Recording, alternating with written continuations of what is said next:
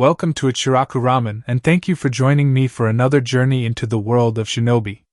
Before we begin, I want to give a huge thank you to everyone who listens, supports the channel, and enjoys these stories. Today's story is called Time MixUp. Summary. What happens when 4 different shinobi from 4 completely different timelines all travel to the past to fix their mistakes? They accidentally crash into the exact same timeline and start stepping on each other's toes. Welcome to Time MixUp, a brand new Naruto AU where the butterfly effect is more like a hurricane. Follow the pure chaos as a war-hardened, overpowered Naruto, trapped in his kid body, Kakashi, Jiraiya, and Tenzo try to navigate a past they are actively trying to stir in the right direction. They wanted to save the world, but first, they have to survive each other. This is a fan-made story inspired by the world of Naruto. All characters in the original universe belong to their respective creators.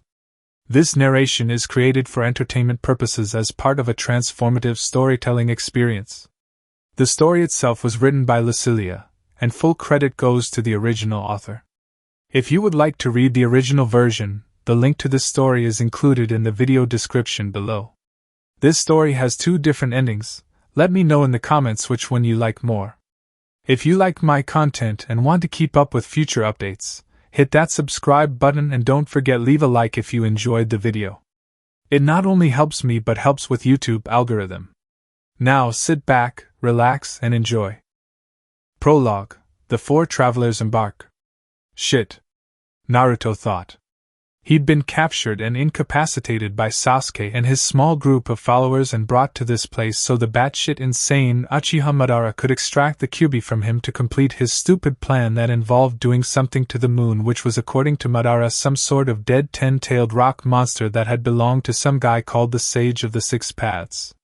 He didn't know what the hell Madara had been on when he had come up with that plan, but he wanted some so he could be completely out of it when the damn fur ball was extracted.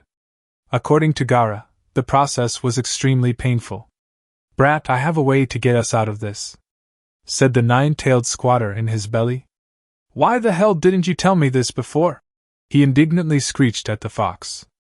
"Honestly, contrary to all evidence otherwise, I didn't actually believe that you would be stupid enough to be caught. After that it was a toss-up of who I hated more, you or Madara. I picked Madara," the ginormous fox replied. "So how are we getting out of this?" he asked. "Time travel," was the fox's response.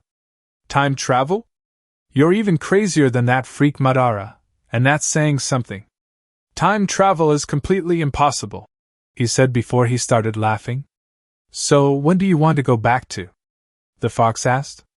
"Despite the fact that I'll be providing the chakra, you're going to have to be the one to do the actual jutsu since, despite the fact that I possess opposable thumbs, my paws aren't exactly the right shape to do hand seals. If time travel were possible, I'd like to go back to the day I joined Team 7. I always wanted to get back at Kakashi for what he did to me during the bell test, and beating some sense into Sasuke while I still could would be fun too," he mused, remembering the good old days when he hadn't had to fight criminal organizations whose rosters consisted entirely of S-ranked missing nin. "Fine, we'll go then. The fox grumbled. "Now let me show you how to do the jutsu so we can get the hell out of here. I like being myself too much to be mashed together with the others to create whatever monstrosity that cursed Madara is planning on making. 2 problems. 1, as I said before, time travel is impossible, and 2, I'm freaking unconscious and therefore can't do any jutsus," he yelled back at the fox. "You can do the jutsu in your mindscape," the fox replied, looking as if he wanted to hit his head against the nearest wall repeatedly. "Fine, whatever, I'll humor you since I don't have anything better to do," he sighed. The instant before the extraction process started, there was a loud pop and an inhuman-sounding scream of rage. After an insanely wild ride that would have caused Naruto to puke had he the stomach to do so at the time, he opened his eyes and was promptly stunned to find himself in his old apartment. The apartment that he could have sworn had been destroyed by pain a couple weeks earlier. As he wandered around said apartment exploring everything in order to see if anything was missing, which would conclusively prove that he was in a genjutsu, he noticed that something seemed off. It was when he got to the bathroom that he realized why.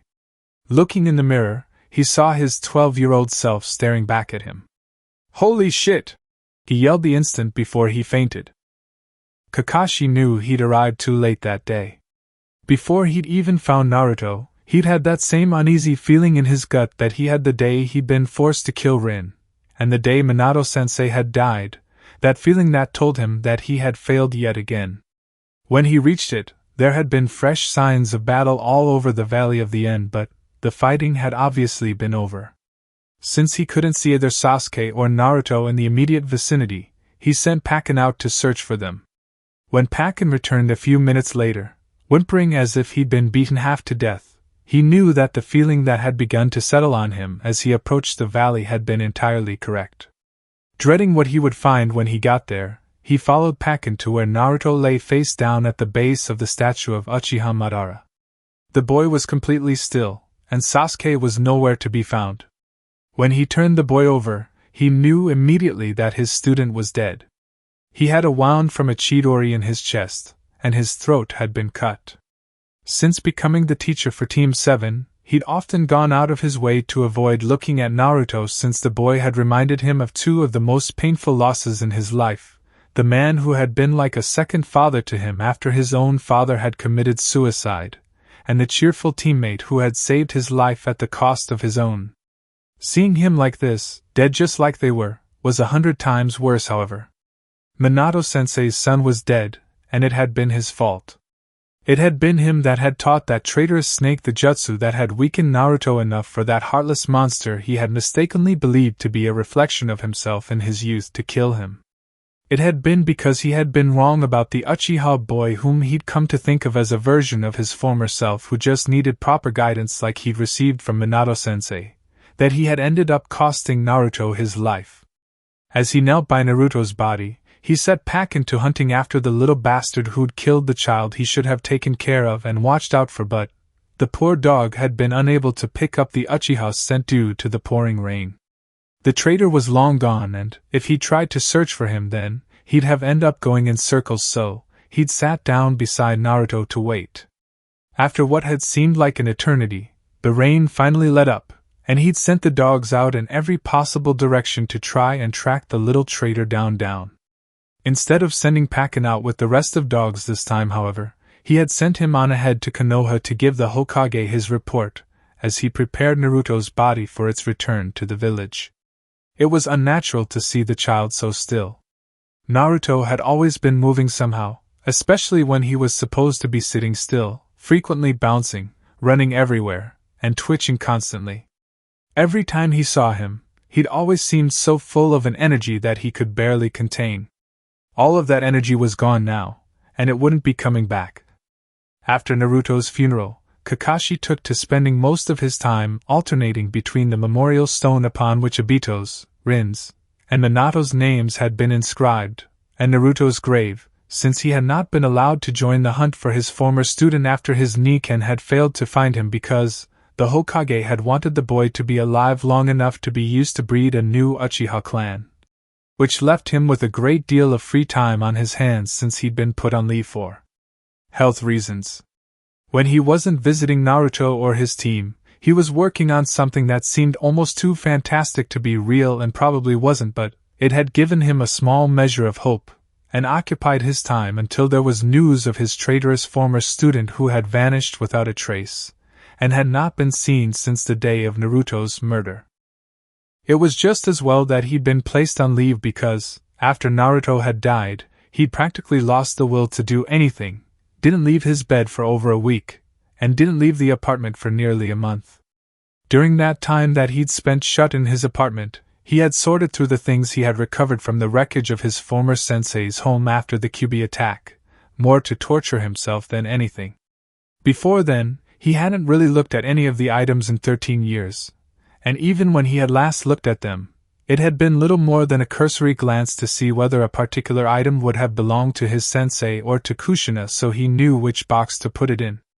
Amongst the items that had belonged to his sensei was a scroll that had contained what purported to be a near-finished time travel jutsu that his sensei had been working on when he died. On the day that he finally finished or seemed to have finished the hastily scrawled and rather incomplete jutsu his sensei had left behind, he went to Naruto's grave for the last time.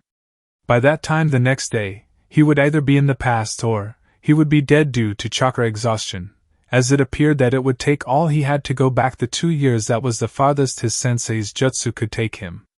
Either way, he would be seeing the child he had failed more times than he could count again. Alive or in the afterlife, it really didn't matter at this point. When he arrived at Naruto's grave to say goodbye to it, Iruka was there, meaning that he would have to wait and come back later. When he had brought Naruto's body back, Iruka had nearly killed the first person who cheered over the fact that Naruto was dead, and it had taken a dozen people to pull him off the man. When Iruka had later discovered that it had been him who had taught Sasuke the jutsu that had caused Naruto's death, he tried to kill him as well. The man hadn't cared that he was just a chunin, and that he was going up against a man who was said to be nearly on par with the legendary Sannin. If a squad of ANBU hadn't arrived and stopped the fight, Iruka probably would have killed him. He still wasn't entirely certain whether or not that would have been a bad thing considering. He'd taken to avoiding the man since then though. Eventually, after Iruka had left, he paid his respects and headed home to perform the jutsu that would either be giving him another chance or would turn out to be suicide. At this point, he didn't really care all that much either way. Kakashi groaned as he awoke to the early morning sun, mildly surprised to find himself on his bed rather than on his living room floor where he'd expected to end up if anywhere at all. Since he had a massive headache and was actually able to move, he could be reasonably certain that he hadn't died of chakra exhaustion. He was still in his apartment, which didn't tell him all that much, since the decor hadn't changed much over the years since he'd acquired it, which meant that he couldn't be entirely sure if he had been successful or not.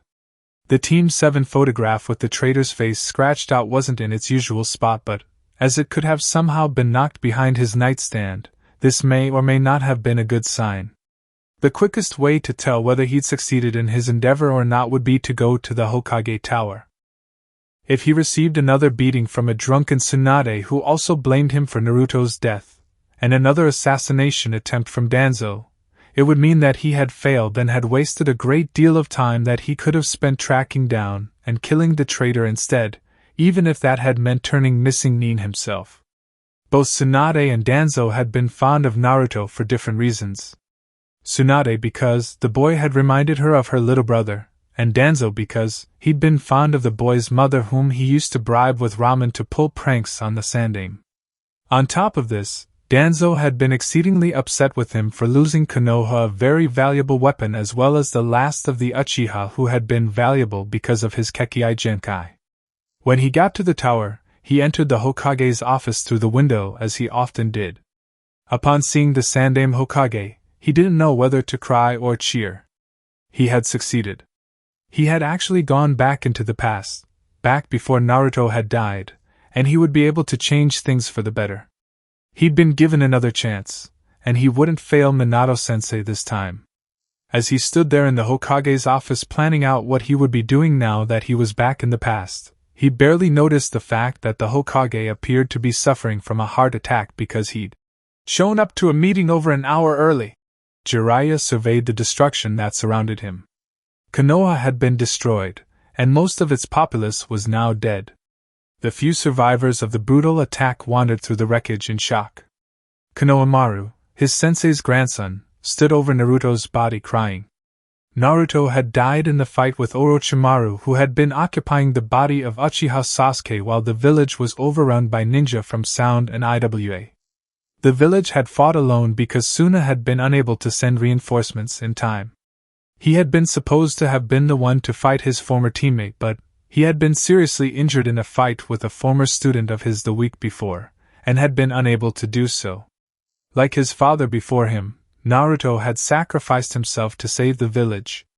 Unlike his father, however, he had been just a little too late, and despite his best efforts, the village had been destroyed. Konoha was gone, and it didn't look like it would ever be able to come back from this. At least not now.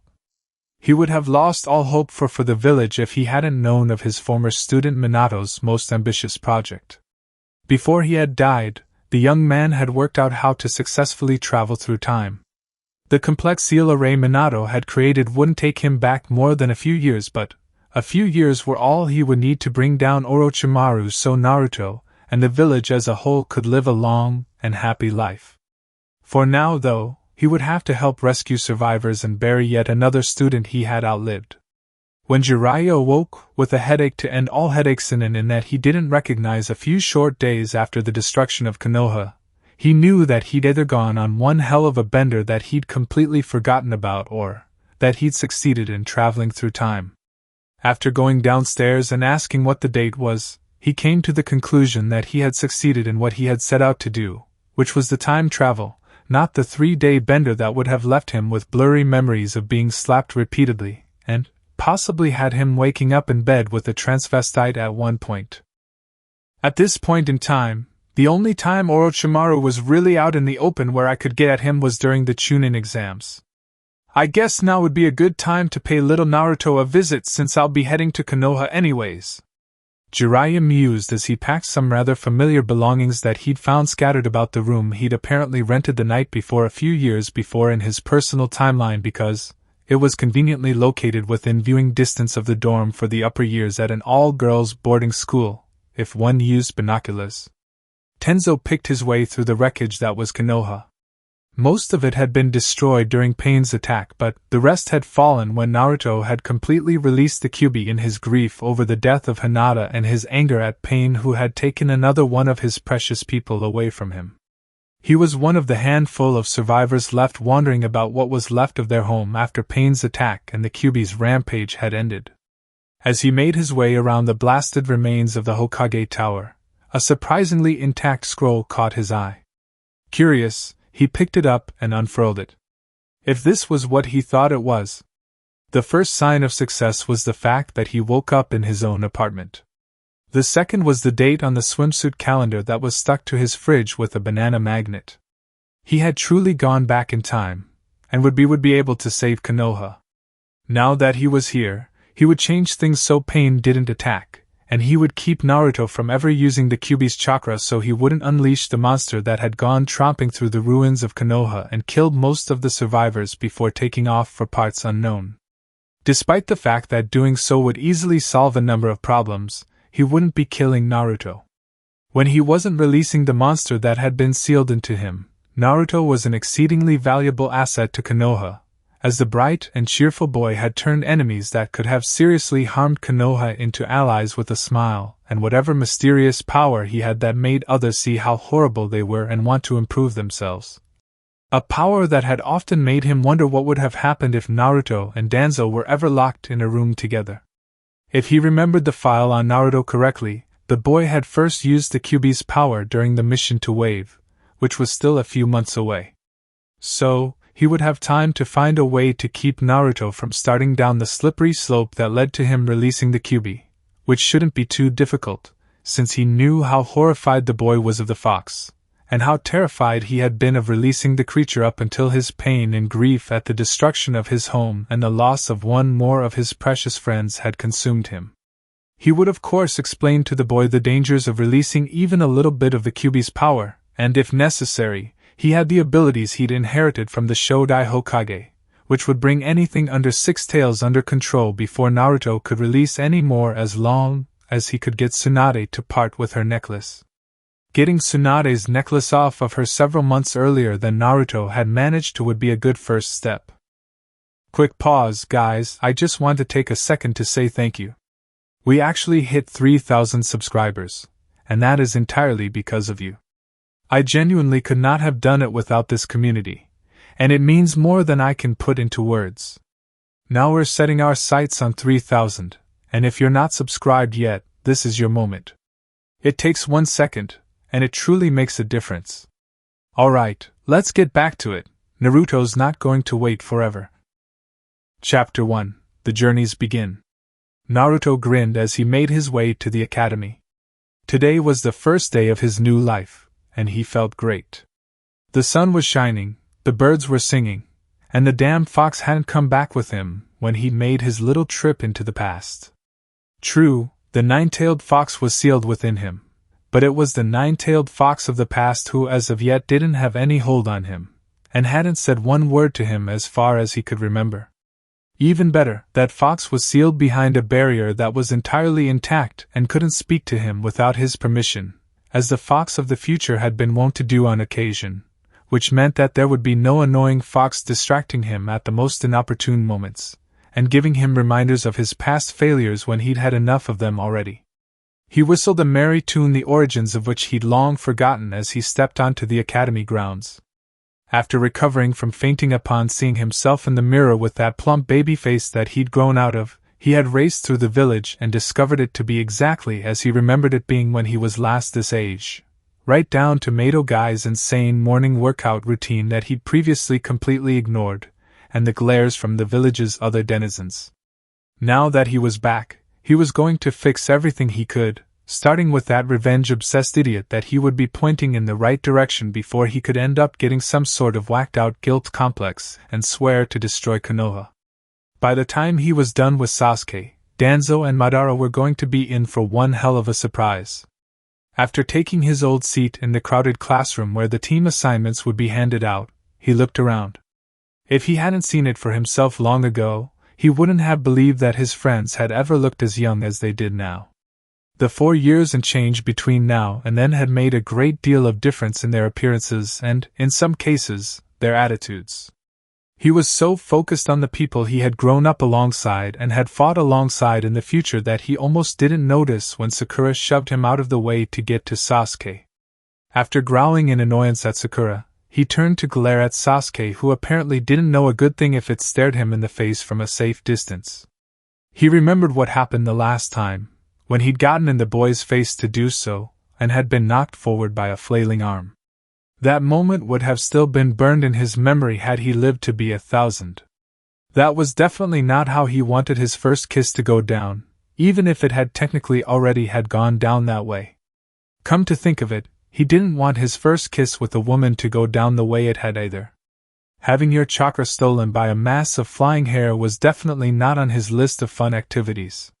When Iruka arrived to announce the team assignments, he winced guiltily at the bandages that were mostly concealed by the Chunin's clothing. If he hadn't listened to Mizuki and stolen that damn scroll, one of the first people who had become precious to him wouldn't have almost gotten himself killed defending him. He wasn't sure what he would do if Iruka died like he had almost done that night. Iruka was one of the first people to be there for him, and had cared the most about him. Across the village from the academy, Kakashi wandered helplessly around the candy store he'd entered in hopes of finding a treat for Naruto. As he stared at the racks and stacks and boxes and overflowing bins, he felt slightly lost. While he knew that the boy was obsessed with ramen, he didn't know what else the boy liked, hence his dilemma. The day had started off with quite a bang, especially since the third Hokage had been so surprised by his early arrival at his office that morning that he nearly had a heart attack, and he'd been forced to fetch a healer to make sure he was all right. When he turned up in the Sandame's office, he'd entirely forgotten that they had been supposed to meet about an hour or so after he turned up at Naruto's apartment, so he could get a feel for the boy he was about to train. The boy who, at this point in time, he'd pretty much ignored for the last 12 years, unless he was on guard duty. He strongly suspected that arranging the meeting to take place in Naruto's apartment had been the Hokage's way of guilt-tripping him for not taking Naruto in when he had been kicked out of the orphanage when he was 5. At the moment he didn't want to pile that particular regret on top of all the others, so meeting in the office had had its upside, as he didn't want to see the boy's apartment ever again.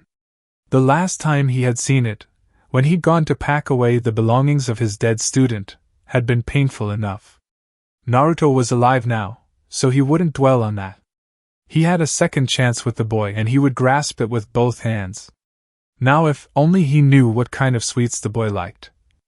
Turning back to the task at hand, he examined a shelf of jars full of brightly wrapped hard candies in various colors and flavors, ranging from the rather exotic peppermint to flavors more common to the area such as the bright green candies that tasted like a berry that only grew in the woods around the village, wondering which ones he should get. As he studied the jars, continuing to feel just as lost as he had been 5 minutes ago, he grew angry at himself for having ignored Naruto to the point that he didn't even know what foods he liked other than ramen, which he probably wouldn't have known about either if the boy hadn't constantly, and rather loudly talked about it almost every time he had seen him from the first day he'd had him as a student. Finally, after giving it up for a lost cause, he left the store after purchasing a 15-pound assortment of just about everything he could think of, including a jawbreaker the size of an orange. He knew that the candy wasn't exactly healthy for a growing boy, but he also knew that nobody had ever done this for Naruto either. Iruka was probably the only person in the village besides the Hokage who would have been willing to do so, but he had opted to buy filling meals for the boy instead, and the Hokage couldn't risk showing such blatant favoritism for the boy, and therefore would have been unable to do so. Checking the time on the clock outside the bank, he noticed that he still had a while until it was time to meet Naruto again. Until then, he would be preparing another surprise for the boy. With that in mind, he headed off to one of the better quality shinobi tailors with a set of measurements he'd wished he hadn't known, and something he'd pulled from the box of Kushina's belongings that he'd been holding on to. Jiraiya strolled down the road to Konoha, making plans along the way. Considering the shape of his godson and favorite student's current apartment, he would have to find another one for the both of them to stay in until the Chunin exams, and subsequently the invasion that would give him a chance to strike at Orochimaru before he could destroy Konoha, took place.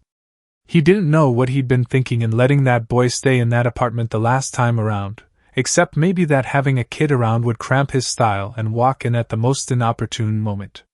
There were no worries about Naruto walking in at the wrong time now, since he now knew for a fact that at the age of 12, Naruto would be wise enough to the ways of the world to know what a piece of cloth tied to the door handle would mean.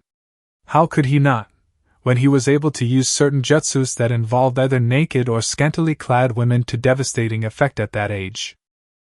Another reason to ditch Naruto's current apartment was that they could also use the extra spending money they would earn by subletting Naruto's place to whoever would be desperate enough to rent it. With his plans for his future living arrangements mostly hammered out, he turned to planning other things. Since he wasn't entirely certain exactly when Orochimaru had switched places with the ninja from Grass, it would seem that he would have to find a way to sneak into the Forest of Death during the second phase of the Chunin exams to face him. Until the Chunin exams took place in several months' time, though, he would be spending his time getting himself back into peak physical condition, and training Naruto how to defend himself from his former teammate as well as researching for his next book. That was all in the future, however. He would have to get to Konoha first, and he couldn't get to Konoha if the pair of terminally stupid bandits who just leapt out of a bush while he'd been letting his mind wander kept blocking his way.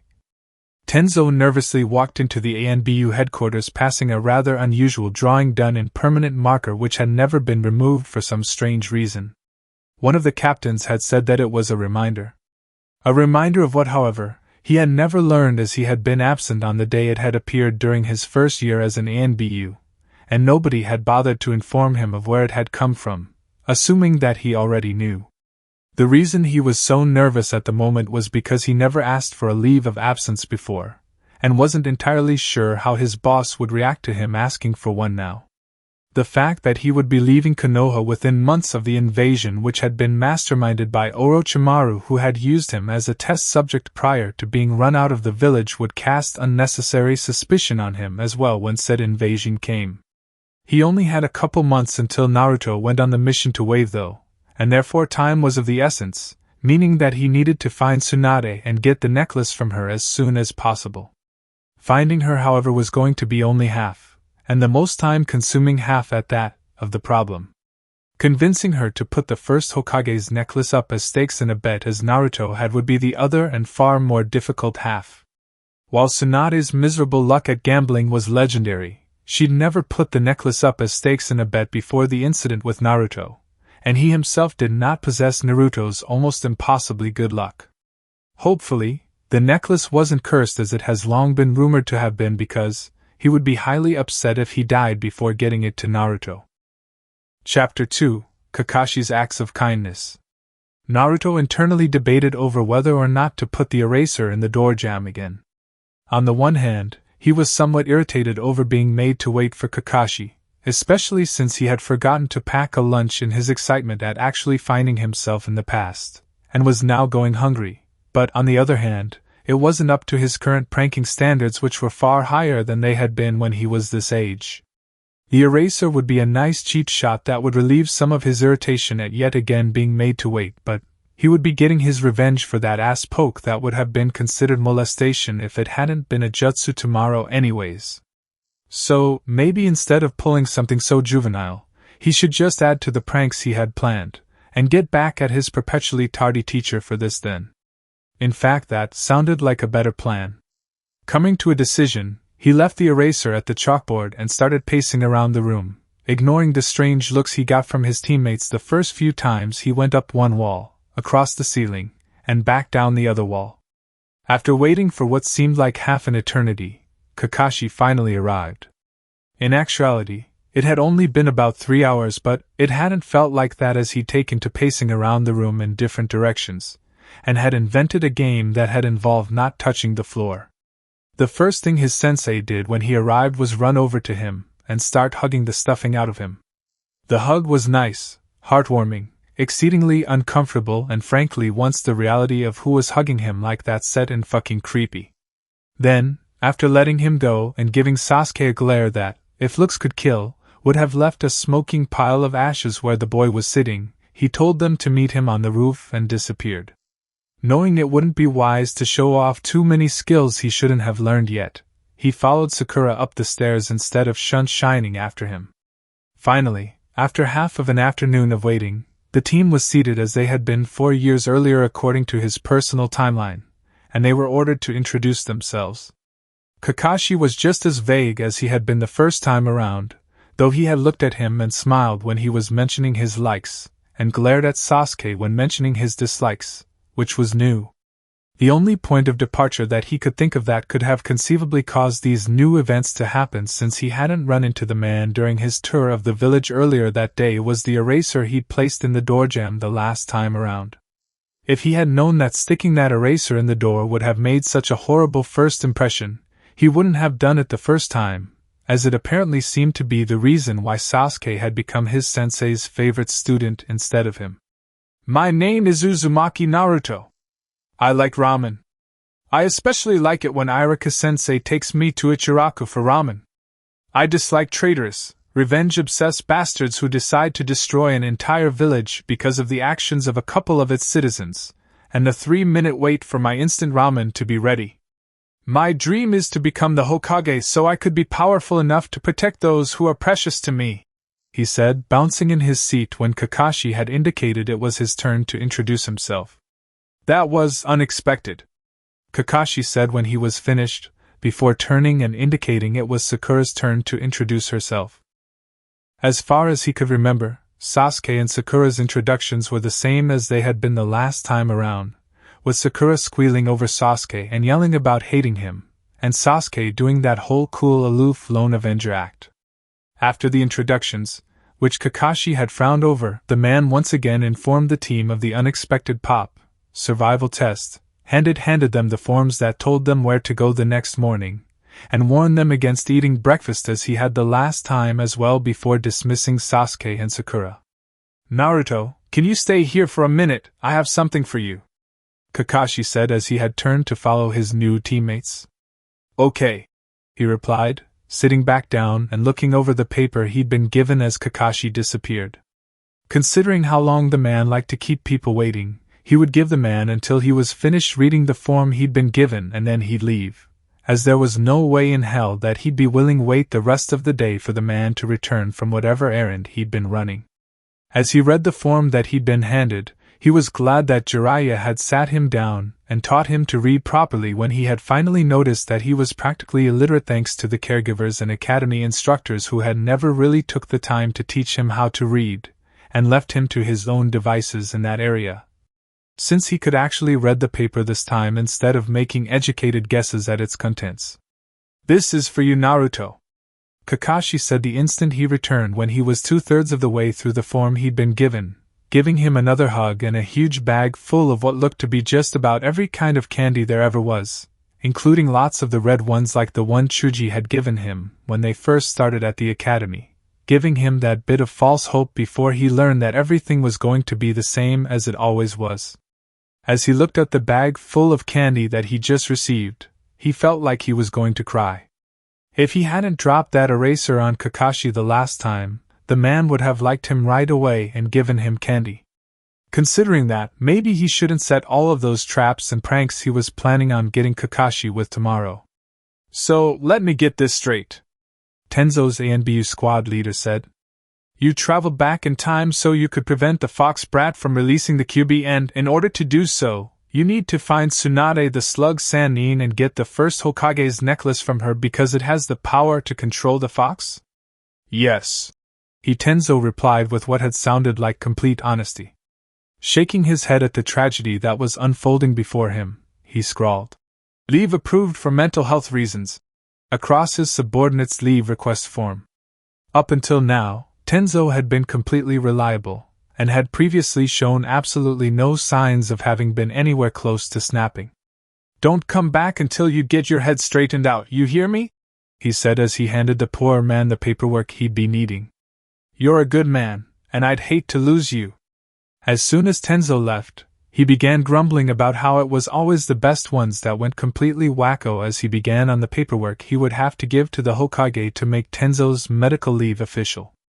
An hour later, he left his office and made his way toward the Hokage Tower, passing the drawing that a 6-year-old Uzumaki Naruto had done on the infamous day that he had somehow managed to sneak into ANBU headquarters and make his way as far as torture and interrogation, where he had been caught drawing on a sleeping Marino Ibiki's head on his way out. He thought giving the kid the set of bright orange jumpsuits the next day had been a stroke of genius at the time. It had been supposed to make the boy easier to spot and therefore capture, and it had, for a while.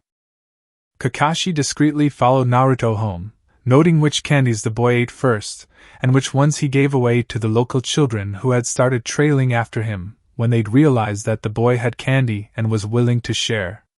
Seeing as they appeared to be Naruto's favorite, he'd have to get more of the cherry-flavored suckers later, but first, he would have to buy Naruto some groceries so he would have something nutritious to eat as well since, if he remembered correctly, the only food the boy currently had that wasn't rotten was instant ramen.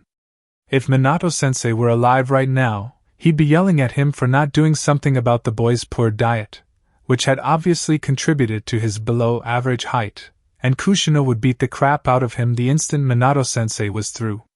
Once Naruto was safely in his apartment, and looked to be settling in for the evening, he made his way to the shopping district and entered the 24-hour market that catered to the needs of the local shinobi. Making his way through the store, he selected a wide variety of healthy foods that could be quickly and easily prepared by a 12-year-old child. After he left the store, he waited until Naruto was asleep and let himself into the boy's apartment, hoping that the memories of his last visit wouldn't overwhelm him and distract him from the task at hand. Once he was inside, he made his way to the minuscule kitchen area and started putting the groceries he'd purchased for the boy away, making room in the cupboards and refrigerator by chucking out any spoiled food he found. As he was doing this, a rather sleepy-looking Naruto who'd apparently been woken up by the noise he was making caught him in the act. "What the hell are you doing?"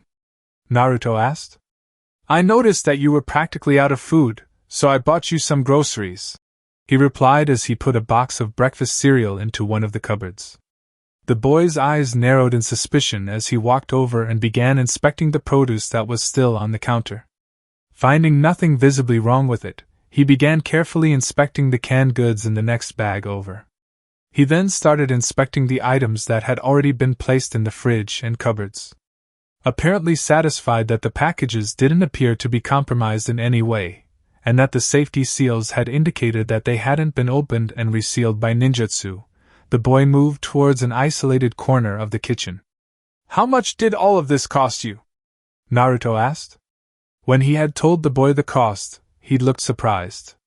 "All right, what's wrong with it?" Naruto asked. "Nothing, why?" he replied. "I can't get even half as much for that price," Naruto said, sounding highly irritated. He was barely able to control his anger, and his guilt at ignoring Naruto's situation even after he saw some of it firsthand. He'd seen the fridge stocked with little more than mold and spoiled milk and the near-empty dresser the last time around. He'd seen how most of Naruto's furniture appeared to have been rescued from the curbside or the dumpster. He'd just chosen to ignore it. He wasn't going to ignore it this time, though. He wasn't going to fail the boy again. He was going to do everything he could for Minato's son. "It looks like I'll be having some words with some shopkeepers then," he snarled, before he turned away and started angrily slamming canned fruit onto the nearest shelf. Even though he could have continued going, Jiraiya got a room for the night. At the pace he was going, he'd be back in Fire Country in a day or so, and in Konoha in another 3. While he was traveling faster than most civilians could, he was not going all out despite the fact that he wanted to. If he went all out, anyone who was keeping tabs on him would wonder why he was doing so, and those he most definitely did not want to alert to the fact that he was aware of their plans could become suspicious. He still had time.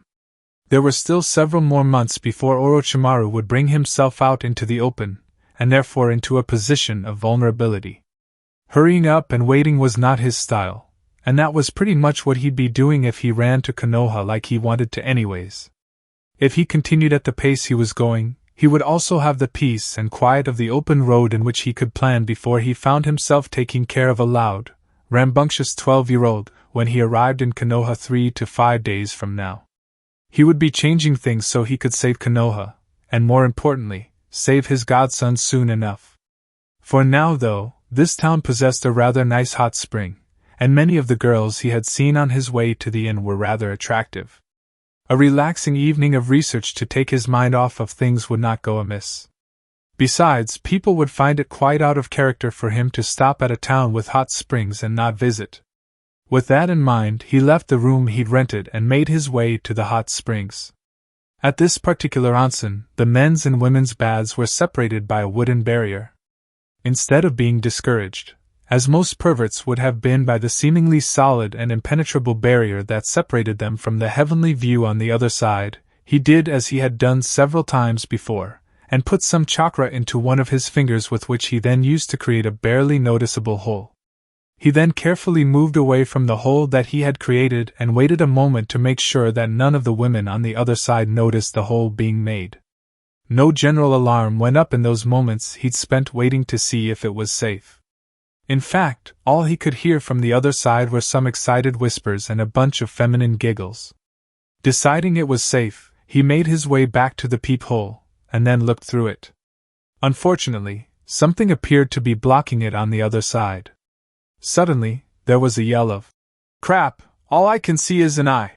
from the women's side of the baths. Chapter 3: The Infamous Bell Test.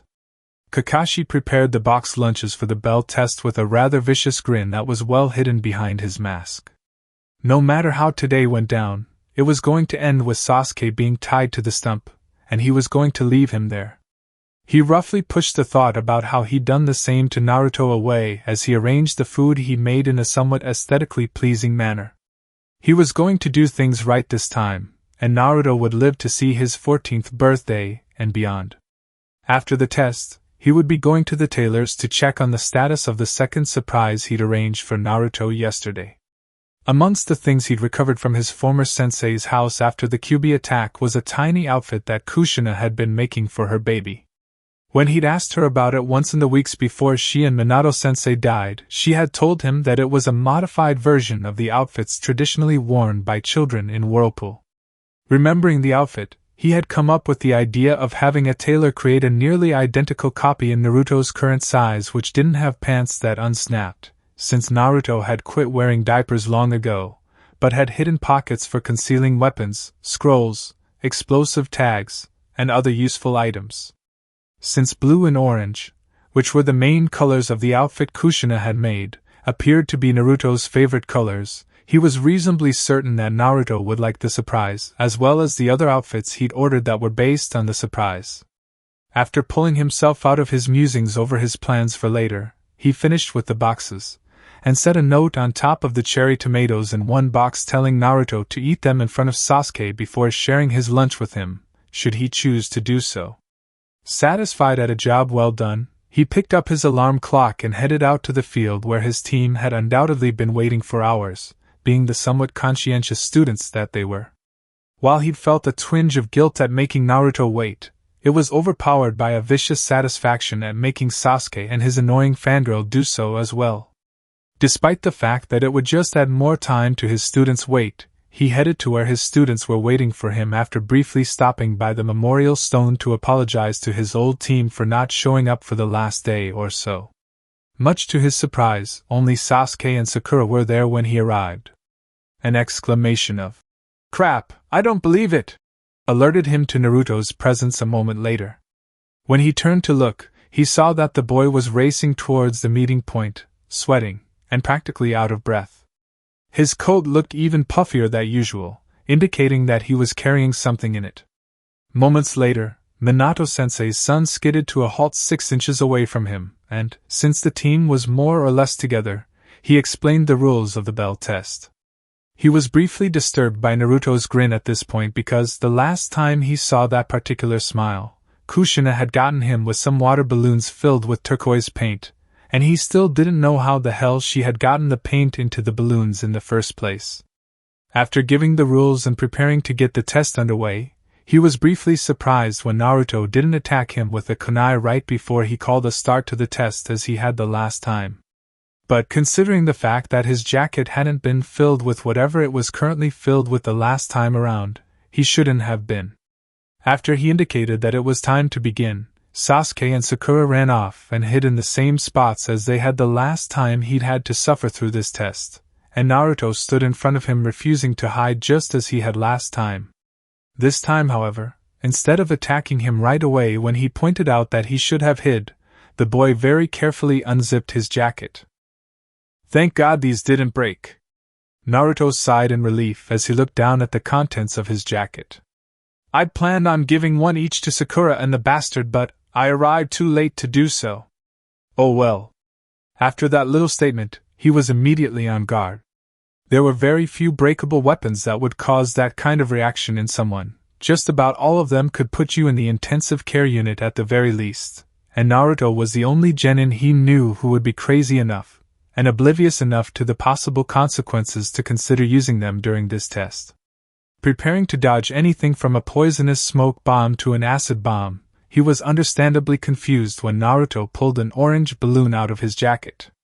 The moment of hesitation caused by him trying to process the situation and determine the potential lethality of the improvised weapon that Naruto had obviously manufactured himself had been long enough to result in him being hit point blank by a balloon filled with orange paint. As he was still trying to process what he'd been hit with because it had been the last thing he'd expected, he was rapidly hit by 2 more balloons while he rather stupidly looked down at the large orange splotch on his vest. Instead of pausing to laugh his ass off as he admired his handiwork as he expected the boy to do afterward, and as his mother would have done, Naruto made a dash for the bells.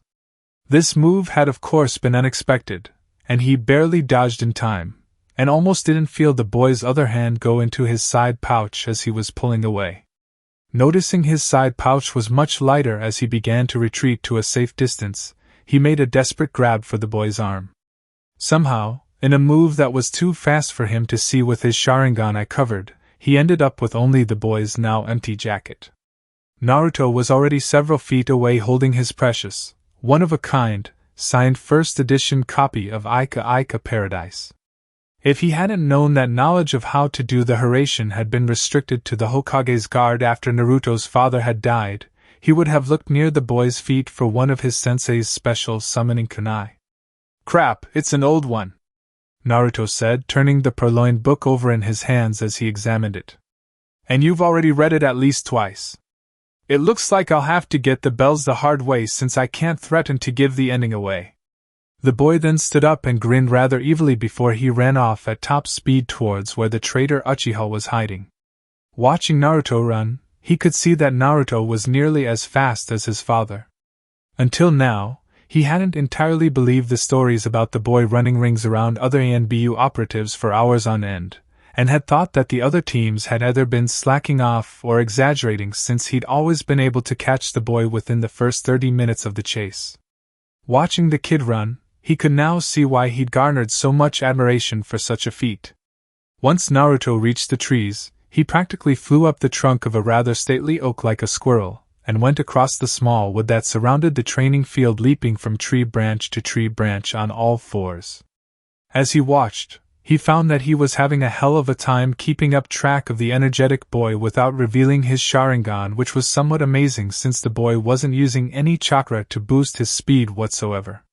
"Hey Sasuke, if you want a bell, you'd better keep this away from Kakashi," Naruto yelled as he threw his precious book into the clump of bushes where the traitorous little snake was hiding as he passed. The Uchiha boy barely managed to catch the book. When he did, the little bastard took one look at the lurid orange cover, dropped it, and kicked it into the bushes. Big mistake, very big mistake. He'd planned on using this test as an excuse to beat the crap out of the traitorous brat, but the little bastard had just made it a dozen times worse for himself. Nobody disrespects the book, nobody. The stupid look on the soon-to-be traitor's face when he saw him bearing down on him was absolutely priceless. So was the stunned shock when the Uchiha brat learned he wasn't anywhere near as strong or as talented as he believed himself to be. The boy was practically black and blue by the time the timer went off. After the timer went off, he'd tied the boy to the stump a bit more tightly than necessary. He didn't cut off the traitor's breathing or circulation, so he should be fine. After he gave his little, "You failed, but you get another chance after lunch as long as you don't feed Sasuke" speech, Naruto and Sakura did as expected and the team passed. He'd planned on passing them anyways since he wasn't going to ruin Naruto's dream by sending him back to the academy where he would be rejected by every other Jonin sensei who only saw either the damned fox instead of the boy or his reputation for being completely incompetent when he graduated again, and because he would be in the best position to deal with the traitor if he set one toe out of line this time around. The nearly useless Sasuke fangirl was just extra baggage as far as he was concerned. Once the genin were finished eating, he decided to ask Naruto the two questions that had been bothering him since the test. "Naruto?" he said, getting the boy's attention. "What?" Naruto asked.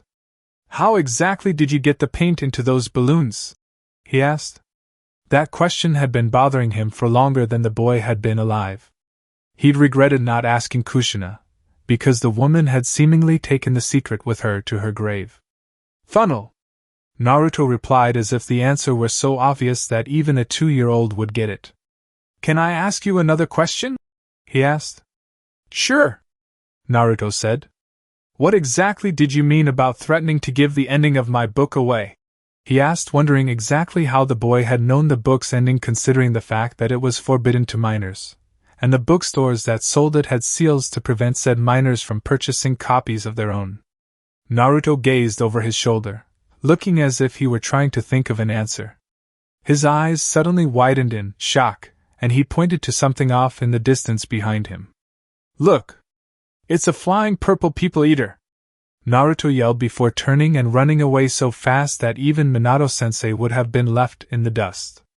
That was too close, Naruto thought as he ran faster than he even thought possible.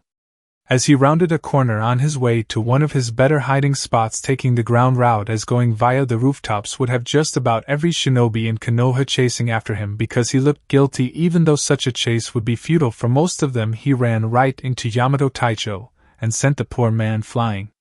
The pack the man had been carrying burst open and emptied itself, scattering a couple changes of clothes and a bunch of other supplies including a couple storage scrolls across and down the street. Sorry, he said as he helped the man up, briefly upset at himself for almost slipping up and relieved that he caught himself in time. He wasn't supposed to know Yamato Taicho or Tenzo or whatever the hell he called himself just yet. It's okay, Naruto, I know you didn't mean it. If you can help me pick my stuff up, I would appreciate it, Yamato Taicho replied. While he didn't wonder at how Yamato Taicho had known his name as everyone in the village did, he did wonder at the fact that the man was being polite towards him instead of screaming and swearing at him for running into him. But then again, Yamato Taicho was relatively laid back and wasn't really one for screaming at people. When he really wanted to make his displeasure with you known, he'd give you this creepy stare that made your skin crawl. Glad that Yamato Taicho was being nice, and wasn't giving him that creepy-eyed stare that made his skin crawl, he raced around and started gathering the fallen items that had spilled from the man's pack. After piling the last shirt beside the bag, he started shaking the dirt off of it and folding it. "Are you going on a trip?" he asked, curious. "Yes, I have some business outside of the village that I need to take care of," Yamato Taicho replied. Soon, everything was packed back into Yamato Taicho's bag, and the man was on his way. After bidding Yamato Taicho farewell, he walked off in the opposite direction, pondering about his day as he made his way to the hiding spot he had originally set out for.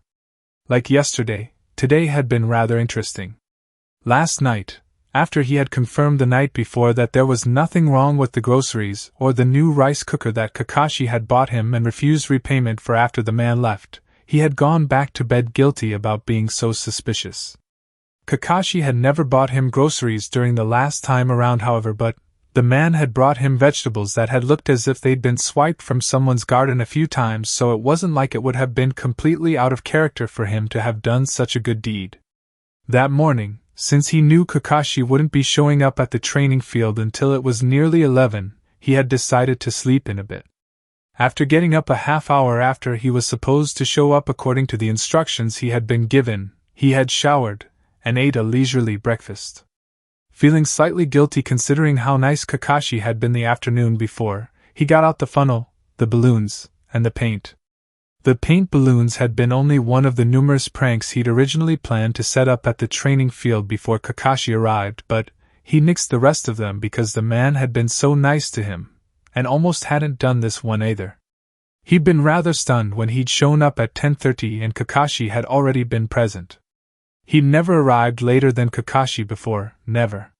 When the bell test started, Sasuke and Sakura behaved exactly as they had the last time, or at least he thought they did, since he could only vaguely remember the specifics of the test.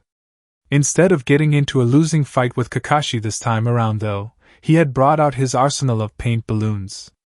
His gut had clenched in guilt when he threw the second and the third balloons before he made his attempt at the bells and came up with a backup plan based on his and Sakura's victory during the second bell test on the fly because Kakashi-sensei had looked so stunned when the first balloon had hit him. When Kakashi grabbed at him and caught the sleeve of his jacket after he'd grabbed the book in his weapons pouch, he'd shot out of the too large jacket that he'd picked for just that reason in a maneuver that had left one or two ANBU scratching their heads before they had caught on after he'd purchased his latest orange tracksuit. After noticing that the book he'd grabbed was one of Kakashi's well-worn favorites rather than a new copy, he changed his plan on the go as he usually did. Racing off at a speed he usually reserved for fleeing the scene of a prank, he headed to Sasuke's hiding place. He thought that if the two of them could play keep away for a while and get Sakura involved, Kakashi might get frustrated enough to hand the bells over as ransom. The team would then pass because of their teamwork, which was the whole point of the exercise. Instead of cooperating, the stupid, revenge-obsessed bastard had drop-kicked the book. Knowing Kakashi and how he felt about his beloved one-of-a-kind signed first edition volumes, much less his less expensive and more common backup copies that he brought on missions, that had been an extremely dangerous mistake. Kakashi, as expected, expressed his dislike of Sasuke's action in a manner that looked exceedingly painful for the Uchiha boy who had been on the receiving end of their sensei's ire. Sasuke had looked a bit like a raccoon when he'd finally been let up so he could be tied to the stump at lunch. When Kakashi started interrogating him after lunch about how he could have known how Erosenen's book had ended, he panicked since he had tried to stay as far away from said book and its companions as he could get when he was last this age. Knowledge of such literature would have been completely out of character for him at this point in time, and could potentially raise red flags that would get him caught. That panic had led to him yelling the first stupid thing that came to mind in a pitiful attempt at distraction, and running off. As he'd raced towards a place where he could hide and hopefully wait until the potential fallout from his actions during the bell test blew over, he'd ended up running into Yamato Taicho, who was setting out on what looked to be a long journey in the middle of town. Looking up now, he could see that he was at his pre-selected hiding spot, his feet having taken him here more or less automatically as he brought himself back to the present after mentally recounting his less-than-routine day in hopes of getting a handle on it. Less than 10 minutes after he'd hidden himself and started settling into what promised to be a long wait until Kakashi either forgot his little mistake or got distracted by something else, Pakken showed up, and Kakashi arrived a few seconds later. He knew that this was going to be bad. If that eraser had caused Kakashi to pretty much ignore him and foist him off on Ebisu at the first opportunity during the Chunin exams, then relations were going to be downright frosty because of the paint and the fact that he'd dared touch one of the man's most precious books. "There you are," Kakashi said before he hopped up into the tree he was currently sitting in and sat down beside him while he was still frozen to the spot, wondering how much worse things would be between him and his new sensei this time around. He scooted away and prepared to run. Kakashi didn't look pissed about his actions during the bell test, but he wasn't about to test that theory.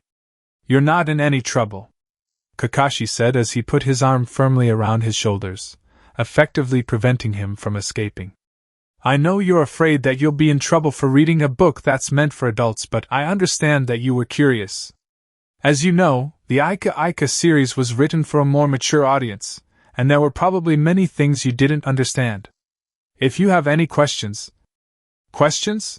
he asked, wondering where the rising feeling of dread was coming from. "Well, you see, when a man and a woman, or a man and a man, or a woman and a woman for that matter love each other very much," Kakashi began. "Oh dear God, he's giving me the talk," he thought as he began to try and squirm out from under Kakashi's arm. No such luck. Kakashi had him in a vice-like grip. This was obviously the man's idea of revenge for his having taken the book, and he would be forced to sit through all of it. "Please don't bring out the visuals like Ero-sennin did. Please don't bring out the visuals like Ero-sennin did," he silently prayed as Kakashi began to explain the purpose of foreplay. Chapter 4, the week after. Sasuke rubbed his chafed wrists and sighed in relief after Sakura cut the wire that bound him to the post when she was reasonably certain that their new sensei was long gone. Before he departed, his new sensei had left him with a great deal to think about. The first of which was the fact that the man didn't seem to practically worship the ground that he walked on like his academy instructors barring Iruka, who treated all of his students based on their actual performance rather than their clan affiliation, had done. In fact, his new instructor seemed to hate him. After Hatake-sensei had informed him that the team had passed when Naruto and Sakura had shared their lunches, which were sadly devoid of the tasty cherry tomatoes he'd watched Naruto eating with him, the man had told them that those who break the rules are trash, and those who abandon or betray their teammates are worse than trash. The man had been looking directly at him when he'd said that. After Naruto had run off rather than explain how he knew the contents of that dirty book that belonged to their new sensei and Sakura had left, the man turned to look at him as he struggled with his unusually complicated bonds which had resisted all attempts at the rope shredding technique. "Did you know it was an Uchiha who had told me that?" the man had asked after studying him for a few seconds. "Told you what?" he'd asked. "Those who break the rules are trash. Those who abandon their teammates are worse than trash," the man had replied. "HN," he'd said noncommittally, replying how he usually did when someone recounted a tale involving one of the members of his clan, usually to show their understanding of his loss. "Obito gave his life for his teammates and his village during the war," the man had said. "When the time comes, would you do the same?" He'd given another noncommittal. "HN. Thought so. More's the pity since, when the older generation think of the Uchiha, the first thing that comes to mind are those amongst your clan who were willing to die for the village and risk their lives daily to protect its people," the man had said coldly before he turned and walked away, leaving him tied to the stump. He'd then spent the next half hour wondering if he would be willing to die for Konoha. If he did so too soon, however, he would never get his revenge against Itachi, and his clan would never be avenged. That vengeance had been his reason for existence for the past 4.5 years. Could he die for something as ephemeral as the village, and a pair of morons that he disliked, knowing he'd failed in his quest? Would he be willing to die for Konoha after he'd avenged his clan? Feeling vaguely guilty that the answer to both questions seemed to be no, he brushed past Sakura without thanking her and headed home, ignoring her pleas for a date. During the week following the bell test, things had been interesting for Naruto to say the least. The morning after the bell test, Kakashi had given him an "Even though you covered me in orange paint and took my book, I still like you" hug and a cherry sucker on the way to the team's usual rendezvous point. Learning that Kakashi paradoxically hadn't hated him for pranking him had taken a great deal of weight off his shoulders that he hadn't known he was carrying. After trying to sort out why this might be, he finally figured that Kakashi had decided to call them even after he had forced him to sit through the talk for over 2 hours. With a relieved smile over the fact that his sensei didn't hate him, he raced ahead so he wouldn't arrive after Kakashi again. Being later than Kakashi was just too weird for words. Iruka-sensei had seen that hug by some odd coincidence, and his reaction to it had been downright unusual. The minute Kakashi had dismissed the team at the end of the day's training, Iruka had come over and led him to a nearby park.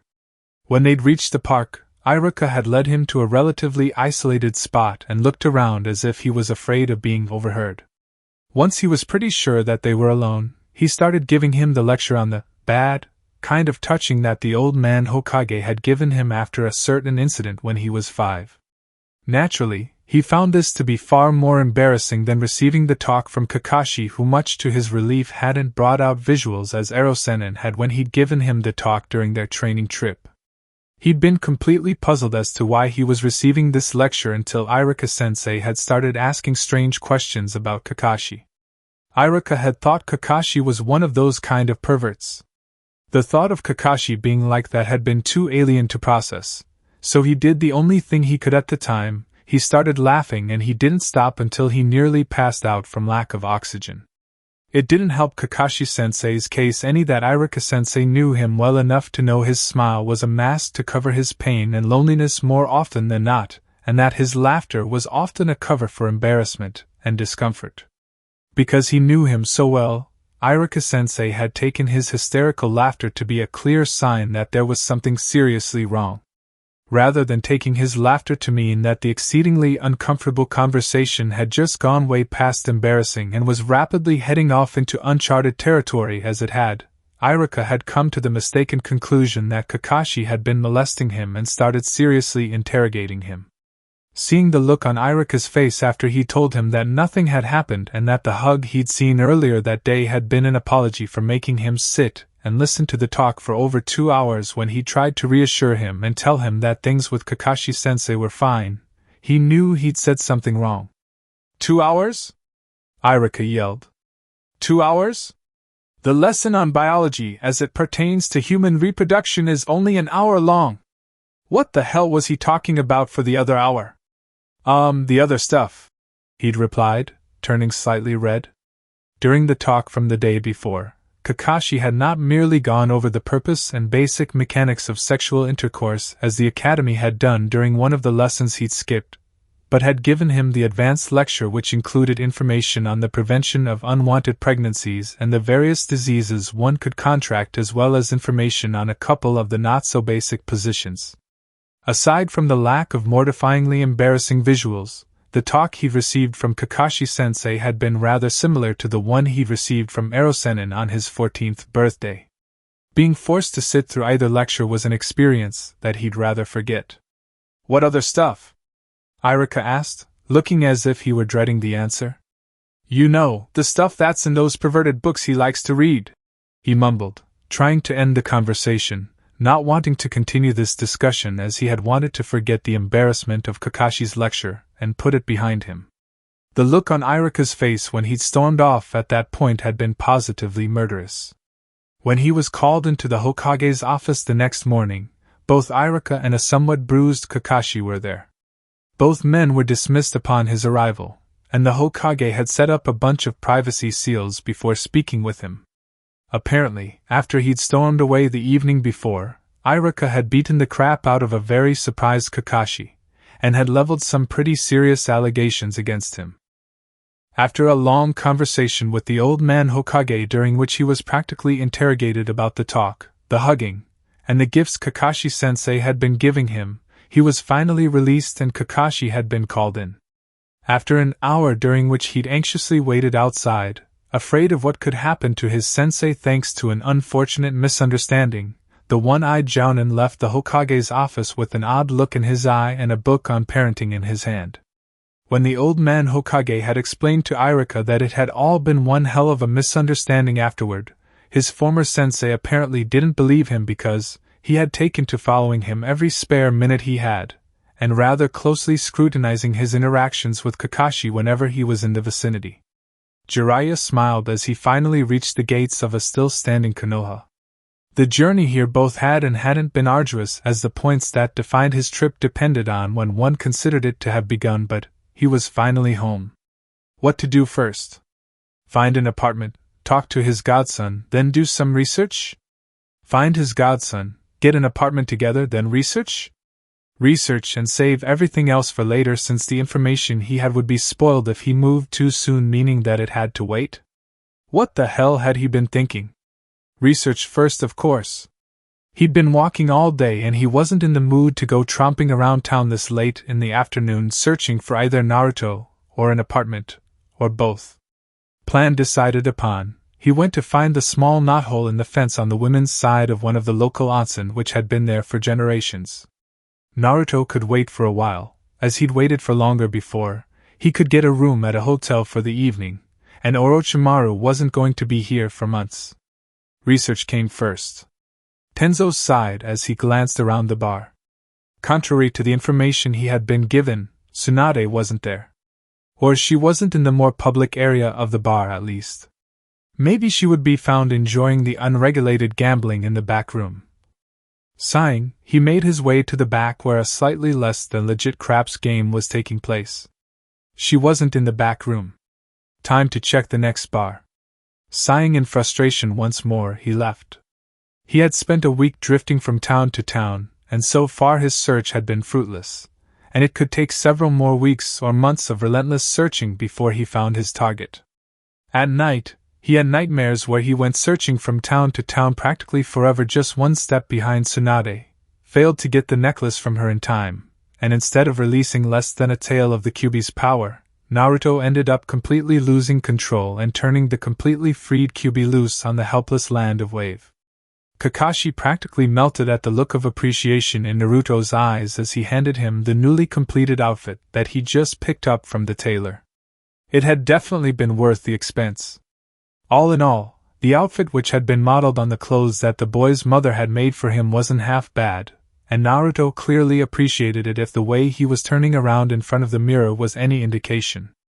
The loose, embroidered top that went down to just below Naruto's knees, as he'd apparently grown a few centimeters in the year between now and his death since the top was supposed to come to his knees, had several nearly invisible pockets hidden amongst the elaborate embroidered wave and leaf design, and had the full Uzumaki clan symbol rather than the general one for Yuzushogaku that was on Naruto's old clothing stitched onto the back of it, nearly as large as the Uchiha fan was on the Uchiha brat's shirts. The flame orange pants that went with the top weren't too tight or so loose that they hindered Naruto's movement like with the oversized tracksuit the boy always wore, even though the cuffs had to be rolled up. I had some extra tops and pants made in a similar style, though not nearly as elaborate as those. There's 2 orange, 1 blue and 1 green top, all with the Uzumaki clan symbol. There's also 1 other pair of pants in orange, 2 in blue, and 1 in green, he said as he held out another one of the bags he'd brought with him when he'd come to his student's apartment after leaving the tailor's shop. At this, Naruto showed his appreciation for the gifts he'd just received by giving him one of the flying tackle hugs he usually reserved for Iruka. Smiling behind his mask, he returned the hug. He continued to smile throughout the meal of instant ramen that Naruto had offered him afterward. That Naruto had been willing to share his precious ramen with him had been a clear sign that he had indeed been truly grateful for the gifts he had received. The instant he left Naruto's apartment building, Iruka stepped out of the shadows of a nearby alley and accosted him. "How did you know Naruto's measurements?" Iruka asked, not even bothering to mask his suspicion. "I measured him for his clothes for his funeral because you couldn't do it, and the Hokage didn't force you to." He thought as memories he'd been trying to forget had come unbidden. That day had been horrible. Iruka had been nearly as broken as him at that time, and possibly even more so. Naruto had been a bit like a son and a little brother rolled into one to the scarred Chunin, had been the first of his students to die, and at the hands of another of his students no less. In the state he'd been in, Iruka had been unable to face seeing Naruto's body again, and so out of the few people Tsunade could trust with the task, it had fallen to him to take the measurements. After he had refused to acknowledge the Hokage's summons 3 times, Shizen had come to his apartment carrying a black-edged storage scroll that had contained Naruto's body and forced him to get out of bed to do the task. His student. His fault. His responsibility. He would of course be telling the current Iruka none of this. I checked his clothing size when I put away the groceries I brought him while he was out. I then measured a couple outfits in those sizes, added a couple inches for future growth so he didn't need new clothes right away, and gave my estimates to the tailor, he said, making up his answer on the fly. Iruka clearly didn't buy his explanation. Probably because all of Naruto's old clothes were oversized.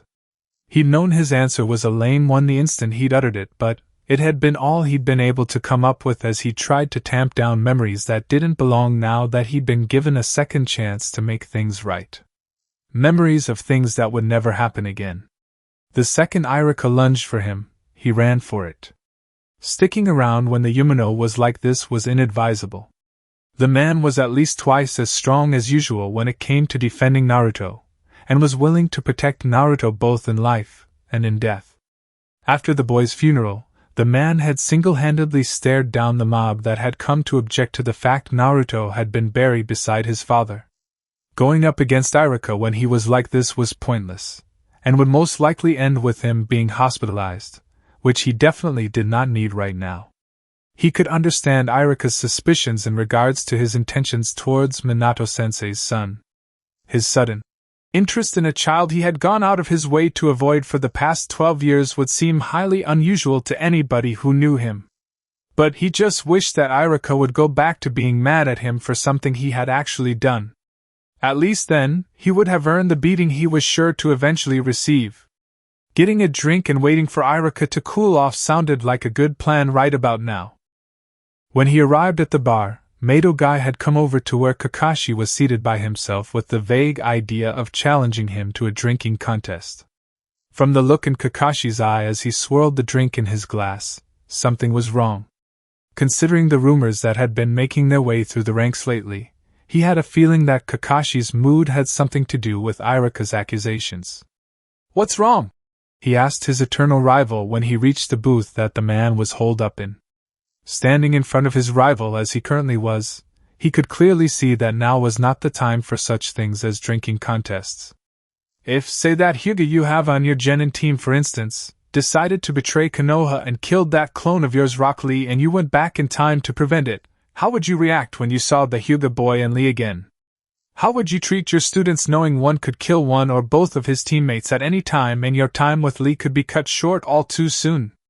Kakashi asked, looking at him in a manner that indicated that his question was entirely serious, and that he was asking for an honest answer from a friend rather than a fun answer from his eternal rival. At first, the question threw him. Of all the things Kakashi could be upset about, that was what he had been brooding over? It seemed so completely random and off the wall until he thought about it for a second, trying to see underneath the underneath, as Kakashi was fond of saying. Now that he was looking beneath the surface, he could see that Kakashi clearly thought that one of his students was a danger to the others and believed that it would be a short time before said student murdered or at the very least seriously injured one or both of his teammates. Why would Neji betray Konoha? He asked, trying to get more information so he could formulate a response that could possibly help ease his friend's worries. He was offered power so he could get revenge for something that happened in his past. Kakashi replied. Why would Lee die? He asked, hoping for more clarification as Kakashi's answer to the first question had been vague enough to be a reference to either the Uchiha boy or the Jinchuriki, since both boys had events in their pasts that they could want revenge for. He thought Neji was his friend for some strange reason, and went to get him back. Kakashi replied sadly, looking into his drink once more. Still too vague. But then there were Kakashi's actions to consider. Iruka had accused Kakashi of being a pedophile because he had taken to constantly hugging the fox child, which was rather out of character for the man. There had, of course, been some raised eyebrows when he himself had started hugging Lee to show his support and appreciation for a job well done. He would have hugged his other students as well if they didn't run at the first sign that he was about to do so. Would Kakashi be more likely to hug someone he thought needed a reminder that there was someone there for them, or would he be more likely to hug someone he was afraid he was going to lose? Seeing as Kakashi wasn't really one for showing physical displays of affection, he honestly didn't know the answer to that question. Not knowing exactly which way to go on that question, he decided to consider what little he knew of Kakashi's students. The Uchiha boy had been the only survivor of the Uchiha massacre besides the perpetrator, was the top rookie of his year, and was known to be somewhat aloof. Aside from that, the boy was an almost complete cipher. He knew almost nothing about the pink-haired girl, and Kakashi had indicated that the likely murderer would be male. After a long series of pranks that had grown increasingly destructive as time passed, the fox brat had recently defaced the Hokage monument, and had also rather recently gotten into trouble for stealing a scroll of forbidden jutsu. Both of those activities hinted at something much darker than the pranks they'd been passed off as. "So, is Uzumaki going to be a danger to anyone else?" he asked, wondering if he should warn his team about the boy who'd recently started showing up to talk to Lee and Tenten out of the blue. The crunching sound of Kakashi's glass breaking in his hand startled him, as did the way Kakashi was looking at him. The man's glare was positively murderous. "Why is it when there is trouble, everyone blames Naruto?" Kakashi asked coldly. "He is completely loyal to the village, his teammates, what few real friends he has, and almost none of them have repaid him in kind. Despite all that he has been through, Naruto would sooner kill himself than betray Konoha or his teammates." He decided it would be best to retreat at that point, as he'd apparently put his foot in his mouth. He'd obviously given the wrong answer, and hit a seriously raw nerve in regards to the Uzumaki. Noticing that Asuma and Kurenai were sitting together at the bar, he indicated that he was going to head over and talk to them, before he practically ran off. "What was that all about?" Asuma asked as soon as he reached them. "The Uchiha boy has said or done something to make Kakashi believe that he's going to snap and kill his teammates," he replied, wondering how the hell he managed to miss such an important clue when Kakashi had been talking to him. Kakashi had used the member of one of Konoha's most powerful clans who had been wronged by family as an example of the possible murderer, and his most devoted student who had to overcome discrimination due to his so-called disability as the possible victim. His beloved student who had been considered a loser and the dead last back in the academy. The parallels were pretty damn obvious. "Why was he upset at you, though?" Kurenai asked. "He'd been trying to hint at it rather than say it outright, and I misread the clues he was giving me and guessed that he'd been talking about the Uzumaki boy," he replied. "Why would Kakashi get so worked up about that?" Kurenai asked. "My father did offer Kakashi custody of the boy at one point after there was an incident at the orphanage he was living at the time, which had resulted in the child no longer being welcome on the premises.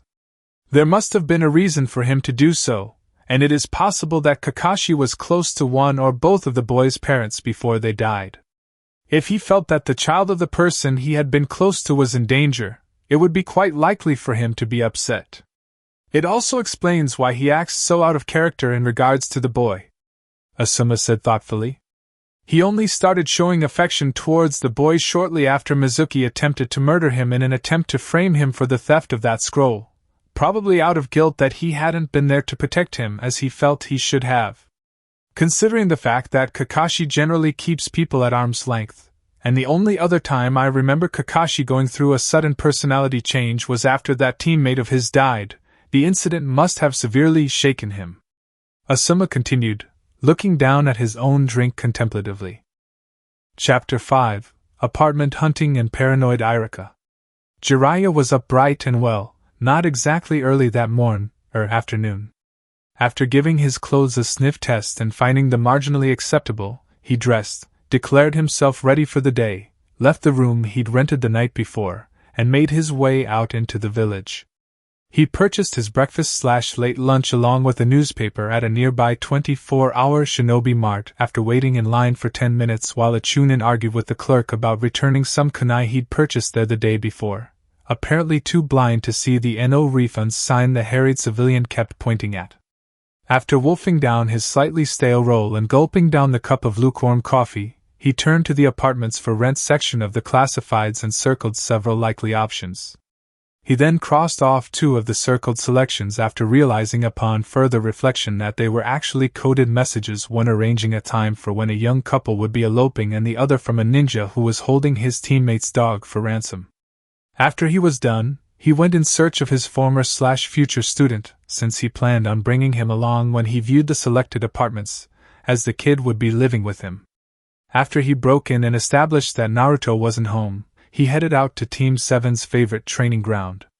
Kakashi had been the first to greet him when he arrived, as his genin had been much too busy training to do more than make an idle note of his presence as they continued with their tree-climbing lesson. "Jiraiya-sama. This is an unexpected surprise," Kakashi said, looking truly surprised. "I just dropped by to see how my godson was doing, and if he was available to go apartment hunting with me," he replied, getting straight to the point. "Will you be training him then?" Kakashi asked in a rather guarded tone. "Maybe in my spare time. I won't be removing him from your team just yet," he replied. "Naruto, get out of that tree, there's someone I'd like you to meet," Kakashi called over to the boy, who supposedly hadn't learned tree walking until the disastrous mission to wave that his former/future student hadn't liked talking about according to the reports he had read and the scant accounts he had heard from the boy, rather than continue questioning him.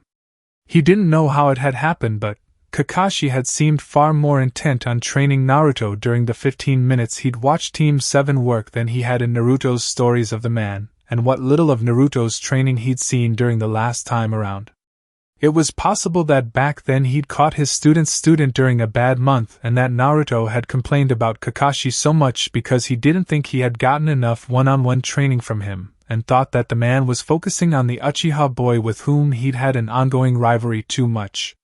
This theory was more plausible when he considered the fact that after the training trip, the Hitaki had spent weeks helping Naruto master his elemental manipulation techniques and improve the Rasengan.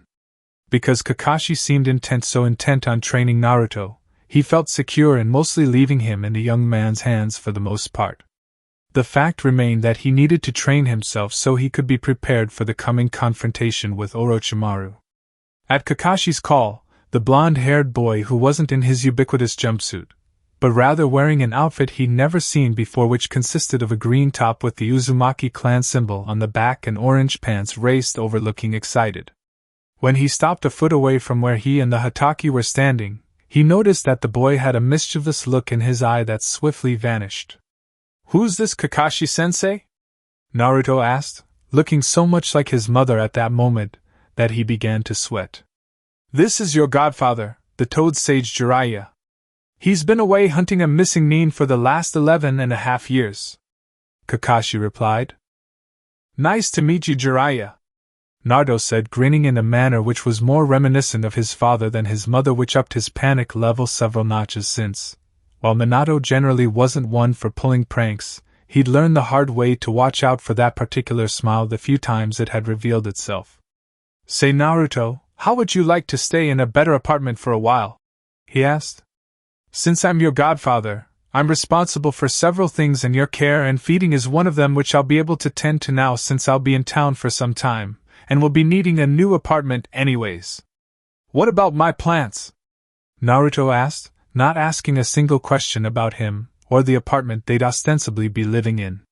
He had a vague feeling that he should find that to be rather worrisome, considering the fact that the boy was quite willing to move in with a person he just met, godfather or no. "You can bring them with us," he replied, knowing that that was the only response he could give in regards to the things. He remembered that Naruto's plants, some of which had lived in his apartment, and others of which had lived in a makeshift greenhouse on the roof of the building, had been the boy's pride and joy. Tending to those plants was one of the few hobbies that the boy enjoyed outside of training. The look on Naruto's face when he entrusted his plants to the few friends he had before he left Konoha for 3 years of training had been pitiful. "Okay," Naruto said, grinning brightly. And with that, the matter of housing was settled as far as Naruto was concerned. All that was left was actually finding a place to live. Naruto smiled. Today had gone quite nicely if he said so himself. He had managed to get a certain cheap bastard who had a habit of emptying his gamachan rather than spending his own money to shell out for a 2-bedroom apartment, and Jiraiya had done something perverted enough during the hunt for said apartment for him to be able to start calling him by his old nickname. A nickname that the man hated just as much this time around as he had the last time. "Ero-sennin, what time should I start bringing my stuff over tomorrow?" he asked the second Jiraiya had finished signing the lease. "How many times have I asked you to stop calling me that?" Jiraiya said in annoyance. 5, he replied, knowing it had been many more before he had finally given up about a year and a half before he died. It had only been 5 in this timeline, however. "You can start bringing your crap over after you finish with your day's training," Jiraiya replied with a sigh. "I've got to go meet with the Hokage about something now, so I'll meet up with you later." "Wait a minute? He's going to be living here?"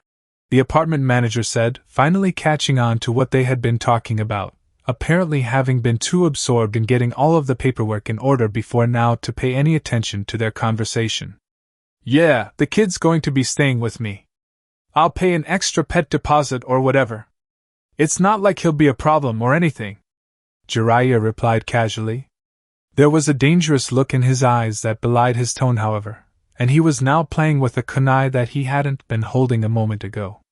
The manager, who lived in a ninja village and was therefore forced to interact with ninja on a regular basis, especially since several of his tenants were ninja, was only barely cowed, which was rather commendable considering the Sannin's reputation. "But he's the manager weakly protested, cutting himself off before he said something that would get himself killed. "The 4th Hokage asked me to look after him before he died. I kinda got caught up in chasing after a certain traitor for quite some time, but I recently got my priorities straight and I decided to come back and keep my promise. If you make things harder for me," Jiraiya said in a slightly more threatening tone, no longer playing with the kunai which was still in his hand. Those had apparently been the magic words, as the manager had then swallowed all of his objections. "Fine," the manager said. "But if he damages anything, you're paying for it." With that, Jiraiya grumbled as he paid the pet deposit the manager had taken him up on. When the Sannin was finished with the extra paperwork on which he had been listed as a pet fox, they both went their separate ways. As he was heading towards his apartment to pack, he ran into Iruka. Accepting Iruka's offer of ramen, he followed his best friend and first father figure to Ichiraku's. After they had arrived at Ichiraku's and made their orders, Iruka asked Naruto about his day. Naruto grinned and brightly and cheerily chattered at him about how he helped his teammates in the tree climbing exercise, and how he had helped someone he called Ero-sennin find an apartment. "And I'll be moving in after training tomorrow," Naruto finished. He choked on his ramen when his brain finally processed the boy's final statement. "You're moving where?" he asked, hoping he missed something somewhere in Naruto's excited chatter that he couldn't always follow. "Ero-sennin's new apartment," Naruto said in a matter-of-fact tone before going back to inhaling his ramen. This was bad. This was very bad. First, Hatake Kakashi had taken a rather inappropriate interest in his student, constantly touching Naruto every time he saw him, and now someone whose nickname roughly translated to perverted hermit had convinced Naruto to move in with him. Was the boy a pedophile magnet or something? The last time he tried to explain the bad kind of touching to Naruto after he'd seen Kakashi hugging the boy for an extremely inappropriate length of time before handing him a lollipop, the boy had stared at him blankly before he fell to the ground laughing. Despite this clear sign of distress, he knew what Naruto's happy laughter sounded like, and that hadn't been it. Naruto had denied that anything had happened to him, and continued to deny it afterward even though he'd seen any number of signs that something was going on. All of the circumstantial evidence he'd been able to gather since that day hadn't been proof enough of Kakashi's guilt according to the Hokage, who preferred to give Kakashi the benefit of the doubt where he would have launched a serious investigation had it been anyone else. Now, someone else had discovered and was seeking to exploit Naruto's vulnerability in this area since they had seen that Kakashi was being allowed to get away with such things. Since nobody else was willing to do it, it was up to him to protect Naruto from those who would exploit him in this and any other manner. Naruto, older men don't usually ask boys your age to move in with them unless they want something, he said, trying to remain calm, not wanting to upset or frighten the boy into silence. His first instinct, however, was to find the bastard who'd convinced Naruto to move in with him and eviscerate him before leaving his body somewhere public as a warning to others who might be contemplating following a similar path. You think Ero Sennin's was as far as Naruto got before he fell to the ground laughing. While Naruto's laughter was amused on one level, it was tinged with serious discomfort on another, which was a clear sign that something was wrong and that Naruto was in distress. Apparently, something had already happened and he'd already failed to protect Naruto. As Naruto rolled around on the ground laughing, rather large man in his mid to late 40s or early 50s with unruly white hair held back by a custom Hittite with the kanji for oil on it, and a pair of odd red lines running down his face approached Ichiraku's. He seemed familiar, but he couldn't place the man's face at the moment. Naruto, I knew I'd find you here, the man said, watching in amusement as Naruto rolled around on the ground laughing in distress. Hi Ero Sennin. Naruto choked out between amused/disturbed laughs. What's so funny? The man asked. Iruka-sensei thinks you're the other K kind of pervert. Naruto choked out before he dissolved into fits of laughter. The man stood there staring at Naruto in confusion. It was all the opening he needed. Stay away from Naruto, you pervert! He yelled, kunai in hand, prepared to kill the man in order to protect Naruto. Tenzo wondered for the fifth time how the hell he'd managed to find himself running down a dark alley or as close to running as he could get supporting a wounded shinobi from IWA. He would have to get the man medical attention in the next town over, as he was pretty sure that the local authorities were looking for the both of them at the moment.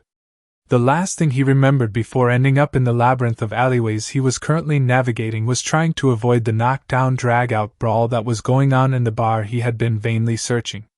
He vaguely remembered seeing a flash of blonde and the swirl of an ominously familiar black cloak with red clouds and instinctively putting up a barrier to protect himself about half a second before the explosion. He had absolutely no idea how he'd managed to survive Deidara's idea of art after that, or where the hell he'd picked up the chunin from IWA since there hadn't been any in the bar.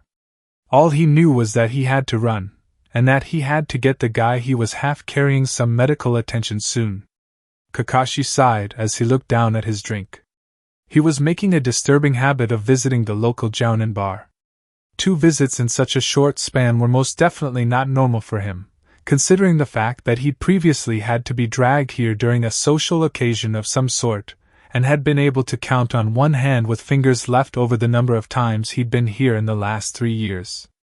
It had apparently now become the place to brood when he didn't want anyone who might be looking for him to find him, however. When had he become jealous of Jiraiya? Why was he jealous of Jiraiya? He knew full well that his own apartment was far too small to keep Naruto in, and he couldn't rent a bigger apartment with his current income and spending habits, which included the care and feeding of several dogs who lived with him as often as they lived wherever it was they did when they weren't being summoned. Jiraiya, however, had the means to support Naruto comfortably. Sighing once again, he knocked back his drink and got up to leave, only to be stopped by a startled exclamation about the current bane of his existence. Yumino Iruka did what? One of the people at the bar yelled after the person who had entered the bar, as he himself had finished his drink, had raced over to the man and said something. He paused in order to listen in, as whatever it was that the Yumino had done, it was sure to be interesting. Chapter 6, Sasuke's Secret. Sarutobi Hiruzen, 3rd Hokage of Konoha, felt like repeatedly slamming his head against his desk. It was bad enough that Iruka was in here practically daily commenting on how inappropriately Kakashi was acting towards Naruto, but the man had recently taken to attacking Jiraiya as well, and the fact that Jiraiya is one of the legendary Sannin didn't seem to faze the academy instructor in the least. On top of Iruka's overprotective behavior was the headache of Jiraiya actually fulfilling his duties as godfather towards Naruto. If he had known it would be this bad, he would have told the man to stay away from him, as he clearly had absolutely no idea as to how to properly raise a child. First, there had been the complaints that came to his office from the owner of the apartment building Jiraiya was renting a unit in, who had objected to Naruto's presence and attempted to evict him. The key word here being attempted. The poor man soon discovered that the assistants he'd enlisted after the first failure were useless. There were Jounin and then there were Jounin, and if one of the legendary Sannin didn't want to cooperate. Then, there had been the angry Kunoichi who had found Jiraiya trying to convince Naruto to peek into the women's baths at the local onsen. After that, had been the bill he'd received from the owner of a local bar after Jiraiya loudly objected to the fact that they wouldn't serve Naruto due to certain laws that had been put in place in order to curb teenage alcoholism, and somehow ended up causing a fight that wrecked half the bar. Rumor has it that Iruka was somehow involved. All of these incidents had taken place within the span of 36 hours of his former student taking custody of the boy, and more reports kept coming in practically hourly, and naturally, all of these reports naturally added to the paperwork he had to deal with daily, which made his daily headache that much worse. He prayed that Konoha would still be standing by the end of the month. With the way things were going, however, it was quite possible that that would not be the case. Anger roiled in Kakashi's gut as he watched Naruto, who should have been asleep at that moment, since he would be getting an early start later that morning, drag a drunken Jiraiya out of yet another bar. Though he would take Naruto in a heartbeat, especially now that he saw that even with his issues he'd be a much better guardian than that bum Jiraiya, it was practically impossible at the moment. If his nice little apartment hadn't been smaller than that dump Naruto used to live in, he would have offered to take the boy in on the day he had returned.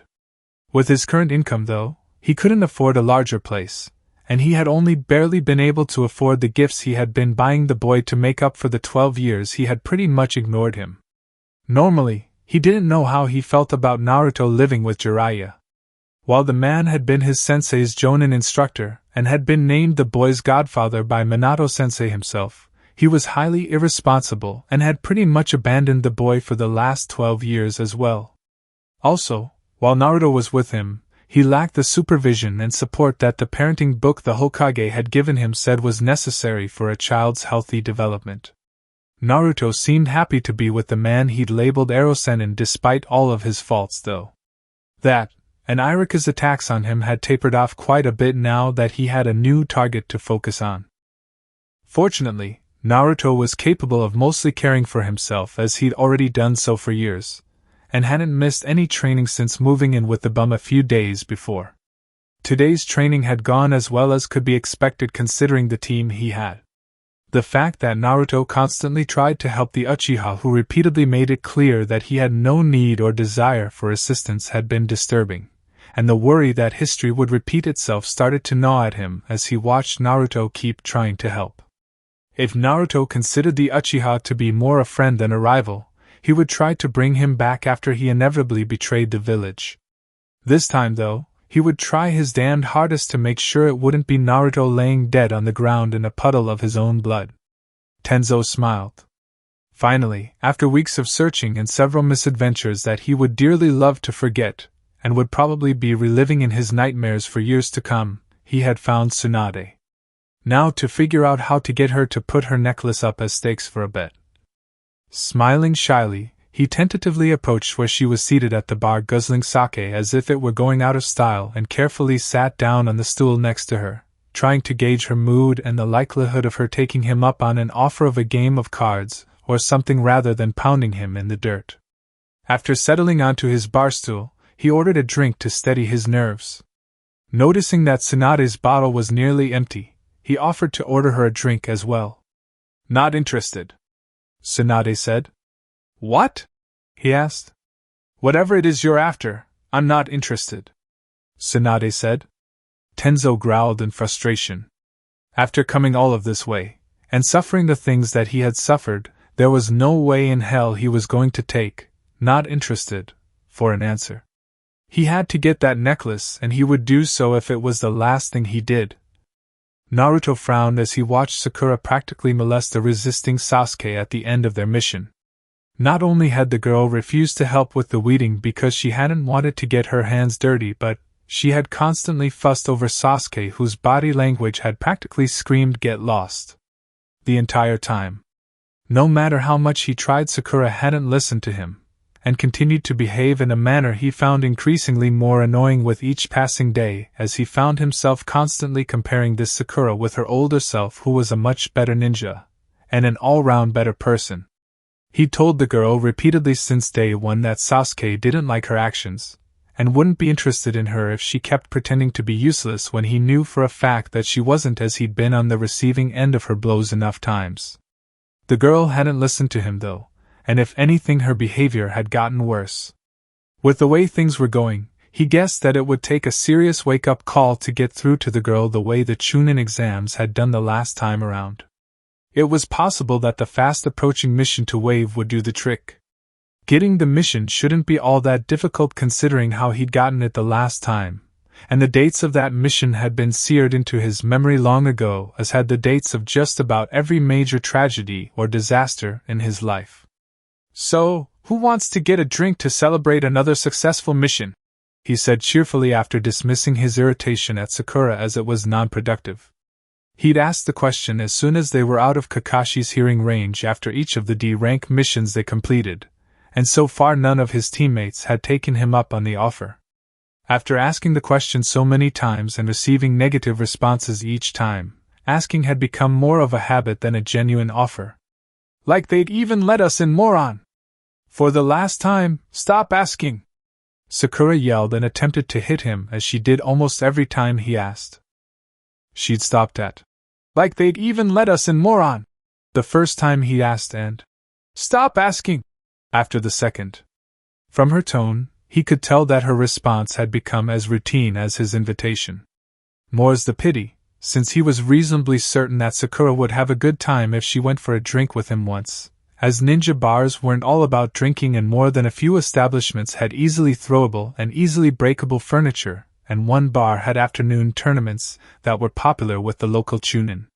Such group activities could only improve their teamwork, and if Sasuke had better ties to the village, he'd probably be less inclined to destroy it later on. He was halfway to his new home when he was waylaid by Sasuke. Much to his surprise, it had been because Sasuke had actually finally decided to take him up on his offer. Why, he had absolutely no idea. "So, how exactly are we going to get into the bar?" Sasuke asked in a conspiratorial tone, or at least one that was conspiratorial for him. "Meet me in the alley behind the restaurant with the giant chicken on it at 8, and I'll show you," he said. He hadn't known why the restaurant had a statue of a giant chicken on it, considering the fact that that was the one type of meat that wasn't on the menu, until Erosenin had told him when they had returned from their 3-year training trip.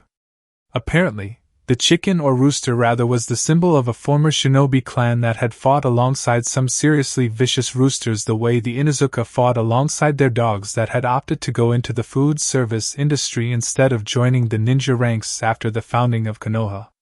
Since they'd been a low-tier clan and much better at cooking than fighting, it hadn't been all that great of a loss as far as the shinobi forces were concerned. Out of respect for their former comrades, chicken was the one food that the clan refused to either serve or eat. Much to his surprise, Sasuke was actually waiting for him when he arrived at their rendezvous spot. Despite the fact that Sasuke constantly smelled faintly of alcohol for some strange reason that he hadn't been able to discern, going to a bar seemed as out of character for the boy as cross-dressing did. Today, the Uchiha boy would be doing both. After teaching Sasuke the clothed version of the sexy jutsu, they headed off to a shinobi bar that he knew had a good enough reputation for being calm, quiet, and most of all relaxing, since he didn't want to start off with too much too soon, and Sasuke might be driven off by some of the rowdier places he himself was fond of.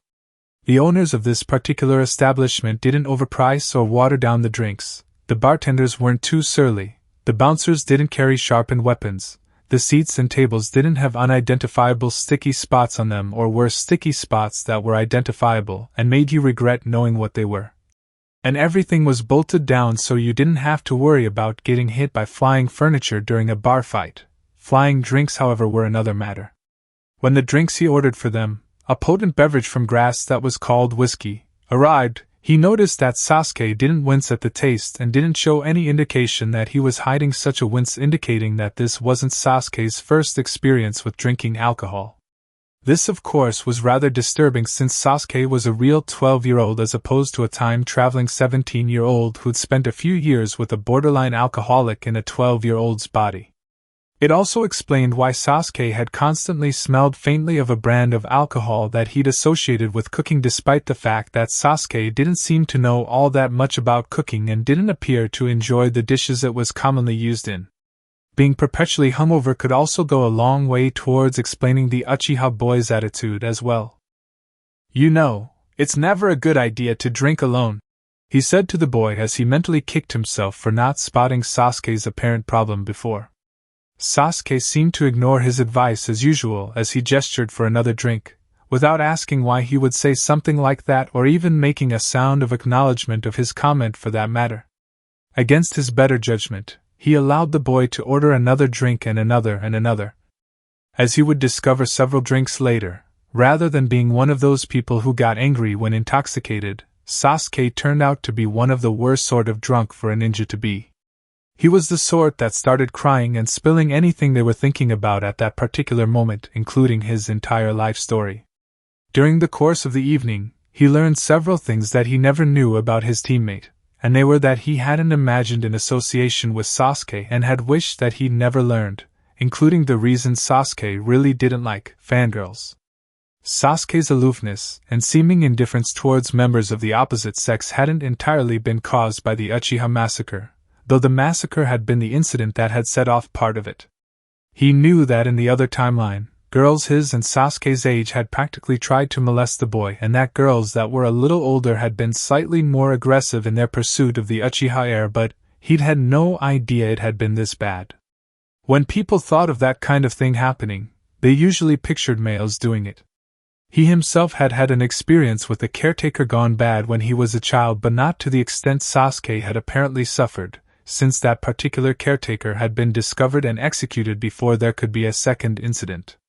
Apparently, Sasuke had managed to get a couple of genin teams with some of the more aggressive pursuers on them as babysitters long before he was old enough to start thinking about such things, as well as 2 live-in caretakers who had decided to take their dislike for the former Uchiha clan out on him in small ways, such as forgetting to feed him on occasion, and 1 caretaker who'd turned out to be an aggressive pursuer with a taste for paralyzing drugs. Now that he'd seen under the surface of the Sasuke worship that had been going on after the massacre, he could see why Sasuke had been so willing to leave Konoha the last time around. Iruka had recently become obsessed with pedophiles for some strange reason. Maybe he should point him towards some real ones as well as a few child abusers.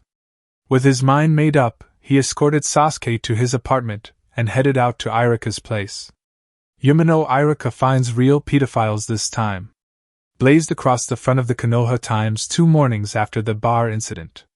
Upon reading it, Sasuke was relieved that his name had been left out of the article entirely.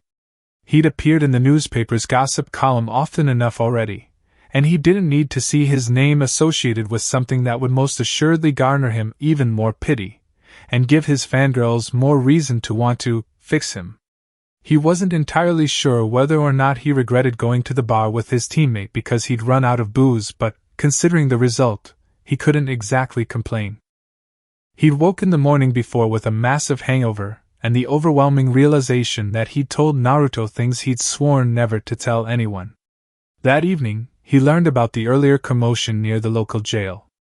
Apparently, his former academy instructor had rounded up all 3 of the women who had abused him while they were supposed to be watching him, as well as a couple of the former genin who had done the same while they were supposed to be looking after him while his caretakers were away, and turned them over to the ANBUTNI division early in the morning after his trip to the bar with Naruto.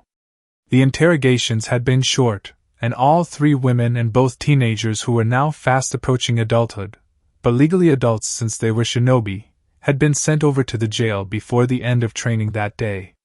He'd been called to the Hokage's office to give a formal report that afternoon, and had been informed that he would not be forced to give testimony in front of a full tribunal since the women had already confessed to abusing some civilian children that they had been tending to as well as him, so his name could be kept out of the investigation if he so chose. The commotion at the jail had been made by the angry parents of the civilian children who were calling for execution in this case, as in the case of the orphanage staff worker who had abused his charges 7 years ago. After such a trying day, he had naturally used the only method he'd found that kept the nightmares away, the method he'd learned when his first caretaker after the massacre had made him drink until he passed out because she didn't want to have to listen to his screaming. As a consequence, he would be nursing yet another hangover throughout today as well. Kohara felt sick as she read the report on the Uchiha boy. 2 of the child's caretakers had gone days at a time without feeding the child who hadn't yet known how to fend for himself in that area, and one of them turned out to be sexually abusive, and she had allowed that to happen. She had thought his constant requests for new caretakers had been because he was a spoiled brat with impossible standards, and had allowed them to be treated accordingly. If she had known what was really going on, no child deserved this, not even the child of a pair of traitors to the village. Despite the fact that she didn't want to think such things of her old friend whom she'd grown up with, she had a feeling that Danzo had something to do with this, if only it was just knowing what was going on and allowing it to continue. The man had a vested interest in the boy, and therefore would have had extensive intelligence on who was caring for him. To allow those caregivers to be turned loose amongst the civilian populace after they were dismissed from their positions in the Uchiha household was unconscionable, and definitely not in the best interests of the village which Danzo claimed to espouse. She knew that the Hokage was not at fault in this incident, as the only orphan that the Hokage currently dealt with directly was the Jinchuriki Naruto. All others, even the last Uchiha, had a special committee to deal with their needs, and the sad truth was that Danzo most likely had his fingers in that committee, as he did almost everything else. There had been things she would side with Danzo on over her teammate and Hokage, trusting that he had Konoha's best interests in mind. There had been things she had thought Danzo more capable of dealing with because she believed her longtime friend to be too soft-hearted to deal with them properly, such as the betrayal of the Uchiha who themselves had been planning to betray the village, but not anymore. If Danzo could knowingly allow even one of Konoha's children to be abused in such a manner on his watch for a reason that was completely non-productive, there was no telling what the man would be willing to do to Konoha as a whole. Chapter 7. Lectures and Impromptu History Lessons. The Hokage sighed as he read the reports on his desk. Kohara had come to him earlier with her suspicions in regards to Danzo, and he'd been disturbed to find his teammates' concerns about their childhood friend to be plausible. He couldn't quite believe that Danzo would allow such harm to come to the children of the village that he claimed to serve the best interests of, especially since it was completely unnecessary at best and counterproductive at worst, and none of the children were root recruits. And if these reports in front of him were correct, the blame for the abuse of the Uchiha boy wouldn't land in Danzo's lap. An external, and apparently long overdue investigation of the special council that handled the affairs of the local orphans had revealed rife corruption that had gone on under his nose for years if not decades. Contrary to the neatly typed quarterly reports he had been given to look over 4 times a year, the orphans who weren't recruited to be soldiers en route were quite likely to receive substandard care from people who had little to no investigation done into their backgrounds, making it almost better for the children to end up en route rather than remain in the orphanages that had steadily gone downhill over the years as staff turnover remained high due to the poor pay. To make matters worse, the Orphan Council had also robbed the coffers in a most creative manner, cooking the books so thoroughly that they were nearly burnt, making it so that those who truly cared for their charges were unable to properly take care of them because of a lack of proper funding. Several years ago, he'd been assured that the incident that had happened with Naruto was an isolated one, that none of the other children had been in danger from the man who had decided to take his frustrations out on the demon, but that apparently wasn't the case. The incident regarding the Uchiha child that probably wouldn't have come to anyone's attention if Naruto hadn't had a mischievous streak a mile wide and gotten the boy drunk had revealed that the incident that had caused Naruto's permanent removal from the orphanage hadn't been as isolated as he'd been led to believe. He hadn't personally dealt with any of Konoha's orphans other than Naruto and Iruka, who had been left at his parents' house with a caretaker who dropped by to deliver meals since the boy was nearly an academy graduate at the time he'd been orphaned, for years. Other than Naruto's orphanage, which he hadn't seen in 7 years, he had not toured any of the facilities where such children had been kept since his responsibilities as Hokage, Naruto, and his grandson had kept him much too busy, and he hadn't been given any reason to believe that the Orphan Council hadn't been doing their jobs. This situation was far worse than when the academy instructor Mizuki had turned traitor, and the damage that had been done in this situation was most likely irreparable in many cases. And it was partially his fault since he hadn't been keeping an eye on it like he should have been. After signing the orders for the ANBU to conduct raids on every last one of those facilities and for the TNI division to personally vet any and every person who dealt with the children living in those orphanages on a daily basis, he turned to the next request on his desk. Sighing, he signed Iruka's request to teach a special class on identifying a certain type of predator, wishing that it hadn't been necessary. Naruto had been curious when his team, as well as teams 8 and 10, had been called back to the academy. After he'd arrived, he'd been positively mortified because he'd been forced to sit through a long lecture about the bad kind of touching and how to spot the warning signs when dealing with the sort of person that preyed on children. He'd squirmed when all eyes turned to him after the lecture. It seemed that there had been some rumors going around amongst his peers. Iruka's irrational behavior towards his Jonin instructor and his godfather hadn't helped matters any. "What?" he finally yelled. "Well, Naruto," Hinata said shyly, apparently unable to form much less finish her sentence. "If you're asking what I think you're asking about, the reason Kakashi-sensei's been hugging me all the time and giving me presents is most likely because he feels guilty that he's been living his own life instead of looking after me like he felt my parents would have wanted him to do. Forgetting that I already had a godfather who should have been taking care of me himself and that they wouldn't have expected a 14-year-old to take care of a baby. The reason I haven't been living with Ero-sennin all along is because he's been away the last 12 years peeking into women's baths, writing perverted books, and keeping track of a child-murdering freak," he said, hoping that he'd cleared up some of the misunderstandings that had apparently been circulating. Several jaws dropped at this. "Child-murdering freak?" Inuzuka asked. "Yeah, the guy's name is Orochimaru. He was one of the legendary Sannin and Ero-sennin's former teammate. He kidnaps kids and uses them in his twisted experiments, where he turns them into freaky mutants if he doesn't kill them outright. He ran away from Konoha after they found about 100 dead kids in his lab, some of whom had even been dissected. Ero-sennin fought him when he ran and lost. Ero-sennin then decided to keep track of him as best as he could after that since he'd never been able to defeat him in open battle, and the bastard had threatened to destroy Konoha when he left. Since he didn't seem to be doing anything but sitting in his new lab for the last year or so, Ero-sennin decided it was safe to come back for a while until he gets news that the bastard has gone on the move again," he said. Of all the horrified stares that surrounded him, the most important one was Sasuke's unsurprisingly well-disguised one. If Sasuke had known what Orochimaru was beforehand, he probably never would have joined him.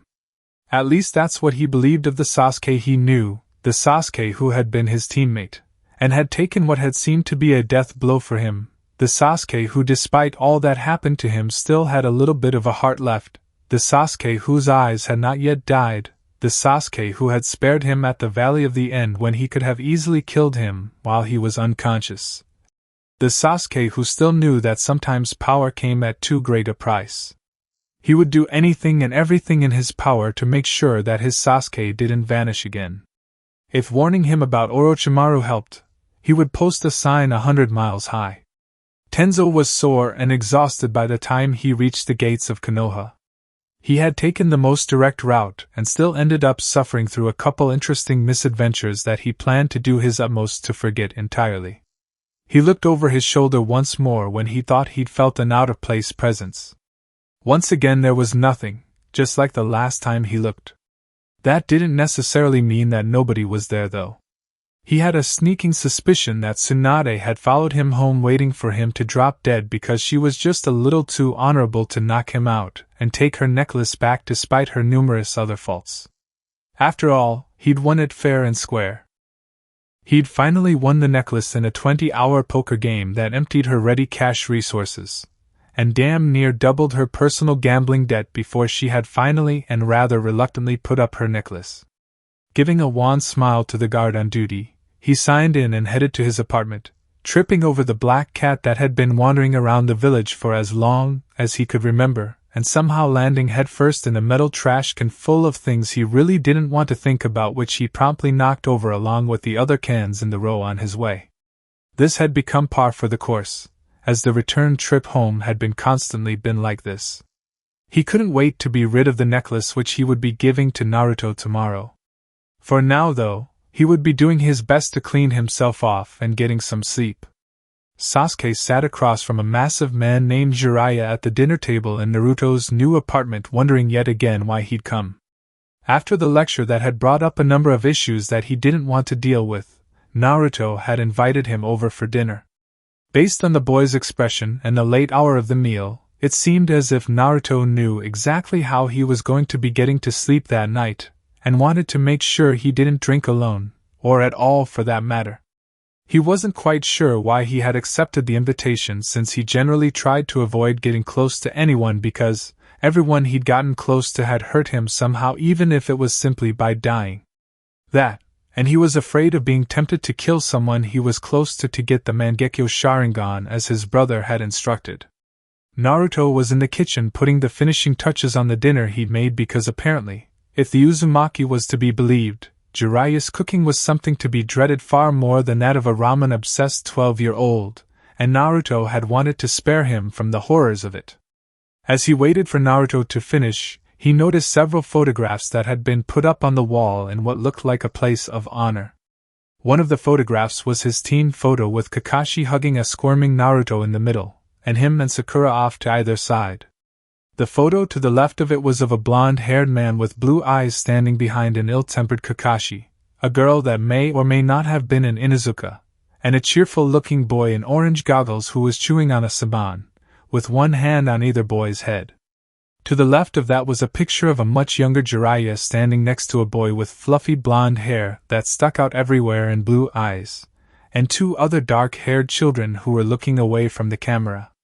The picture to the left of that one was of a rather young-looking third Hokage standing behind a Jiraiya that was about half his age, a little blonde girl with brown eyes, and an oddly pale little boy with long black hair that had been left loose and gotten into his face. Before he could ask about the pictures that were obviously all team photos, Naruto set a meal that consisted mainly of tomatoes that had been prepared in several different ways before him. "I heard you like tomatoes," Naruto said by way of explanation before he set a similar plate of food in front of Jiraiya.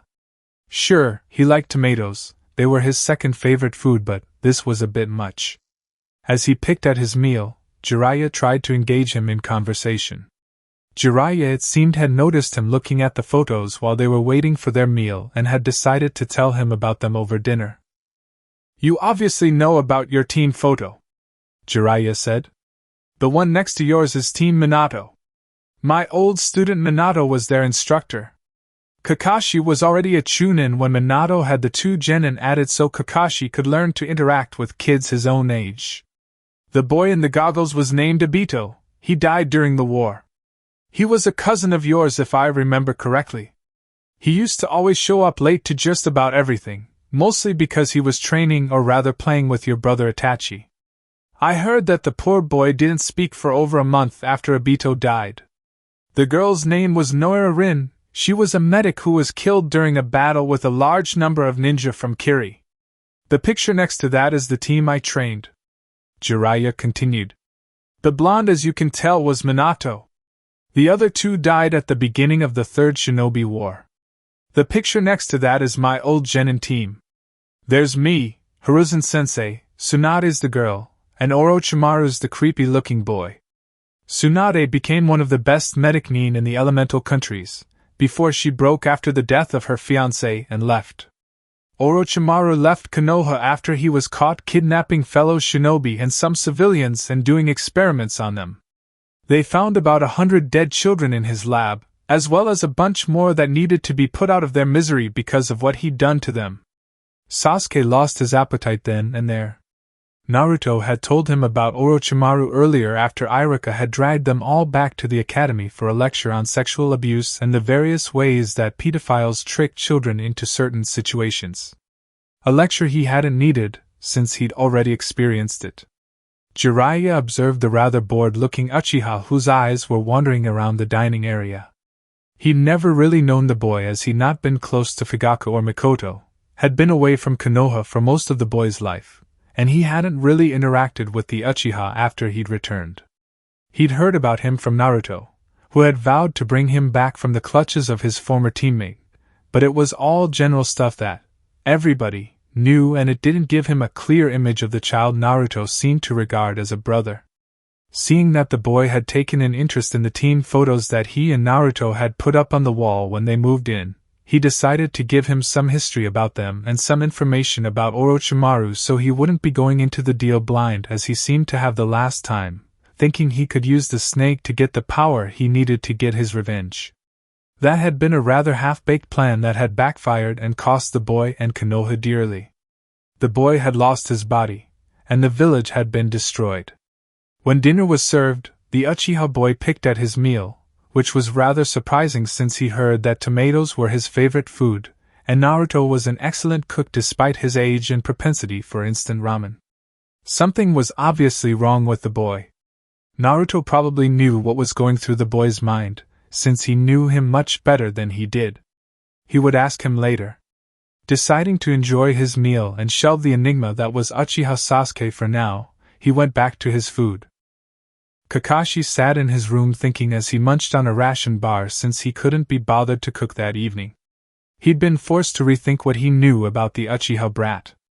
If it had been any other child, a child that didn't have a trauma like the massacre in his past, he probably would have noticed the signs, and would have interrogated any other child about possible abuse if they displayed the behavior that boy did. After the arrests that made Iruka the hero of the hour, he had taken to observing the little traitor. What he saw surprised him.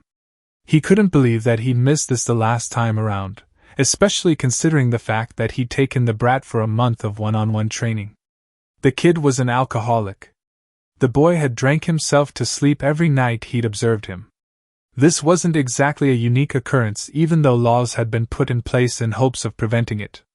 There had been more than a few alcoholics in his age group when he was the traitor's age. Children who had started drinking either because it had been forbidden or in imitation of the adults around them and didn't stop as it had become a crutch that helped them avoid their problems. Children who couldn't deal with the life they led and the war they were forced to fight.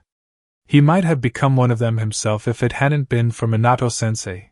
And if he had, he would have been just another statistic by now since the ones who had turned to alcohol to deal with their problems had almost invariably died far too young. A person couldn't afford to make mistakes or have their senses dulled in any way in their profession. Doing so would be inviting death, which was probably why many of the older shinobi drank the way they did. After learning of the Uchiha boy's problem, he investigated as to how the boy was getting his supply. Apparently, the clerk at the nearby liquor store had believed the Uchihas. "I'm running an errand for" story every time since the brat had taken to purchasing cooking alcohol rather than the more common brands that kids tended to try to get their hands on, and this had been going on for a couple of years. Upon learning this, he'd set the clerk straight and alerted the managers of every other store in the area that Uchiha Sasuke wasn't allowed to buy alcohol from them until he reached the age at which civilians attained majority, which was 18. Hopefully by then, he would have found a way to deal with the problem, and the Uchiha would have been weaned of his addiction. He didn't know how he was going to get the Uchiha boy to stop drinking, but he was sure he'd be able to find a way. Perhaps he should look into asking Jiraiya about some seals. Chapter 8: Wave and Tsunade's Necklace. Kakashi wondered at the strange feeling of déjà vu he had gotten when Naruto threw a fit after they had finished capturing that mangy cat Tora who would be some other team's problem as soon as its owner's back was turned. Naruto rarely behaved like that this time around since he was actually getting positive attention and therefore didn't need to behave like a brat just to get people to interact with him, and he couldn't see why he was doing so now. He'd never really complained about the D ranks that the team had been placed on this time around, and seemed happy to be doing them as long as they didn't involve hunting felines that were on the lam. When he pulled out of his musings on Naruto's odd behavior, it was to find that Iruka was giving Naruto a rather familiar lecture on how missions were handed out, and why he wasn't going to get anything better than a D rank for a while, somehow managing to glare at him as if he thought that he was the one to blame for Naruto's regression throughout the entire lecture. The lecture ended when the Hokage cut Iruka off by saying the team could have a C-ranked mission. He tried to push down the rising sense of dread that seemed to have come out of nowhere at the Hokage's declaration. A nice C-ranked mission would give Naruto a chance to stretch his legs and test his skills a bit while exploring a new environment. There was no reason to think they would get the same C rank twice, even if the thrice-damned mission to wave had begun sometime around this time of this particular month the last time. Ruffling Naruto's hair fondly, he accepted the C rank. He stopped smiling behind his mask and his hand slid numbly to his side when the door slid open, revealing the absolute last person he had wanted to see. The second that drunken old bastard Tsunade showed up, he knew he should have stayed in bed today, or at the very least locked Naruto in his apartment where he'd be safe. "Oh shit," he said, knowing that there was no way he and, more importantly, Naruto could get out of this now. Unless he wanted to get into serious trouble, he could not reject a mission once accepted without giving a reasonable explanation. Telling the Hokage that the man was lying about the mission's ranking, and that he knew so because he had traveled through time, would most likely result in a psych evaluation that would postpone the mission to wave indefinitely, since time travel was something that happened in crappy novels, not real life, but it would also result in him getting his team taken away from him as well. Who knew what damage a new Jonin instructor would do to Naruto's progress? Or how many more people besides Naruto would be killed by Sasuke when he decided to leave Konoha, probably much earlier this time around because his instructor didn't have a neat assassination technique to teach him, or the knowledge of how to hold back the cursed seal for the short time he had managed to do so when the kid had gotten it the last time around. He tried to console himself with the knowledge that Naruto had survived this mission the last time around, even though there had more close calls than he could count along the way. Actually, come to think of it, it had been the traitor Uchiha who had been the closest to being killed. Even with that warm thought, though, he ended up failing as 100 doubts assailed him. Who knew what could go differently this time, especially since a little knowledge could be a dangerous thing, and if you changed one thing, you could end up changing everything. Would he act based on his memories of a fight that was somewhat fuzzy in his recollection now that he looked back on it, and change the outcome entirely, causing things to spiral out of control? Would his teaching his students something different because he'd already taught them the tree climbing exercise cause events to spiral off on a tangent that he couldn't predict? Would his students do something different because he'd treated and trained them differently, causing everything to go differently? Even if he did everything the same, there was no guarantee everything would turn out the same, and that worried him. He had to keep his team to keep Naruto safe in the future, though. Right now, keeping his team meant keeping his silence for now and taking this mission despite the number of ways it could go foobar, while praying nothing went wrong this time the entire time they were gone, and turning back as soon as they faced the first of the enemy ninja despite whatever heart-wrenching pleas the client, or former client rather, made. Naruto smiled as he prepared for the mission to wave. He would be able to tell Sasuke the truth about the Uchiha massacre after they arrived at the small island country. When he did, Sasuke wouldn't feel guilty for killing his brother this time around, because he either wouldn't kill his brother or would do so knowing that his brother wanted to die that way rather than slowly and painfully succumbing to an illness while he just as slowly went blind. If Sasuke didn't kill his brother, he wouldn't feel as angry at Konoha, and therefore probably wouldn't desire to destroy the place despite the fact that his brother had sacrificed everything to keep it standing. He would of course have to risk telling Sasuke about his time traveling to explain how he knew everything, but he was certain Sasuke could keep a secret better than most people as long as nobody got him drunk. "So, you're going on your first C rank?" Jiraiya said, poking his head into his room and smiling rather fondly as if he were recalling a pleasant memory from his youth. The slight wince that marred the Sanin's smile for a second was him undoubtedly reaching the point in the memory where Tsunade had most likely beaten the crap out of him. Either that, or the point at which Orochimaru had shown him up somehow. Jiraiya hadn't been able to catch a break with those two, but back before Tsunade broke and Orochimaru became a total headcase after the Second War, they had been an extremely close-knit team who'd loved each other the way only family who had chosen each other could. "Yes, Ero Senin," he said as he continued packing extra weapons into a storage scroll. This C rank was going to be turning into an A rank pretty quickly, and he was going to be prepared this time.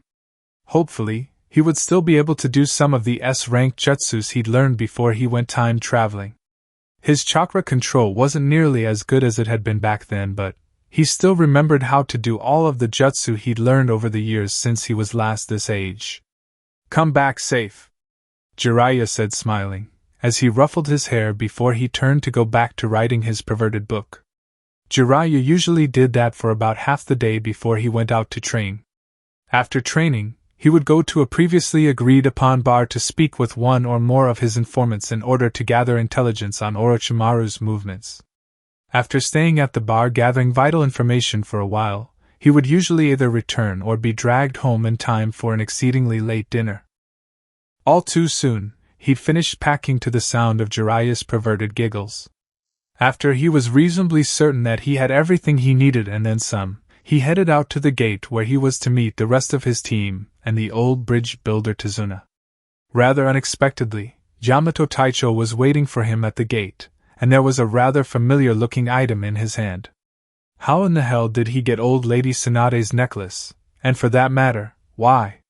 Tenzo, who'd gotten a rather late start that morning after he'd fallen down a flight of stairs and hobbled to the hospital on a twisted ankle, had to practically kneel to put the first Hokage's necklace on Naruto because the boy was so short. Until now, he hadn't really realized it, but the kid had really shot up in the 3 years between now and when he first officially met him, as chasing him after some stupid prank because the police had been disbanded after the massacre didn't really count, since he'd never been the one to catch him. As he gave the boy the necklace that was rightfully his, he ignored the odd stare he was getting from Kakashi-senpai and the curious whispers that were coming from Naruto's teammates. "Now don't take this off, it's very special," he said when the boy started critically examining the necklace the instant he put it on him, most likely having serious doubts about whether or not he wanted to keep such a girly gift. He did his best not to be offended by this action though. Naruto had only started to learn proper manners rather late in life, and only then because the 5th Hokage had practically beaten them into him. "I'll tell you more, Abu," he continued, before he was blindsided by an angry Yumino Iruka. "Stay away from Naruto!" the man yelled before he socked him a second time. "All right, fine, I'm leaving," he said, wanting to avoid a fight because he'd be unable to prevent Naruto from releasing the fox's power if he was put in the hospital by an overprotective Iruka. That man could pack a punch when he wanted to. He'd learned that the hard way when Naruto had offhandedly mentioned to the academy instructor that he had threatened to stick him in a cage during that rather disastrous mission where they had tried and failed to capture Sasuke's spy Kabuto, who'd turned out to be a double agent in Orochimaru's camp. After Naruto had said that, Iruka hadn't waited to hear the rest of the story, which had involved him taking the team to an inn instead and had attacked him, giving him a black eye and a split lip before he could be subdued despite the fact that he outranked and was theoretically stronger and faster than the Yumino. As he left the area, he saw Iruka glaring at Kakashi-senpai, who ignored the man in favor of glaring at him, as if he'd done something wrong. He would find out why after he doubled back and followed Team Kaka, or Team 7 later. Kakashi-senpai could be pretty vicious at times, especially if you upset him for some unfathomable reason, and he wanted to get off of that man's bad side as quickly as possible as well. Tsunade watched as the young man who had tricked her into betting her necklace in a card game gave it to a boy who looked a little like a light blonde Nawaki. She had been tempted to run over to the child and snatch the necklace away before he could be killed but hadn't. Instead, she had watched as the boy vanished into the distance with his team on their way to who knows where. She had briefly thought of following after them, of warning the child about what he possessed, but she didn't, she couldn't. She couldn't run the risk of seeing the boy die in front of her the way Dan had. Despite the fact that the child was only a few minutes away from the village, there were still numerous ways he could die. Shizen placed her hand on her shoulder in an attempt to comfort her. She knew something of what she was going through, as Dan had been her uncle. She also knew that she hated being back in Konoha, and didn't know what had possessed her to return. She herself honestly didn't know why she had continued following the man after where he was heading became obvious. As she stood there basking in the comfort her student provided, she wondered what she would have done without Shizen. Deciding to visit her former sensei before she went and got wasted so she could forget the face of the soon-to-be-dead child who was making his way down the road from Konoha, she turned and made her way to the Hokage Tower. "The blonde boy that looks like Nawaki?" the Hokage asked, wondering what Tsunade wanted with the child in question.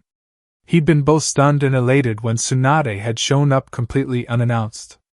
The first question she asked once the pleasantries and small talk were over confused him briefly, as there were many young children in the village that may or may not have resembled Nawaki depending what characteristics one was looking for, and several of them were blonde. "The one with the orange top with the Uzumaki clan symbol on it," Tsunade replied, clarifying who she had been indicating. "Oh, you mean Naruto," he said, wondering how she had run into the village prankster who'd apparently made some sort of an impression. "What about him?" Moments after he answered her question, something seemed to click in Tsunade's mind. A brief look of horror crossed her face before it vanished. He would have to ask her about that later. "What can you tell me about him?" Tsunade asked, trying to hide some sort of painful emotion. "Besides what you already know.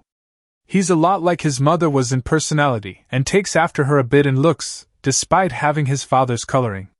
He's hyperactive, likes pranks and ramen like his mother did, and is constantly telling everyone whether or not they want to hear it that he's going to be Hokage someday.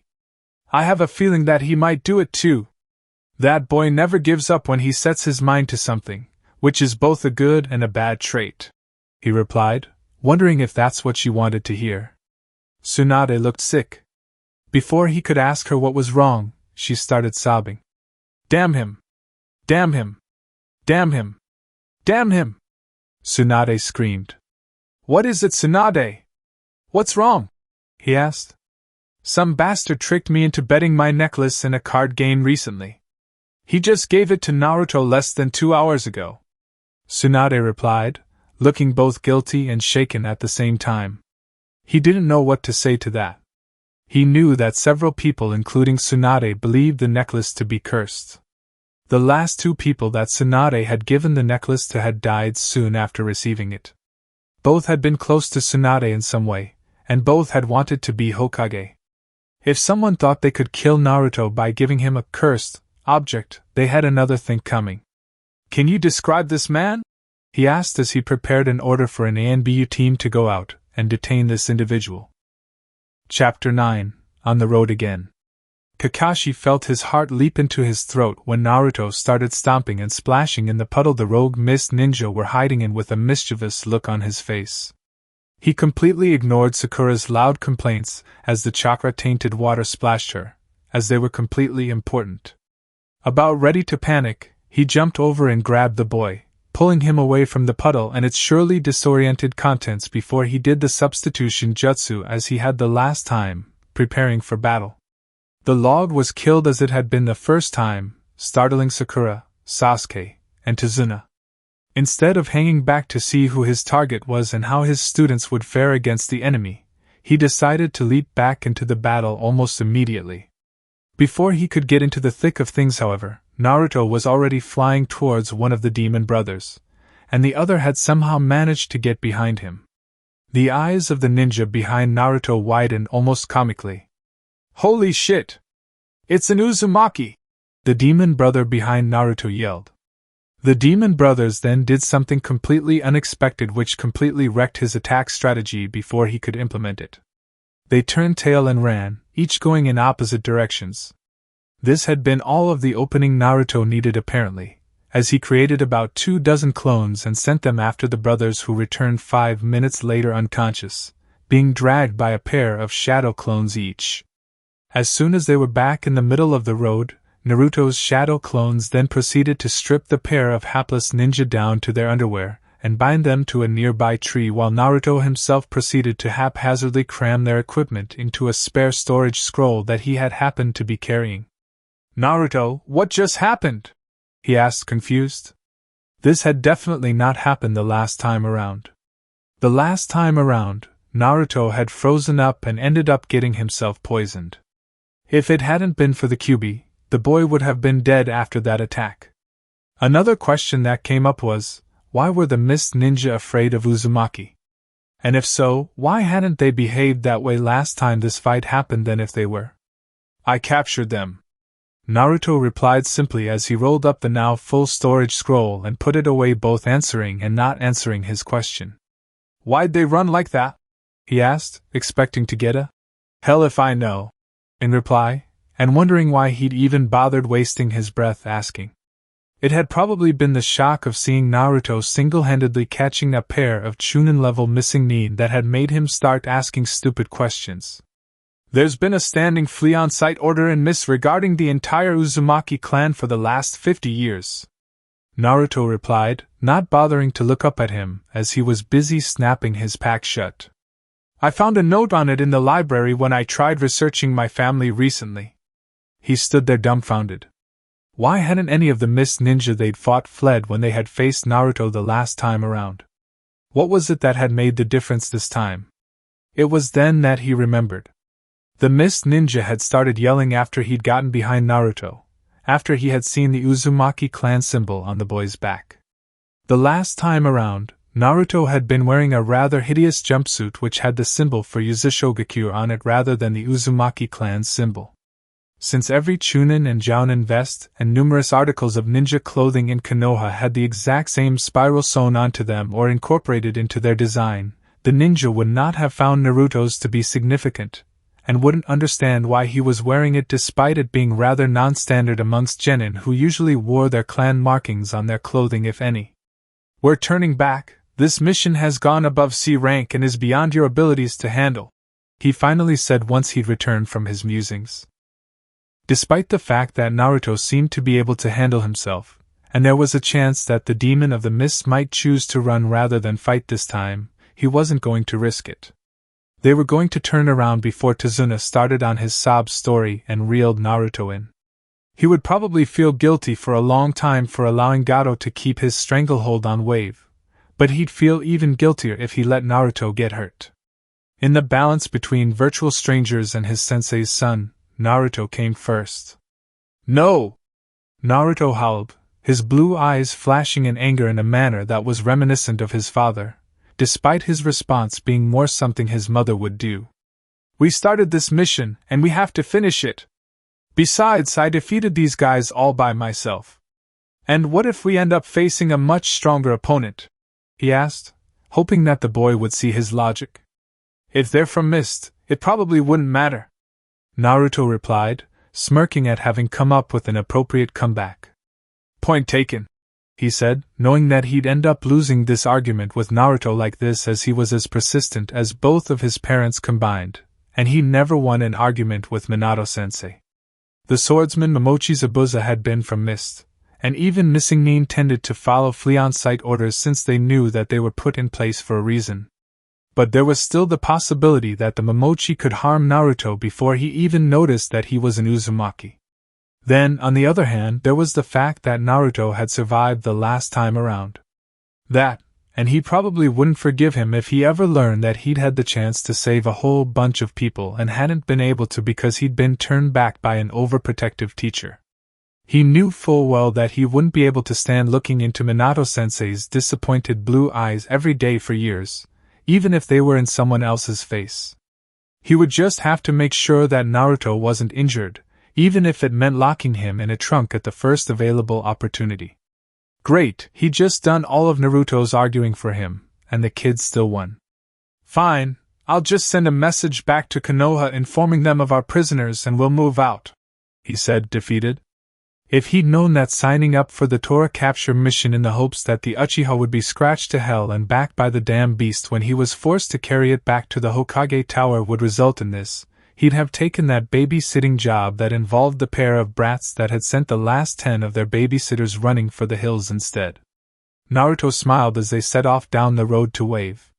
Instead of panicking, freezing up, getting poisoned, panicking again and cutting his own hand open, he had handled himself admirably. That, and the irrational fear that the mist had towards the Uzumaki who had become some sort of bogeyman to them over the years was finally working out for him. The last time around, he'd somehow been marked down as not an Uzumaki, and the flea on sight order had been disregarded in his case. It probably had something to do with the fact that he'd generally been the loser in the fights he'd had with the few shinobi from Mist that he had faced, hadn't killed his other opponents in a creative and rather embarrassing manner, sucked at seals, and didn't have the dark red hair that had been the trademark of the Uzumaki for generations. Whistling, he made his way over to Tsunade. He was planning on asking him about the conditions in Wave so the others could be informed, since Kakashi hadn't interrogated him this time around, and therefore hadn't forced him to spill his sad tale. "Are you really an Uzumaki?" Tsunade asked, looking at him strangely. "Yep, on my mother's side," he replied cheerfully. He'd initially been resentful of the possible implication that he had been a bastard, but, since he learned who his father was, and how the little ruse had kept his father's enemies, especially almost the whole of IWA, from pounding him into the dirt, or killing him, he'd become much less so. That, and he was still a bit pissed at his father for sealing that damn fox inside him. Forgiven didn't exactly mean forgotten. "You don't have a weird obsession with sticking things up people's butts, do you?" Tsunade asked, still giving him that strange look. "No, why?" he asked, completely puzzled by the question. After all, why would he be obsessed with sticking things up people's butts? He wasn't a pervert of any sort. Well, not much of one at least. The Oiroke Jutsu was an anti-pervert move. Honest. Tsunade looked immensely relieved by his response. A moment later he started mumbling something under his breath. "What are you doing?" he asked. "Thanking the gods that you take after your father's side of the family," Tsunade replied. "You sent him where?" Jiraiya said, almost unable to believe his ears.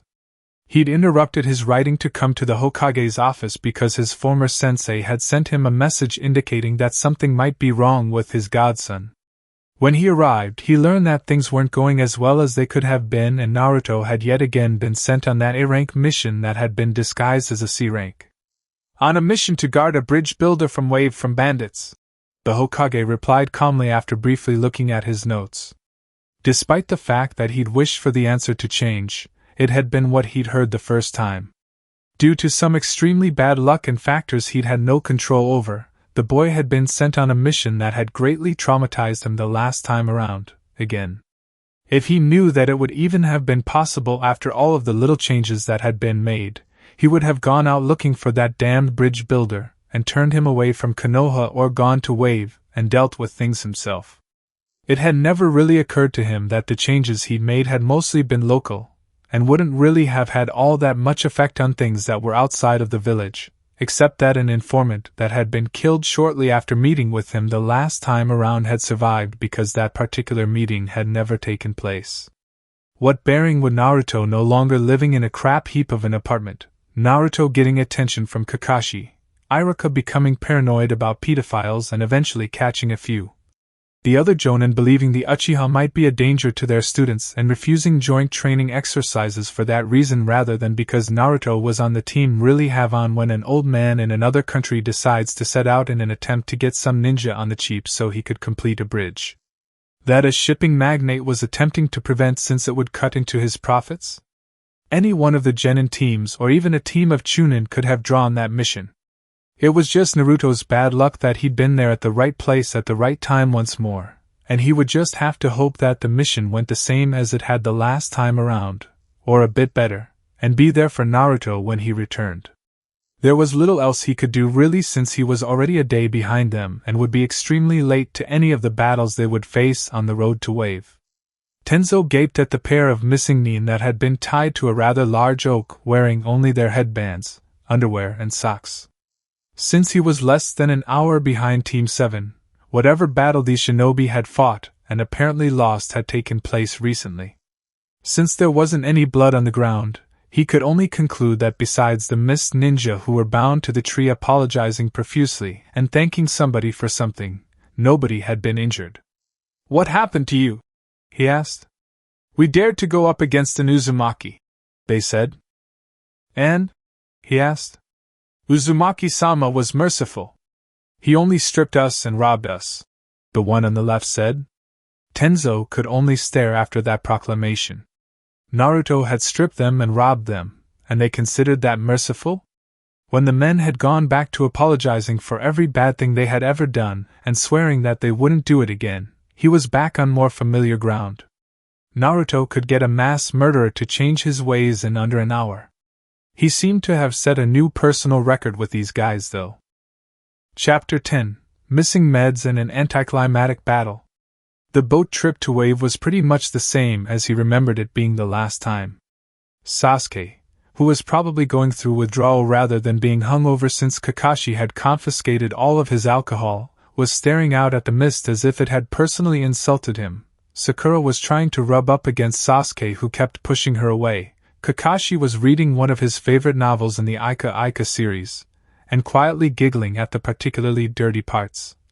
And Tsunade was aftwards quietly chatting with the skipper, who was quietly rowing the boat towards the shore, since the motor would have been too loud. There was one small problem with him himself, however. A problem he'd noticed the morning after they'd left Konoha. A problem he'd completely overlooked until he'd mentally reviewed his day, wondering why he'd had the nagging feeling that something was missing. Kakashi had forgotten his pills this time around, which was bad, since if the meds in his system slipped below a certain level, they'd completely clear out of his system far more quickly than normal, causing a large number of problems. Remembering the disaster that had occurred when Jiraiya had decided he didn't need the medication he'd been taking since before he could remember during their training trip, he hoped that it wouldn't turn out to be a complete disaster. They couldn't afford one considering what would be happening soon. By this point, the medication in his bloodstream had slipped well below therapeutic levels, and he was already beginning to feel the results. The worse than usual twitchiness, which was the first sign that things would be going south soon, had already started. He felt like he had a lot more energy than usual, and he was rapidly losing focus as just about everything from the way the boatman smelled to the cry of the gull wheeling overhead caught his attention. If things went the way they had the last time he'd been off his meds, he'd literally be bouncing off the walls, unable to focus on anything for more than 2 seconds by midday tomorrow, if not sooner. Back before, old lady Tsunade had once told him that he suffered from what appeared to be an extremely severe form of attention deficit hyperactivity disorder that had most likely been caused by the much larger than usual amounts of chakra in his system, thanks to the tenet in his belly that gave him more energy in a minute than a normal person had in a month. The meds had helped keep this under control to the degree that, while he was on them, he appeared to suffer from a normal case of ADHD that had gone untreated. Without the meds, however, he hoped there was a pharmacy in Wave, otherwise, Kakashi and the rest of the team were in for an interesting time. Kakashi had been quietly reading when Tsunade had made a comment that heralded disaster. "What's wrong with him?" Tsunade asked as he gestured to a rather squirmier than usual Naruto. He looked at his watch. Was it already that late? Damn, the kid should have had his meds hours ago. Come to think of it, when was the last time he'd given the boy his meds? Reaching into a specific pocket on his vest, he pulled out a small pill bottle. It was empty. That's right, he'd planned to go to the pharmacy for a refill, but they'd got the mission to Wave and he'd been too distracted thinking of the many ways it could go wrong to do so.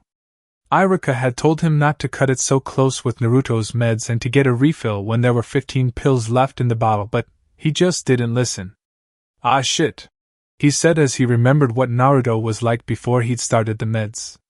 Kakashi nervously followed the nurse down the corridors of the hospital. As he did so, he wondered why he had the gall to think that he would succeed where medical professionals with decades of experience had failed. It was probably because he had actually cared about Naruto's fate, and the hospital staff had only been caring for the boy because the Hokage had ordered them to do so. "He's in here," the nurse said as she opened a heavy steel door, revealing a thickly padded room. A bright yellow blur that he'd been assured was really a 2-year-old boy flashed by, appearing to be moving somewhere near the speed of light. The blur, or rather boy in question, was bouncing off of every wall of the padded room, including the floor and ceiling, faster than even his Sharingan eye could track. His mission was to get this kid to sit still long enough to swallow the pill that one of the doctors had provided, since all other methods of administering medication to the child had failed. Naruto had absolutely refused to get within 15 feet of a needle after he'd been caught in a net by a hunter nin who'd been hired for the occasion, and given his vaccination several months ago, and had been far too young for this particular medication at that time. Adding to the problem was the fact that the child always seemed to know when the food given to him was laced with sedatives, and would accordingly refuse to eat it.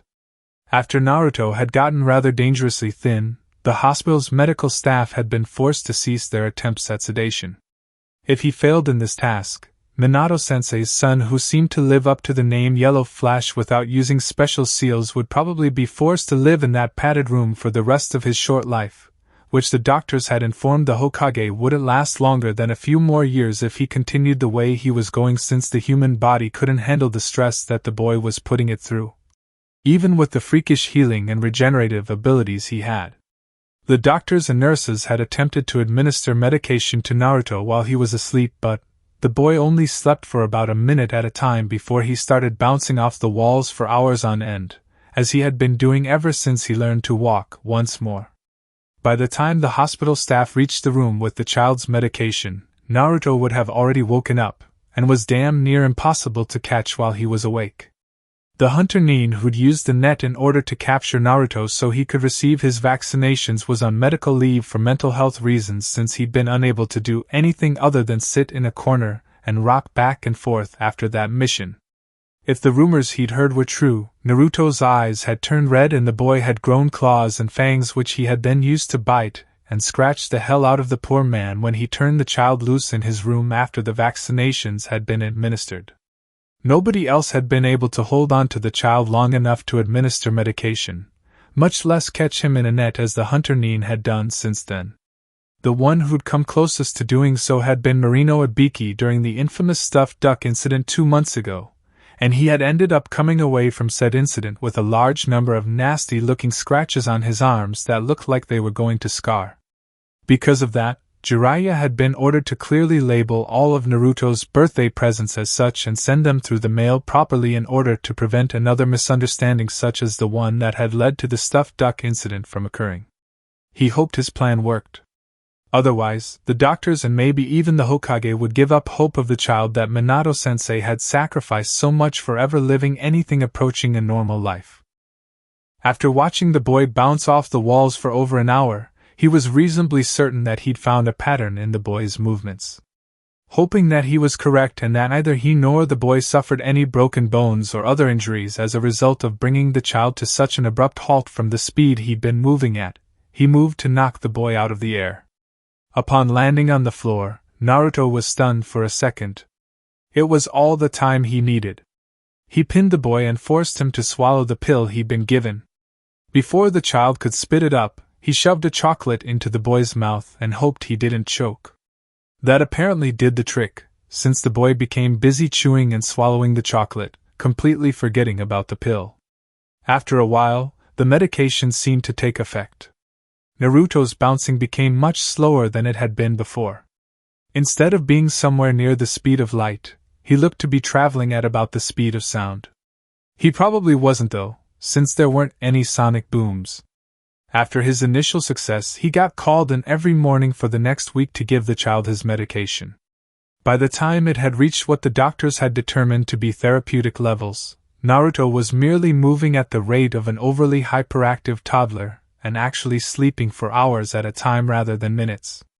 Fortunately, considering the young age at which Naruto had started his medication, the healing and regeneration that had been caused by the fox supercharging his Uzumaki traits had eliminated any of the numerous possible negative side effects.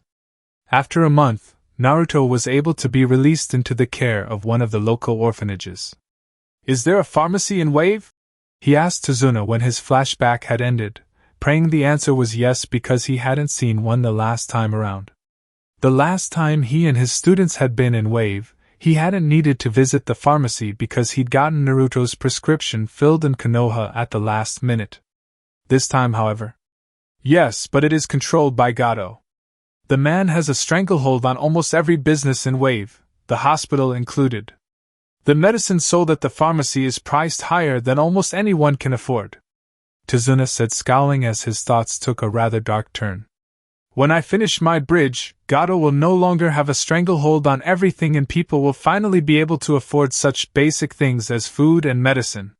He sighed in relief at this, and silently prayed that the pharmacy in Wave had the medication he needed, and that Naruto would be able to hold out until then.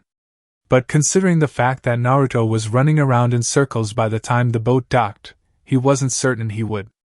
Sakura watched in confusion as Naruto raced so far ahead of the group that she could barely see him, and then ran back several times. Naruto had calmed down a bit since they'd left the academy, but, right now, he was being even more of a spaz than usual. After racing back to the group yet again, Naruto started running around them in circles instead. Don't worry, Tsunade protect you the na you can build o bridge then a very one be happy. Naruto chattered as he ran around Tsunade before he got distracted by something in the bushes. There's Sarabit around her, Inotherius, Illa Karabits, Rabbit Saracutin Fluffy. Naruto babbled as he raced off into said bushes, presumably in search of the rabbit. When Naruto returned from the woods carrying a frightened white rabbit, she attempted to smack him over the head for not only breaking formation but scaring the crap out of the poor woodland creature as well. Instead of allowing the blow to land, Naruto dodged her in a move that was faster than she could see, however. Turn that poor rabbit loose, Naruto! She yelled. Can't you see how scared it is? Why? I caught it is mean! Naruto yelled as Kakashi told them all to duck. A half-second after, she and the rest of the team except Naruto, who sprung at least 30 feet into the air still clutching the hapless rabbit, ducked, a gigantic sword went sailing over their heads or, as in Naruto's case, beneath their feet and embedded itself into a tree. When she looked up at the massive blade, there was a fearsome-looking man standing on it looking down at them, and Kakashi-sensei was standing in front of the rest of the team preparing himself for battle. Hey Mr. Momochi, I forgot it's your rabbit, can I pit? Naruto said, speaking faster than a 2-year-old on speed that has eaten a pound of sugar, as he held up the rabbit that looked like it was about to have a heart attack. The man looked down at Naruto in confusion for a moment. The confusion rapidly turned to shock. Zabuza looked over at the group of genin led by the copy ninja Kakashi that were guarding his target.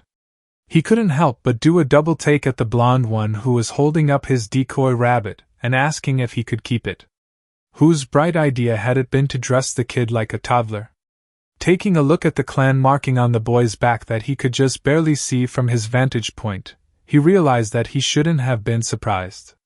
There was a reason for the flee-on-sight order when it came to that particular clan. The entire Uzumaki family, as well as being incredibly skilled with seals, was both highly dangerous and batshit insane. The 7 swordsmen of the mist had learned that the hard way 50 years ago, when the swords were passed down to the next generation rather earlier than expected after one of the blonde boy's relatives had defeated all 7 of them and shoved their swords where the sun didn't shine. When he was drunk, his former master would claim that he was still finding bits of rectum on his sword. Haku, we're getting the fuck out of here! He yelled. Had it been just that one incident, he probably would have stood and fought, but he had grown up hearing stories that he had desperately tried to forget. Ordinarily, he could handle tales of blood and gore, but blood, gore, silly string, and a prank jutsu that had deadly results for the S-class ninja that got caught in it, and the one that had pulled that off had just been a genin like the blonde brat whose parents apparently hadn't yet realized he wasn't 3 anymore. Why? Haku called back, hidden in some trees. They have an Uzumaki with them, that's why. He yelled back. Haku didn't need to be told twice. Like everyone else in Water Country, he'd grown up hearing the stories. An instant after he'd answered the boy's question, he flew out of the tree in which he'd been hiding and made his break for it across the water with him trailing a few feet behind after having barely taken the time to pull his sword from the tree. That had been one hell of a close call. It seemed that nobody had seen fit to warn anyone in Kiri that the Uzumaki clan hadn't been entirely wiped out by Kumo and IWA, however unlikely as that was, now that he thought about it as reported, since there were obviously some survivors left living in Konoha who were mixing with their population if the hyper-blonde was any indication. Though he had absolutely no loyalty to the Mizukage, he was going to rectify that situation immediately. As he raced across the water intent on putting the Uzumaki as far behind him as he could, cries of, "Hey! Hey! Mr. Momochi! Can I keep the rabbit? Can I keep the rabbit?" started to come from a few feet behind him. Fearing what he would see when he looked behind him, he turned around while still running until he was running backwards. The Uzumaki boy had followed him and was still holding the little snow rabbit of Haku's that he'd used as a decoy. The rabbit was still alive, but it was now looking a little worse for wear. He would make it up to Haku later, but now... "Yes! Now go away!" he yelled, hoping and praying that the boy would leave him alone as soon as he got what he wanted, and knowing he wouldn't be so lucky. "Okay. Thanks, bye," the blonde Uzumaki boy yelled as he turned around and made his way back to his team, who were standing on shore staring at him in open-mouthed shock. Stunned, and almost unable to believe that his stupid plan had actually worked, he tripped and fell into the water he'd been running across. Haku ran back and hauled him back out, and a second later they were running once more. Chapter 11: Off into the Woods. Sasuke stared at the small frightened rabbit in his arms in confusion and bewilderment, as he wasn't entirely sure what he should be doing or feeling about it at the moment. A few seconds ago, Naruto had handed it to him, entrusting him with its care. After the incident with the ant farm when he was 3, nobody in his family had trusted him with anything that was still alive and quite a few things that weren't, and here Naruto was trusting him to take care of his brand new pet rabbit. He honestly didn't know whether to be honored that Naruto had actually trusted him to take care of his pet, or pissed that Naruto had dumped it on him in order to go chase a squirrel. "Here's Sasquatchma rabbit." "Oh, squirrel!" Naruto had said as he dumped the small white creature into his arms before he could object and raced off into the woods in a seemingly random direction. After his teammate had run off, Hatake-sensei had stared after Naruto for a couple seconds before he summoned a small pug that was dressed in blue and carrying a leash and collar in its mouth. "Find Naruto, Pakken, find Naruto," Hatake-sensei said to the blue-clad dog. Rather than follow the orders it had been given, the dog chose to stare at its surroundings instead. When the small pug's eyes landed on him, they widened in shock. The dog had then bristled and growled a bit before turning back to its master. "Kakashi, are you out of your freaking mind?" the pug named Pakken said as he whirled to face his owner. "Summoner? Just find Naruto, Pakken," Hatake-sensei said, starting to sound impatient. "But Naruto's," Pakken whined, shaking as a look of grief crossed its doggy face. "I said find Naruto," Hatake-sensei yelled, having finally lost his patience. Okay. I'm going, I'll find Naruto," the dog said as it started making a show of sniffing the ground, clearly humoring Hatake-sensei. As the dog drew near him, it looked like it was going to faint from shock. It sniffed around him a bit, and moved up his leg to sniff Naruto's new rabbit, which he pulled away in case the dog decided to hurt it. As it did so, the expression on its face turned to doggy disbelief. "Holy shit!" the dog said. "Kakashi, you didn't! I knew you were really broken up about what happened. Don't sit there talking, find Naruto!" Hatake-sensei yelled at the dog, who then shot off in the direction Naruto had run about a minute earlier, as if the hounds of hell were on his heels. As soon as the dog was gone, Hatake-sensei turned to him, and glared down at him. "Sasuke, if anything happens to Naruto's new pet, I can assure you that you will suffer," Hatake-sensei said before he shot off after the dog. Bright. Leaf. Bright. Tree. Bright. Oh, squirrel. Bright. You spider. Bright. Pakken. Kakashi-sensei. Ha leash? Bright. Pretty bird. Ow wow. Acorns. Ow wow. Badger. Oh wow. Kakashi, you do realize that raising the dead is illegal for a reason, don't you? Pakken said, looking pointedly at Naruto, who was straining against his leash. Kakashi stared at the dog while yanking Naruto away from an oak tree that he had found immensely interesting for some strange reason, as Pakken hadn't behaved this way the last time he'd summoned him and given him the task of finding Naruto, and he couldn't figure out why he was doing so now. He felt slightly guilty about putting Naruto on a leash, but he knew that if he didn't use it there was a good chance that Naruto would wander off somewhere if he let him go for even an instant, and he'd be nearly impossible to get back when he did. Can we talk about this later, Pakken? Like when Naruto's not trying to tear my arm off so he could go look at whatever it is that's caught his interest this time? He said somewhat sarcastically. He really didn't have the time to wonder why Pakken was behaving this way when he hadn't been objecting the last time he'd summoned the dog to find Naruto. Somehow, he knew that the answers to his questions would end up giving him a massive headache, which he definitely did not need on top of the one he was going to get dealing with Naruto while he was in this state. He would be talking with Pakken later, however, as he was curious as to how Pakken knew about Naruto's death, since he didn't remember bringing his dog summons back with him, and nobody else seemed to notice that the clock had been turned back by a good 2 years. Pakken's delayed reaction to said time travel was also an item of interest. Now was not a good time to ask, though.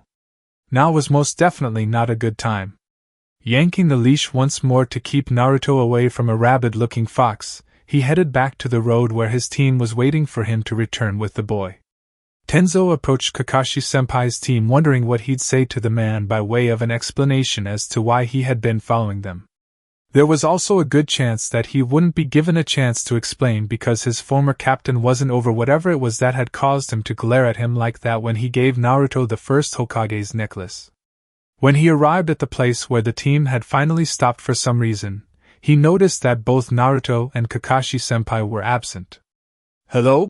he said, smiling and showing the pair of genin who were guarding the client the universal sign that signified that he wasn't a threat. "You wouldn't happen to know where Kakashi-senpai is, would you? Naruto went like psycho or something, and ran off. Kakashi-sensei went after him," a very young-looking Sakura said, sounding annoyed. "Ah, crap," he groaned. His hopes that he wasn't too late had apparently been dashed despite the fact that it was a week too soon. According to the report he'd read, Naruto hadn't started using the fox's powers until a week from now, but something had obviously changed to push that timetable up a bit. Hadn't there been a skirmish with the missing nin they had battled on Tsunade's bridge today?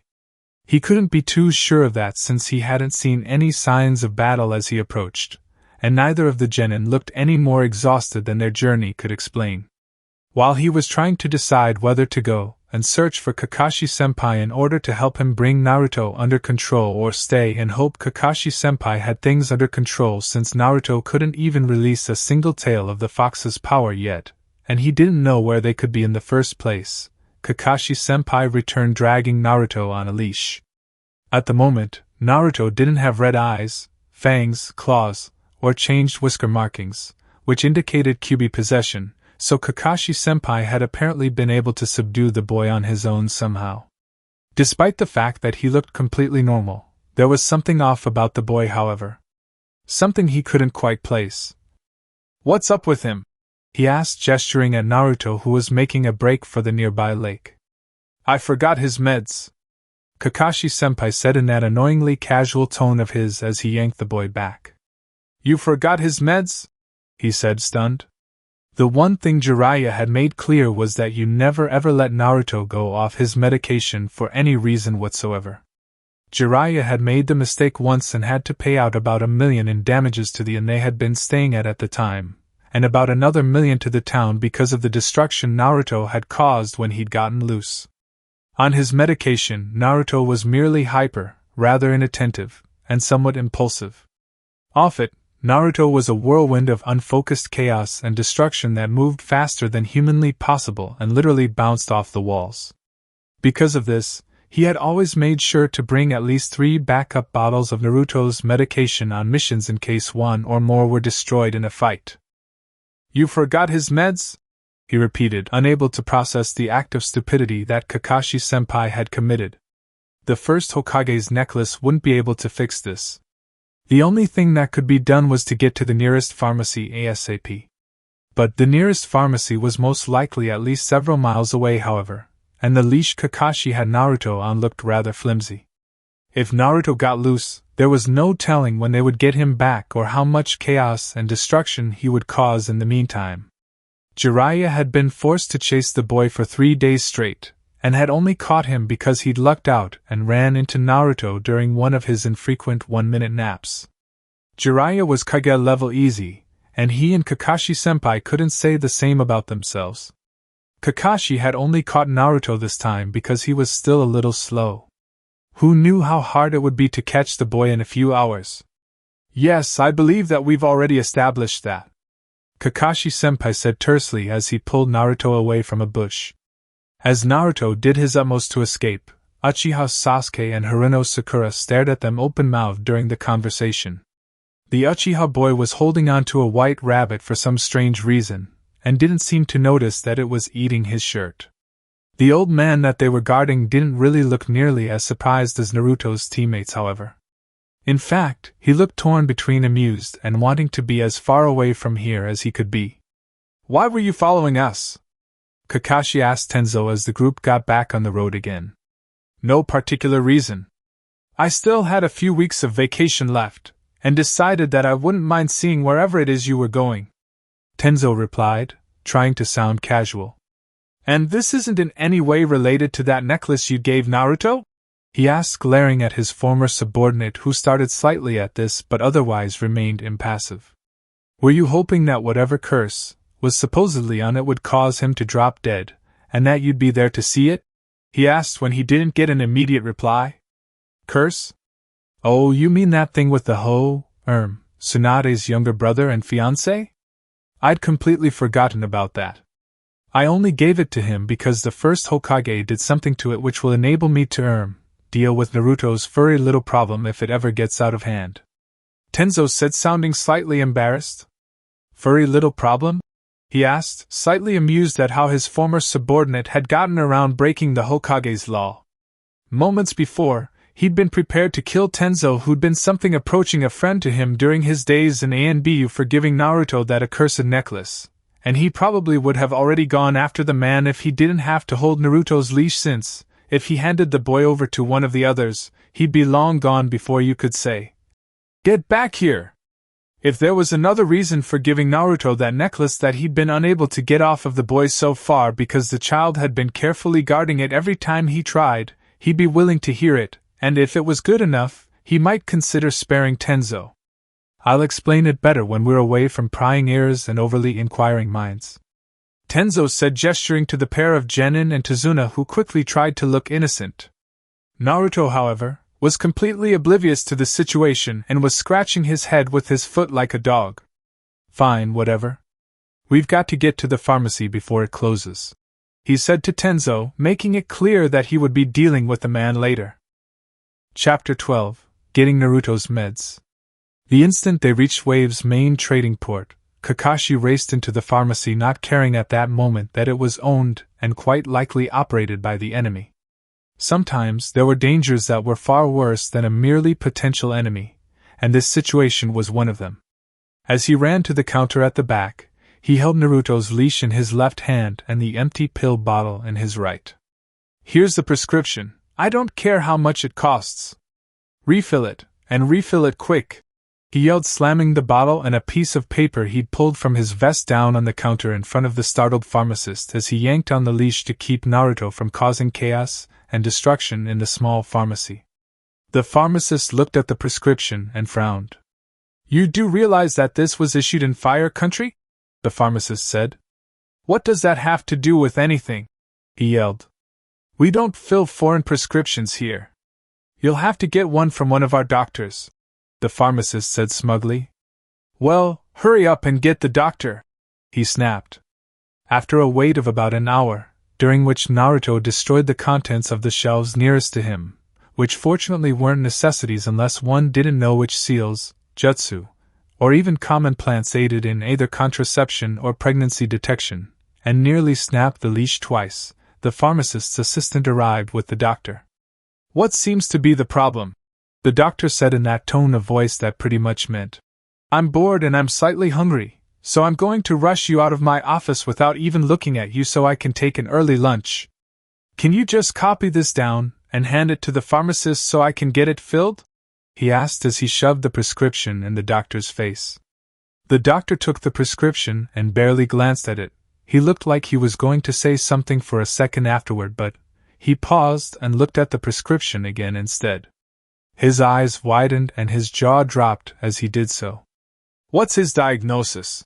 The doctor asked, looking at his patient for the first time. Attention deficit hyperactivity disorder, he replied. Where is he on the Yamanaka scale? The doctor asked, sounding as if he were trying to stay calm and barely managing it. The scale doesn't go that high, but when he was 2, Yamanaka and Noichi estimated him to be at about a 75 using the scale's criteria, he said as he yanked Naruto away from the last of the pregnancy tests. S70F5?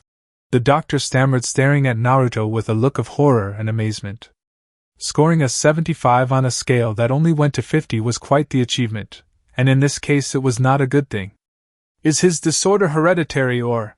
The doctor asked before trailing off as a horrifying thought suddenly occurred to him.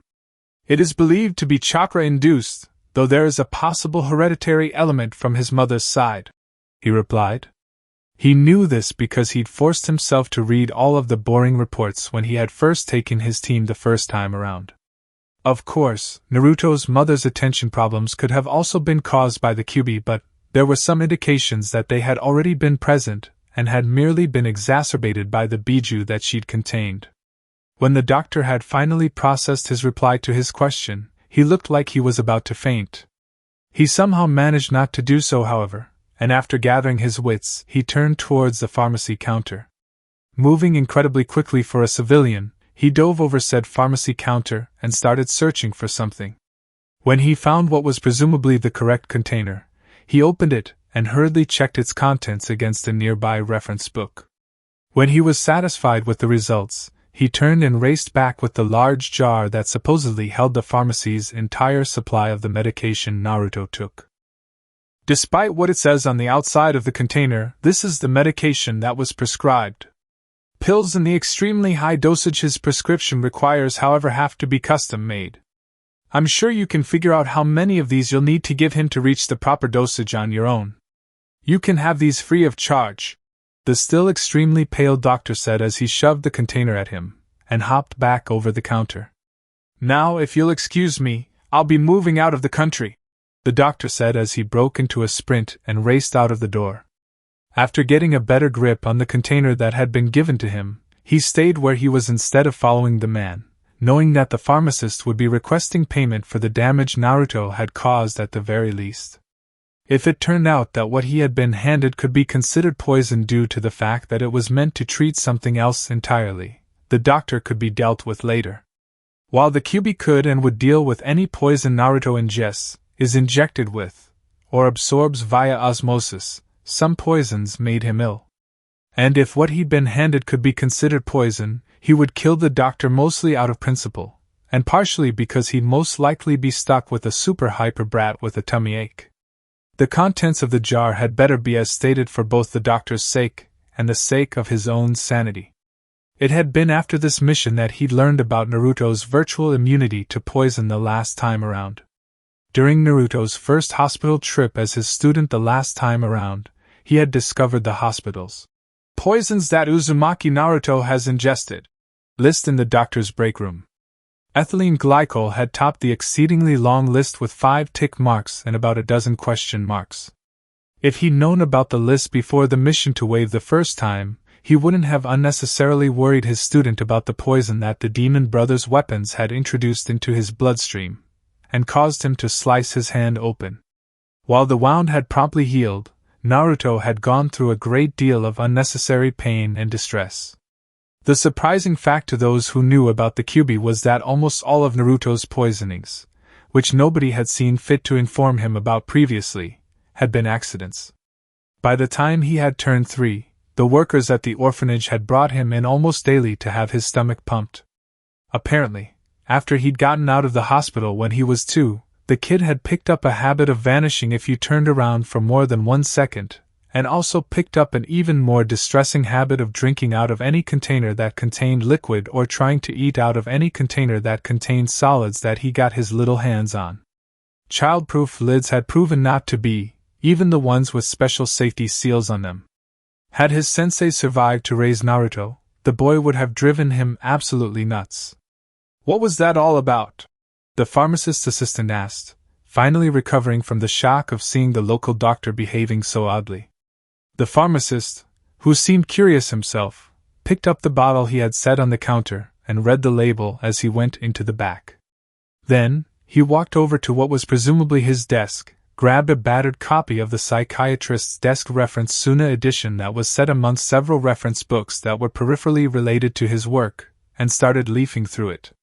After finding the correct entry and reading for about a minute, he turned very pale. He looked at Naruto's pill bottle again, and went even paler before he started shaking. "Go. The medication is free. Don't worry about the damage either.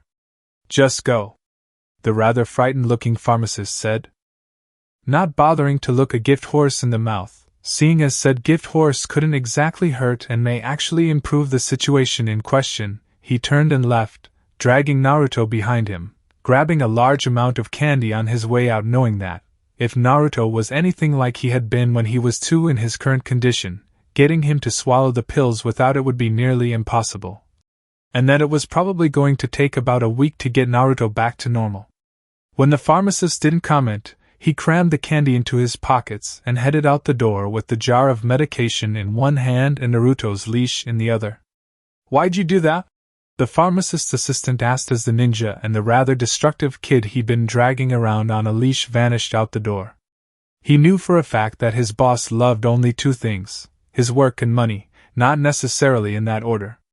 The reason he stayed with the man, other than the fact that he only took a rather small percentage of the income from his illegal drug sales, was that, unlike most of the more unscrupulous pharmacists he had worked for in the past who had loved money more than their work, his boss refused to water down and or adulterate the medications he sold. Instead, his boss gave out cheaper medications and older remedies that worked the same as their newer and more expensive counterparts, and pocketed the difference. To let a great deal of potential money leave as well as absorbing the cost of damage someone else had caused was completely out of character for the man. The doctor's reaction to the boy on the leash was extremely unsettling as well. "Let's just say that I think going on an extended visit to your cousins in water would be a very good idea right about now," his boss said. "But I hate my cousins, and the feeling is mutual on their end as well," he said. His cousins had hated him for sullying the family name by dealing drugs, and he had hated his cousins for being a bunch of arrogant bastards who thought they were better than everyone because they were ninja. "At least you'll be safe there," his boss said. "They said that they would disembowel me if they saw me again," he replied, shuddering as he remembered how his cousin Shinji had been wielding a large steak knife as he chased him off the property during a family gathering. His boss picked up the bottle that the one-eyed ninja had left behind and pointed to a spot on the label. "Notice anything significant about the birth date?" his boss asked. He read the date. What was so important about October 10th? He looked over at the name of the person for whom the prescription had been made. His blood ran cold. All throughout his childhood his mother had told him that if he wasn't a good boy, an Uzumaki would get him. He'd never believed her, and had instead believed it when his friends had told him that the Uzumaki were all dead. His mother had been right all along. He hadn't been a good boy, and if that Uzumaki hadn't been kept on a leash he would have gotten him. "No, but look at the name," he replied once he was sure he could speak. "Uzumaki Naruto, what about it?" his boss asked. "You'll find out when we get to water," he said. His cousin's place was suddenly looking a lot more welcoming by the moment. Tenzo wasn't sure if everything went well at the pharmacy or not, considering the look on Kakashi-senpai's face as he was coming up the road to the house. He had been waiting by the window of the bridge builder Tsunade's home since he, the remaining genin of Team 7, and the old man had arrived. Sasuke was over in the corner tending to the small snowshoe hare that was in a box that had been provided by Tsunade's daughter Tsunade, and Sakura was seated next to Sasuke pretending to be interested in the rabbit while she practically molested the boy. As things appeared to be settled here, he went to meet Kakashi-senpai at the door. "Here. If you let go of this leash for even a second, I will kill you," Kakashi-senpai said by way of greeting as he handed him Naruto's leash. "Uchiha, Sakura, make yourselves useful and break these into smaller pieces. I'm going to need about a dozen of them," Kakashi-senpai said as he tossed a pair of candy bars at the genin before he opened a large jar that was presumably full of pills. Kakashi then pulled several medium-sized green tablets from the jar he'd been carrying with him, muttering as he added something up. After setting the pills and broken pieces of candy bar in a relatively open space within easy reach, Kakashi-senpai signaled for him to bring Naruto over. After an extremely short chase thanks to the leash, Kakashi-senpai managed to grab the boy. He then shoved the first pill into his mouth and made him swallow it. A piece of chocolate followed an instant later. He repeated this procedure another dozen times. As soon as he was done, Kakashi-senpai cast a jutsu on the boy that put him to sleep and waited for about a minute. Once the minute was over, he began to relax. The fact that he's sleeping rather than throwing it off and racing around is probably a good sign. "I'm going to go put him to bed, and I'll be talking with you later, when there won't be anyone trying to listen in," Kakashi-senpai said as he picked Naruto up and carried him upstairs. Tsunade, who had sat quietly and watched the spectacle alongside Tsunade, a small boy who hid behind a piece of furniture, and Naruto's teammates, was looking almost longingly at the jar of pills that had been left behind. "What?" he asked. "My friend Usagi has been saving up for months to get her son's prescription filled. Do you think you can spare a few?" Tsunade replied. "I'm not sure. Based on how much Kakashi gave Naruto, there doesn't seem to be enough to last for the rest of the mission," he said after he looked into the jar and calculated its contents. He knew that Naruto would be here for a few weeks, and, if he got Kakashi to very carefully ration the pills and not use nearly as many as he did today, they just might last that long if they were extremely lucky. "Why don't you send a messenger back to Konoha and get more?" Sakura asked. "Why didn't I think of that earlier?" he said, feeling like an idiot. While a person would normally have to worry about their messenger being intercepted, he usually didn't, as none of his summons had been caught by human hands so far. After quickly grabbing a piece of paper and a writing implement, he scrawled out a short note. "What does code orange 3-2, Kakashi found temporary solution but running low mean?" Sakura asked, obviously having read over his shoulder. "Code orange is when Naruto pulls a prank," Sasuke said. "How do you know that?" Sakura asked. "My dad and him both got called out after that paint bomb incident 5 years ago," Sasuke said. "Actually, Code Orange is a reference to Naruto himself, and you don't need to worry about the rest," he said before he started the seals for the summoning jutsu. "Rocky, take this to the captain, and hurry back with whatever he gives you," he said as he handed the note to his favorite summon, who then hopped out the window and scurried away. "Why didn't you poison the ninja when you had the chance?" Gato asked the doctor that had treated the ninja who had been hired to protect the thrice-damned bridge builder Tsunade. "Do you have any idea what those idiots brought here?" the doctor cried hysterically as he frantically packed, haphazardly throwing everything he could reach into any container he could find. "What did they bring?" he asked, wondering if he should worry, considering the doctor's actions. "There's only a maximum of 8 recorded cases of chakra-induced attention deficit hyperactivity disorder at any given time. The one thing those 8 cases have in common is that the person suffering from the disorder is a Jinchuriki," the doctor said as he grabbed his surgical instruments and crammed them into a woman's handbag. "That doesn't answer my question about why you didn't poison him," he said, covering his ignorance about the meaning of the term Jinchuriki. The doctor had been a civilian employee at a shinobi hospital in Kumo before he was fired for sexual misconduct. And whatever the hell a Jinchuriki was, it was obviously some ninja thing. "He's a Jinchuriki. The deadliest poison in the elemental countries would only give him a mild case of indigestion. I should know, considering that I was on the team that got called in when someone tried to assassinate the Reikige's younger brother," the doctor said as he crammed a bunch of files into a trash can that he then set next to a rice bag full of clothes. At the very least, you shouldn't have treated him, he said, figuring that Jinchuriki was a term for one of those bloodline traits that the ninja spoke of, probably a rather formidable one if the doctor's fear was any indication. You should be glad that I did. I just headed off an incalculable amount of chaos and destruction by doing so.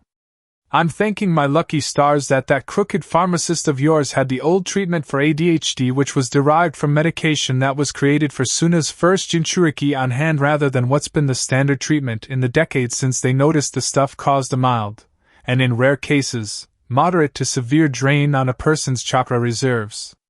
Even with the medication, that kid has enough power to blow half the continent off the map. And when he's completely off his medication, a brain-damaged Nat would be extremely focused in comparison to him. When those two things are put together, it's very bad for everyone around him, which unfortunately would currently include you and your business, the doctor said as he scribbled something on a prescription pad. Here's my letter of resignation. I'm going to be moving away, far away. I don't want to be in the same country or much less on the same continent with a Jinchuriki that's been hired to oppose you and your employees, the doctor said, tearing off a sheet of paper and handing it to him. While he stared dumbfoundedly at the note, the doctor took his chance to make good on his escape.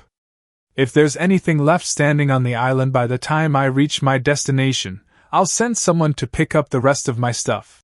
The doctor called over his shoulder before grabbing the sack that contained his clothes and the handbag that contained his equipment, and racing off to the wharf to catch the next boat out of wave.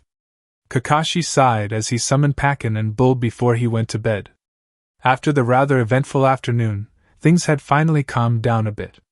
He was extremely tired, and hadn't found a good time to have the conversation with Tenzo which could be put on hold until tomorrow. Tenzo, a man who, before today, he could almost consider a friend, was the reason he had summoned Bull. If the man made any aggressive moves towards Naruto, he would get a rather nasty surprise. Bull was fast despite his massive size and would be able to slow Tenzo down enough for him to reach the boy's room and respond to the situation, if Bull didn't kill the man first, that is.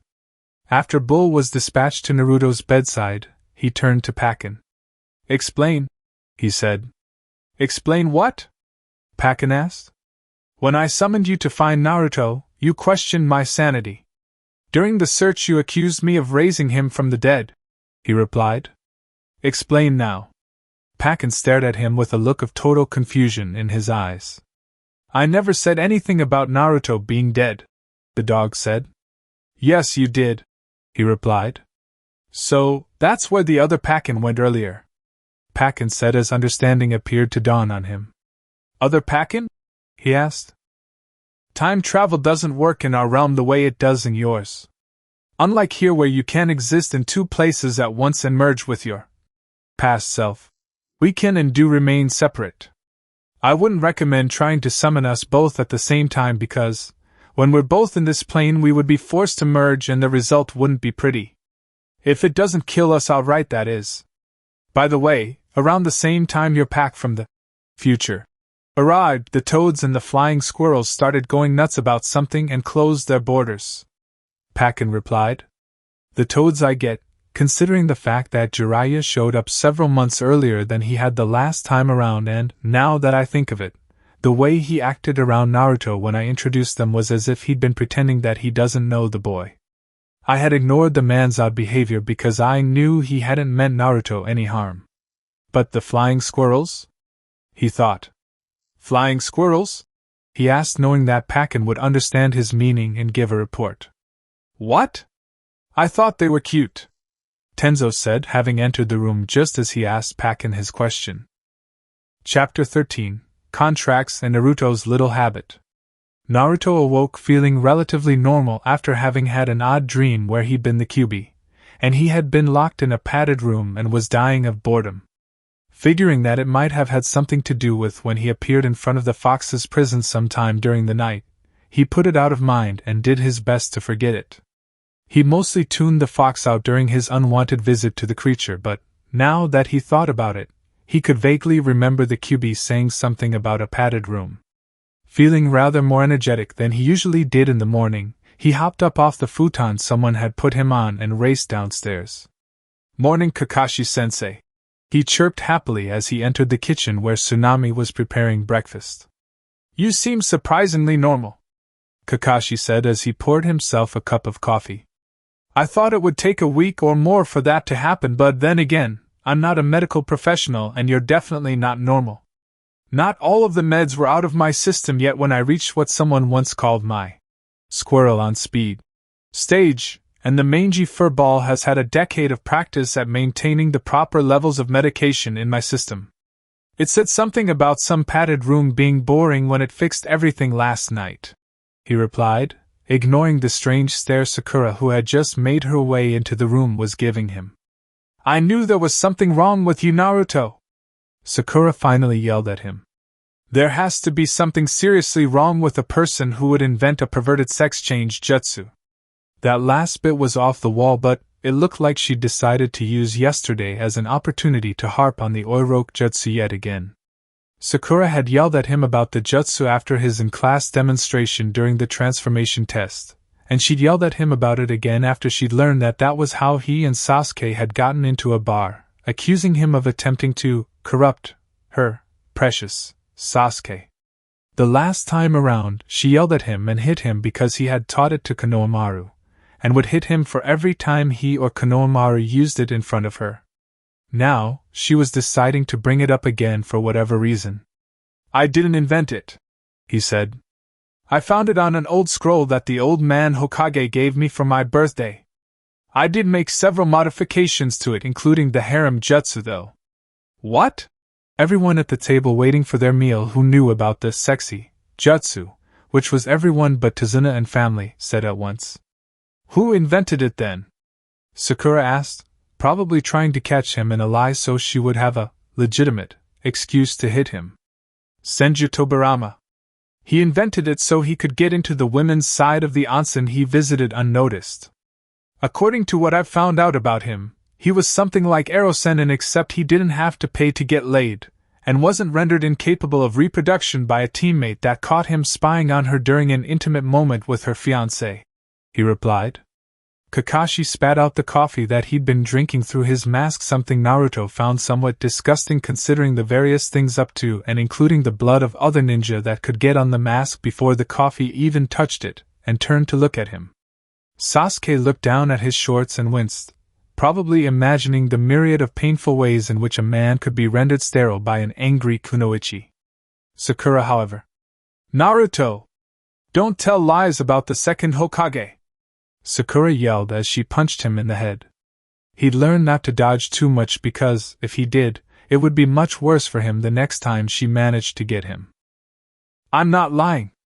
Let's just say that if someone wanted to take out Hashirama Senju's line, they'd just have to kill Tsunade, but if they wanted to take out Tobirama's, they'd have to wipe out a small to sizable chunk of Suna, Kumo, Kiri, and IWA before going off and hunting up and down the entire damn continent. Oh, and they'd have to take me out too," he said. "Why no one else in Konoha?" Kakashi asked, apparently checking to see if he knew anything about the not-so-well-hidden Hatake family secret. "The first Hokage made a not in Konoha unless you plan to marry her rule, which he signed into law the instant he was in office to prevent certain problems with the other clans. Since Tobirama couldn't get married without like 1,000 women going after his blood for doing so, and he wanted to survive with his balls intact, he pretty much kept to the rule.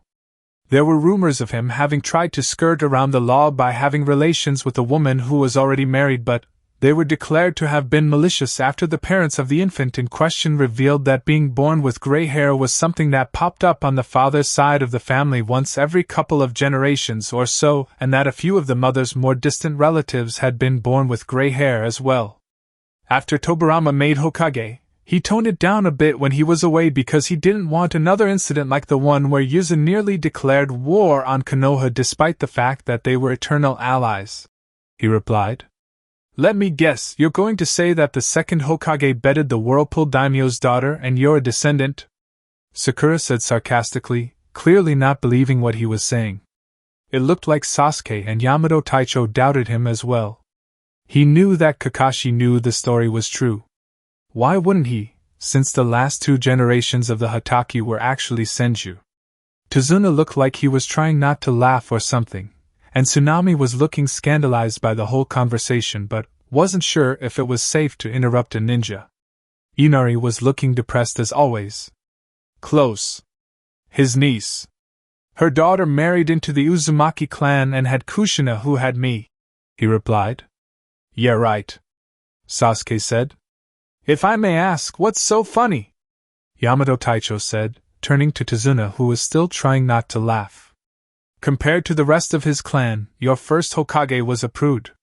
Your second was rather normal for a Senju, Tsunade said before he finally started laughing. You're not my great-uncle, are you? He asked after thinking over what the old bridge builder had said. Considering the fact that Tobirama had really gotten around, and had cashed in on his status as the brother of the best head the Senju clan had seen in centuries any number of times, it was within the realm of possibility that he was related to the old drunk. Nah, I'm not that closely related to you. A couple centuries ago, Wave was a dumping ground for thieves and whores from fire, whirlpool, and water and was still a little wild 100 years ago when the Senju showed up to deal with a pirate problem at the behest of the local daimyo. I'm reasonably certain they had one hell of a time while they were here, since the dominant hair color for the region went from brown to black within 2 generations, Tsunade said. It was at this point that Tsunami set breakfast down at the table, putting the plates down in front of their recipients a little more firmly than was necessary. Apparently, she didn't find this to be appropriate conversation for the breakfast table, especially in front of a child. After breakfast, Kakashi, upon realizing that he was back to normal and wasn't going to suddenly run off into the woods or something, gave him and the rest of the team permission to explore. He instantly knew where he was going. He was going to get his favorite drink, one he only rarely got because people kept chasing him away from it. He never knew why everyone kept saying it was poison when they did so. Poison tasted nasty, and this stuff was sweet, so there was no way that it could possibly be poison. You guys go on ahead, I'm going to go get something to drink, he said when he reached the place where the sweet goodness was kept. You're getting something to drink in a shed? Sakura asked, looking confused. Sasuke just smirked and followed him inside as he went to get his precious. There was only one bottle here towards the back, hidden amongst some cleaning supplies and spare parts for a boat motor, and it was only 3/4 of the way full, but he knew where there were others. Grabbing it with a cry of joy, he briefly hugged it to himself before he opened it and started chugging. Remembering his manners, he stopped and offered the bottle to Sasuke. Sasuke took a swig from the bottle. His eyes then widened in shock at the flavor, before he spat it out. He should have remembered that Sasuke hated sweets. Sasuke turned the bottle in his hands around and looked at the label on the back and gaped at it for a moment before getting up and running. Sakura, go get Hatake-sensei! Sasuke yelled. Naruto just attempted suicide and tried taking me with him. Hurry! I'll keep an eye on him until you get back. He wondered what the hell that was all about. He hadn't tried to commit suicide, and if he ever did make an attempt, he wouldn't try to take anyone other than Madara and that mangy fox with him. What was that all about? He asked Sasuke when he returned. Sasuke didn't reply, he just sat there staring at him, looking as if he'd seen a ghost or something. After about a minute, he realized that Sasuke was probably going to stay like that and decided to ignore him and finish off what little was left in the bottle that Sasuke had spilled when he had dropped it on his way out, savoring it because he didn't know when he would have another chance to get at all of the other bottles in the village thanks to Sasuke's little suicide alert. That would most likely cause Kakashi and Yamato Taisho to watch him much more closely.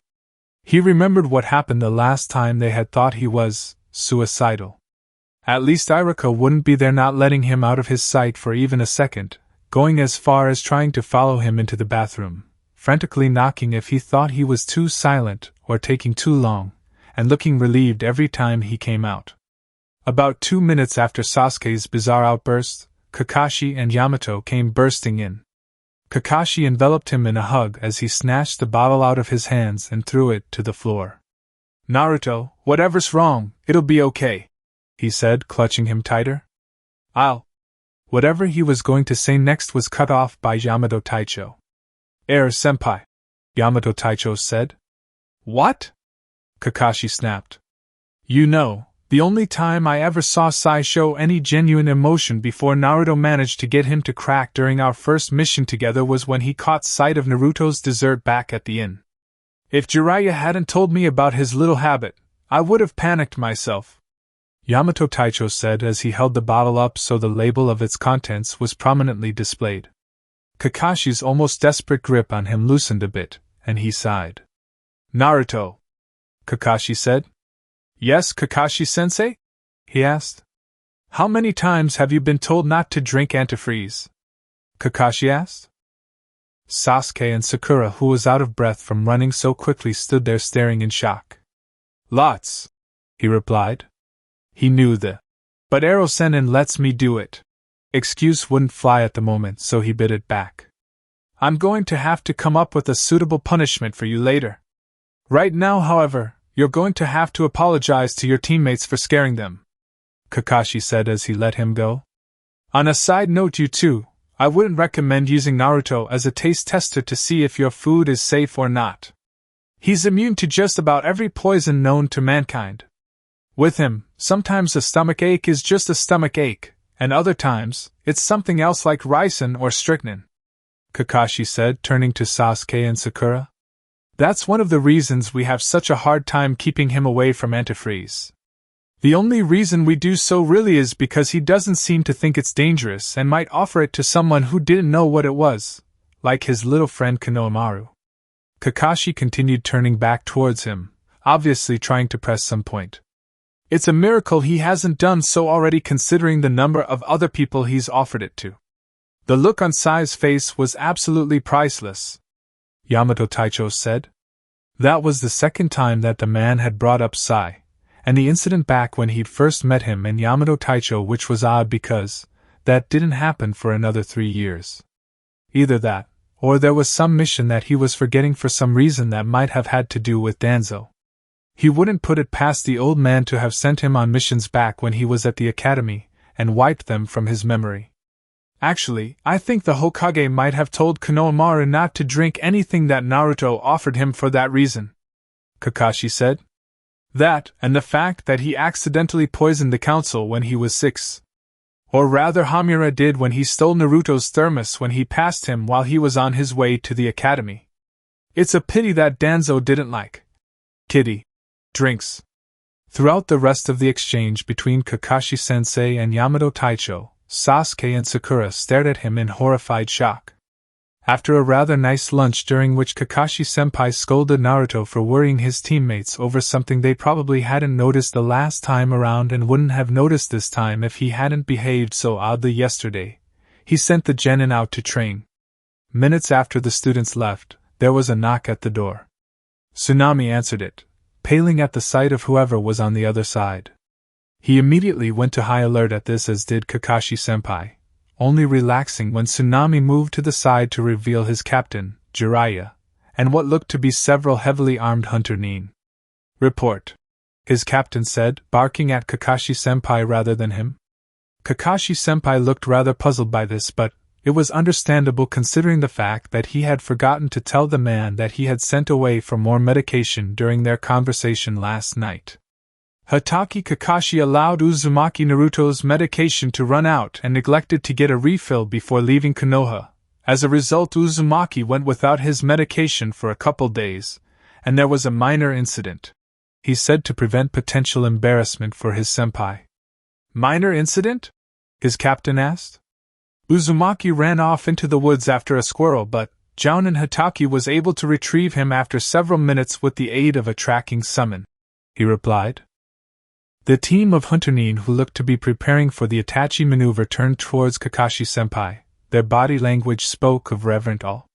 It had been after Jiraiya had spoken of his experiences with Naruto off his meds in the timeline he had come from that he had finally learned why they would react to Naruto's capture in such a manner, and read the report of the mission that had spawned the highly unusual technique that was labeled as the Itachi maneuver, and was listed as the standard capture procedure for one Uzumaki Naruto in the event of a Section 3 situation.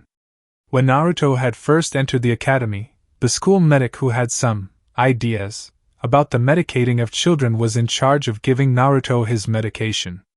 She didn't. Naruto had run off into the woods after some small furry animal, and, for over a month, all efforts to capture him, including those made by the most experienced hunter Nin, had failed. It was entirely possible that he would never have been captured if Uchiha Itachi hadn't come up with the bright, or rather so insanely stupid and incredibly off-the-wall it actually worked idea of soaking his clothing and armor in instant ramen. Itachi returned half a day later carrying a surprisingly calm Naruto who kept trying to eat his shirt when he wasn't gnawing on his chest plate.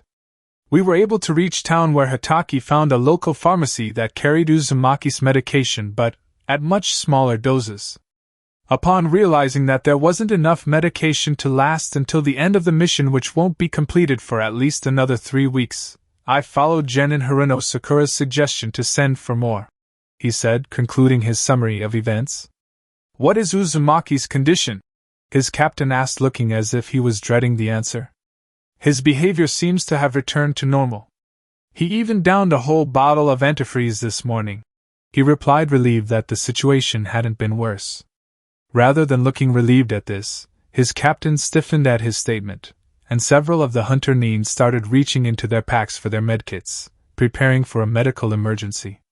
I can't believe I vouched for you, his captain said, shaking his head sadly as the hunter Nin left the room, presumably in search of a Naruto they believed to be in need of serious medical attention. Apparently, someone had failed to pass on the memo, and it was only Naruto's immediate caretakers that knew of his little habit, as they tended to discover it the hard way. His captain would be calming down as soon as he saw that Naruto was fine and not in need of any help. The fact that his captain had had to vouch for him, however, sounded ominous. Vouch for me? He asked. The Hokage put out an order for you to be captured and detained. The only reason there aren't hunter Nins on your ass right now is because I told him that you weren't in your right mind at the time, that the statements you had made in my presence indicated that you hadn't meant Uzumaki any harm, that you would return on your own soon, and that you would come in quietly when you did, his captain said, looking at him in disgust. I told you. I warned you and everyone else under my command. No matter what your personal feelings for Uzumaki are, he's the Hokage's pet, and his captain continued before Jiraiya cut him off. Actually, he's on the list of potential successors, and if he isn't ready by the time Hiruzen-sensei dies, he's on the successor list of 1, possibly even 2 or more of the candidates for Godame. He's also on Hyuga Hayashi's rather short list of boys not to murder if my daughter brings them home. Jiraiya said, sounding more proud of the fact that Naruto had somehow managed to impress the Hyuga clan leader than the fact that Naruto could potentially become the Godame, or the Rokudaime Hokage. How Naruto had ended up on Hyuga Hayashi's list already was a mystery he'd love to solve, considering the fact that the boy had not yet pulled the stick out of Hyuga Niji's ass or given Hyuga Hinata her confidence boost. Whatever the boy had done had to have been something, considering the fact he'd heard that the head of the Hyuga clan had given the shovel speech to the heir of one of Konoha's more important clans when the boy had made the mistake of smiling at his daughter in his presence. If the situation wasn't so serious, he would have laughed at the expression that crossed his captain's face at Jiraiya's comment. Zabuza felt like crying as he read the fine print of the contract Gato had shoved under his nose after he'd learned that he'd fled the scene of battle, sparing the bridge builder Tsunade in the process. If he broke the deal, he would be in the poorhouse, forced to pay the bastard Gato for the privilege of working for him. If he killed Gato right now, as he was tempted to do, he'd be swimming in an ocean of debt that would have every damn debt collector on the continent out for his blood, which would make him have to really run because they wouldn't be searching for him as half-assedly as the hunter Nin from back home were. He had no choice. He would have to go back and pray that the Uzumaki was off doing whatever it was they did when they weren't totally destroying their opponents in the most humiliating ways possible. He'd only escaped with his life this time because the child had been more interested in Haku's rabbit than fighting, and there was very little chance that he would be so fortunate the next time. And why did you run from the battle with your tail between your legs even before the fighting started? Gato asked when he noticed that he'd finally slogged through all of the tedious fine print that you'd nearly need a microscope to see. He tried to read it all before but had given up after the first migraine the last time. This time, however, he'd managed to push through the pain because he knew he had to. The Gato bastard had his balls in a vice and he knew it, and now, he knew it. They had an Uzumaki with them. He replied as if that explained everything because, well, it did. What is an Uzumaki? Gato asked, apparently unaware of the existence of the most fearsome ninja clan in history. If I'm considered to be a devil, the Uzumaki would be considered to be some sort of hell god on a level I could never reach. At least I would let a person die with a modicum of dignity. The Uzumaki never give you that chance, he answered, whimpering at the thought of being forced to go up against such a creature. It was his fault for taking the job, however. Chapter 14. Discussions of the Future. Naruto watched as Yamato Taicho left with the ANBU captain and the hunter Nin half an hour after sunup. The mission, namely protect Tsunade until he finishes his bridge, had been allowed to continue once his meds and enough spare bottles to stock a pharmacy had been handed to Kakashi. Jiraiya had wanted to stay but had gone with the ANBU party after he requested that he make sure nothing bad happened to Yamato Taicho. Yamato may have had the creepiest stare besides that of Orochimaru, but he was a good man and had kept the Kyuubi from popping out at inopportune times during his training, completely exhausting himself in the process. Having the Sandaime angry at him wasn't something the poor man deserved, especially because it wasn't good for his health and possibly his continued existence depending on how pissed the old man was. His punishment for scaring the rest of his team over the antifreeze incident turned out to be that he had to listen to a long lecture about ethylene glycol, its intended uses, none of which were human consumption - its effects on the normal human body, and why one shouldn't try and get their friends to drink it immediately after breakfast. On the punishment scale, it was just below getting his stomach pumped again. It had been after Kakashi-sensei had set them to reviewing the tree-climbing exercise and seemingly ditched them when in reality he was sticking to Tsunade and family like glue in case Zabuza showed up again, as the genin were perfectly safe with Naruto nearby, that he found his opportunity to talk to Sasuke about the future, and why seeking vengeance is bad for one's health amongst other things. "Hey Sasuke! Would you mind coming here a bit? I have something to tell you," he said. Sasuke looked at him warily, but dropped off the tree trunk and followed him deeper into the woods. Once they found an acceptable clearing, he sat down and indicated for Sasuke to do the same. "Well, to start off with, the reason I couldn't tell you these things back in Konoha is because the walls have ears, and I didn't want to deal with interference from Shimura. I do incredibly evil things for the good of the village. Danzo, who wouldn't want you to hear what I have to say? I am going to tell you the truth about some things that were hidden from you, as it would be much better getting it from me now instead of being tied up and forced to listen to Uchiha Madara's, pity me, the poor misunderstood hero, version of it after Itachi dies. To start off with, I'm from about 5 years in the future. This is my second time going through this mission, though the last time around it went really differently. For one, Kakashi-sensei got a last-minute refill on my meds in Konoha and actually remembered to give them to me." He started. Sasuke sorta stared at him while he talked, looking as if he thought he was insane, but didn't move to leave. He took that as a sign to continue. "Since Kakashi-sensei didn't give me the really neat clothes I've been wearing recently the last time around, I was stuck wearing that tracksuit with the Uzushio spiral on it rather than the Uzumaki clan marking. Because of this, the fights we had avoided because the Mist Ninja noticed what clan I was from actually took place. Since the fight with the Demon Brothers was my first battle, I kinda got scared and forgot to use clones on them. You and Kakashi ended up beating them up and tying them to a tree fully clothed," he continued. Sasuke made a HN noise as if he considered that scenario to be possible. "We later met Momochi Zabuza after I nearly scared the poor rabbit to death, much like the first time, except that I wasn't in super hyper mode. He did his whole grand entrance thing with the sword, which I kinda ruined. Instead of running off, he tried scaring the crap out of us with some sort of mist trick. Then Kakashi-sensei told us how he got his nickname. There was this huge fight between him and Kakashi that ended when Haku stuck a couple Senbon in Zabuza's neck and pretended he was dead. Kakashi-sensei passed out from overusing the Sharingan he keeps under his headband. By the way, how the hell did he get the Mangekyo's Sharingan? I'm pretty sure I would have heard about it if he killed his best friend and we carried him to Tsunade's house," he continued. Sasuke seemed to have found this scenario to be plausible as well, though he looked a bit shocked when he mentioned that Kakashi had a Sharingan and a Mangekyo Sharingan no less. Kakashi-sensei originally taught us the tree-walking exercise today, as he'd pretty much been slacking off instead of training us because he decided he didn't like us because of some stupid prank I pulled, and actually supervised us despite the fact he was hobbling around on crutches rather than wandering off and leaving us to fend for ourselves. A few days from now, while I was trying to master the tree-walking exercise, I met Haku, who was dressed like a girl at the time while he was wandering around looking for medicinal herbs, and we became friends. A week from now there was this battle on the bridge. Kakashi-sensei and Zabuza were fighting each other and I and Haku were fighting each other while Sakura guarded Tsuna. Haku turned you into a pincushion when you jumped in front of an attack meant for me. I thought you died and sorta went nuts, and used some of the nine-tailed fox's energy to defeat Haku.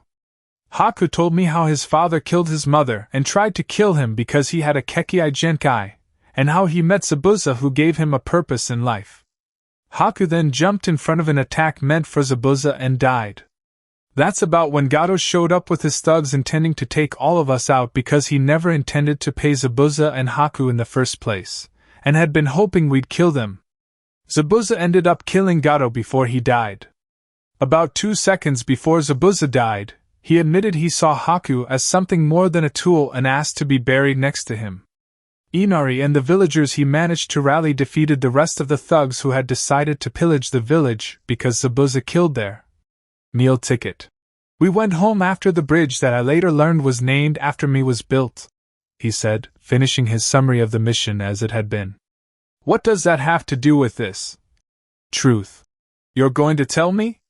Sasuke finally asked after staring at him as if he were nuts for a few minutes. Apparently, he hadn't found the scenario to be as reasonable as he thought he had, despite the fact that that was how it had actually happened the last time around. Well, I figured Haku would want to hear about it considering the fact he's hiding in one of the trees over there spying on us. I guess he has nothing better to do since Zabuza's not injured this time around, he said, ignoring the faint gasp that came from the bushes behind him. It seemed that Sakura had decided to join the eavesdropping party as well. As for the truth I'm going to tell you, the responsibility for the massacre of the Uchiha clan could be laid at the feet of Uchiha Madara, Shimura Danzo, Udatain Koharu, Midokado Hamura, and a large percentage of the Uchiha clan itself, he said. Sasuke appeared to be considering his words, which seemed to be a good sign. It kinda all started when Madara had been forced to sign a peace treaty with the Senju by the rest of his clan. Despite the fact that he was pissed about the treaty that led to the founding of Konoha, he still expected to be named Hokage. This was not to be, however, and he ended up throwing a huge hissy fit when Senju Hashirama was named Hokage instead of him, and left to cause chaos and destruction. At one point, he tried to kill the first Hokage with a giant nine-tailed fox and failed miserably, nearly getting himself killed in the process. He continued. Sasuke Ned? Apparently, he'd heard a version of this story. Probably the one where Madara died at the end of that totally epic fight that had created the Valley of the End. Several decades later, Madara must have gotten bored or tired of controlling the Mizukage or something because he decided to try and destroy Konoha with the nine-tailed fox. He failed at this as well because my father sacrificed himself to seal the fox inside of me, kind of forgetting that I'd be left an orphan and that Jiraiya was completely irresponsible and incapable of taking care of a small child.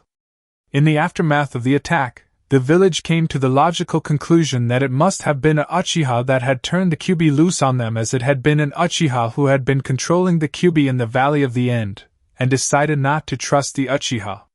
Your father and a large percentage of the clan responded to this by proving themselves completely untrustworthy and planning a coup in which the Uchiha would take control of Konoha by force. The old man had learned of these plans and tried to come up with a peaceful solution because, if the Uchiha went ahead with their plans, they would spark a bloody civil war that would destroy the village, possibly the country, and maybe even start the fourth great shinobi war," he continued. Sasuke seemed to be having serious doubts about the validity of this portion of the tale. "Your father and his co-conspirators refused to come to a peaceful agreement with the Hokage. It was then that Danzo and the Hokage's two former teammates/advisors ordered your pacifist brother, whose loyalty was to the village as a whole rather than solely to the clan, to wipe out the entire clan," he said. This was probably the most important part of the story to Sasuke, since it revealed the real reason why his brother had killed the clan. After hearing it, Sasuke sat there for a moment, seemingly unable to process what he just said or how to respond, but finally seemed to come to the decision that he should say nothing. He took that as a sign to continue.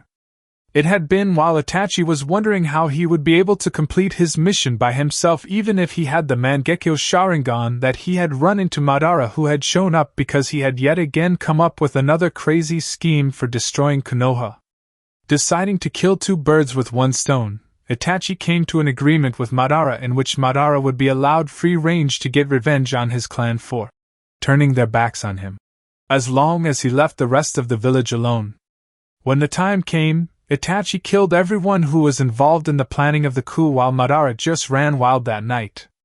Itachi couldn't kill you or allow you to be killed, however, as you were his innocent beloved little brother. Instead, he put you under the Tsukuyumi so that you wouldn't see Madara making his escape and give the man reason to eliminate you as a witness, and so you would be motivated to kill him so you could become strong enough to take on Madara if the man ever tried to harm you. After the massacre, Itachi joined Madara's organization, which is called the Akatsuki, to keep an eye on Madara, who, incidentally, was the one who started the whole killing people with Kekkei Genkai thing in Kiri while he'd been controlling the Mizukage, and keep him as far away from Konoha as he could get him. He finished. Sasuke sat staring at him, seemingly unable to say anything after he had finished. Sakura was sitting in her bush crying, undoubtedly over the poor wounded soul of Itachi, who had been forced to kill his family for the sake of the village.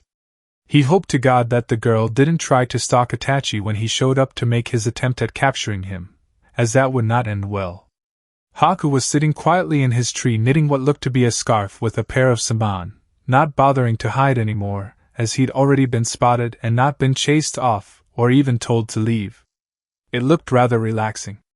Maybe he should take up knitting as a hobby. "Well, now that we've been pretty much brought to the present, I may as well give you some warnings based on mistakes you guys, or rather the use from the future, made," he said. Sasuke seemed to perk up or whatever at this. At least he wasn't looking as poleaxed as he had been moments earlier. "You already know how this mission went since I already told you, and as it has been changed, I will just say to Haku that as long as you and Zabuza don't attack me, my team, or my mission objective and his family, I'll leave you alone.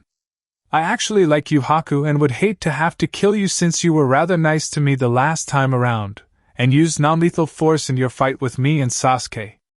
As I have 5 years extra knowledge, including a jutsu I invented to take out an S-class missing Nin about 4 years from now under my belt, it would be quite possible to kill the both of you this time around if I have to," he continued. Haku nodded to acknowledge that he had heard his warning as he counted his stitches at the end of the road to make sure he hadn't dropped any. "As for you, Sasuke, I would advise you to not become a revenge-obsessed asshole. But if you feel you absolutely must, don't turn traitor to Konoha and or make destroying it your goal in life. The poor people who are just trying to get on with their lives don't deserve to have them ended because of something that asshat Danzo and his pet counselors did. Joining Orochimaru is a very bad idea, and is very, very wrong on so many levels," he said, turning to the boy who was still listening to him, or at least appearing to. "If Orochimaru manages to bite you and give you a cursed seal, whatever you do, don't use it. Also, have a qualified seal master such as Jiraiya or the old man contain it as soon as humanly possible. Kakashi's good, but he isn't a master. If Orochimaru somehow gets a toehold and tries to take over your body, and you manage to absorb him rather than him taking control, run straight to Itachi, as he has or would soon be able to get his hands on a solution to deal with the problem. The solution will involve severely stressing you out and exhausting you completely, but it would be worth it to be rid of Orochimaru. It will also quite likely kill Itachi in the process, but as he is already dying from some sort of disease and actually wants to commit suicide by younger brother, you shouldn't feel as guilty about it this time around. Whatever you do, don't join Madara. That guy's a fucking lunatic and will quite likely turn on you if and when it suits his purposes, despite the fact that you're related and you'll bear a disturbingly striking resemblance to his brother in a few years. Seeing as that guy didn't have any problems killing your favorite baby cousin in his crib, you should be understandably wary of him," he said, hoping that Sasuke wasn't still sitting there just to humor him, and only pretending to listen as he appeared to have gone into his arrogant bastard default mode. "If you ignore my advice and do end up joining Orochimaru for some insane reason, such as seeking revenge on Madara and the council or something, don't sign the apprenticeship contract. After the other you breach the contract by consuming Orochimaru. No person in their right mind would train him even if he crawled to them on his hands and knees and promised daily blowjobs. Oddly enough, if Orochimaru had experimented on him, taken control of his body, consumed him via osmosis or some other means, or simply killed him in a fit of pique, it wouldn't have been a breach of contract unless stated otherwise, which it hadn't been," he concluded.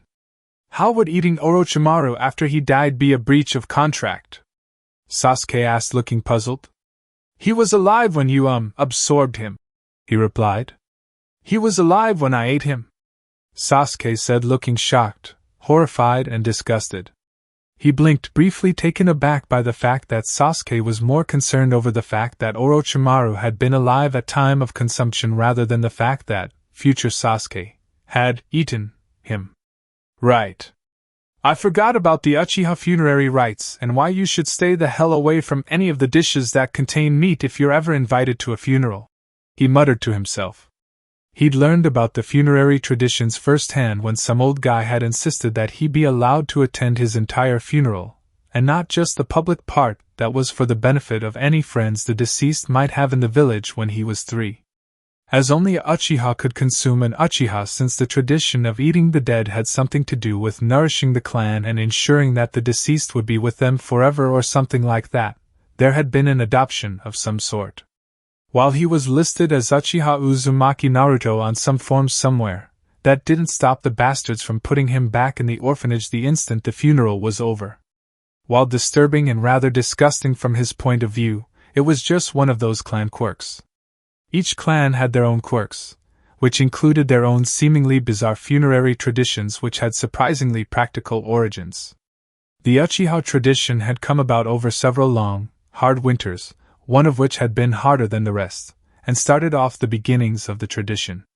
The Inuzuka tradition of burying the deceased's dogs with the deceased even if they had to kill them first had its roots in the fact that while friendly to others, the dogs will bond with only one person and wouldn't fight alongside anyone else inside or outside of the clan without their partner present.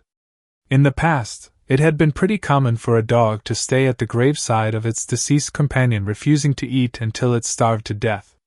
To spare the dog a slow death of starvation, it was decided that if the dog survived its companion's demise, it would not be by long. He'd learned this after Inuzuka Hana's funeral. From the barfing sound in the bush, it was a sure bet that Sakura was starting to reconsider becoming Mrs. Uchiha.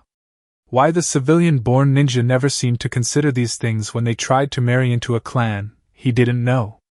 Tenzo wondered how he would breach a certain topic of discussion with Jiraiya. He and Kakashi had forgotten to ask what kind of future Jiraiya had come from last night. Pakin's lecture on the multiverse had been informative and rather interesting, though extremely difficult to wrap his head around. Apparently, if a situation could go one way or another, it would go both ways. Each way would split off into a different universe.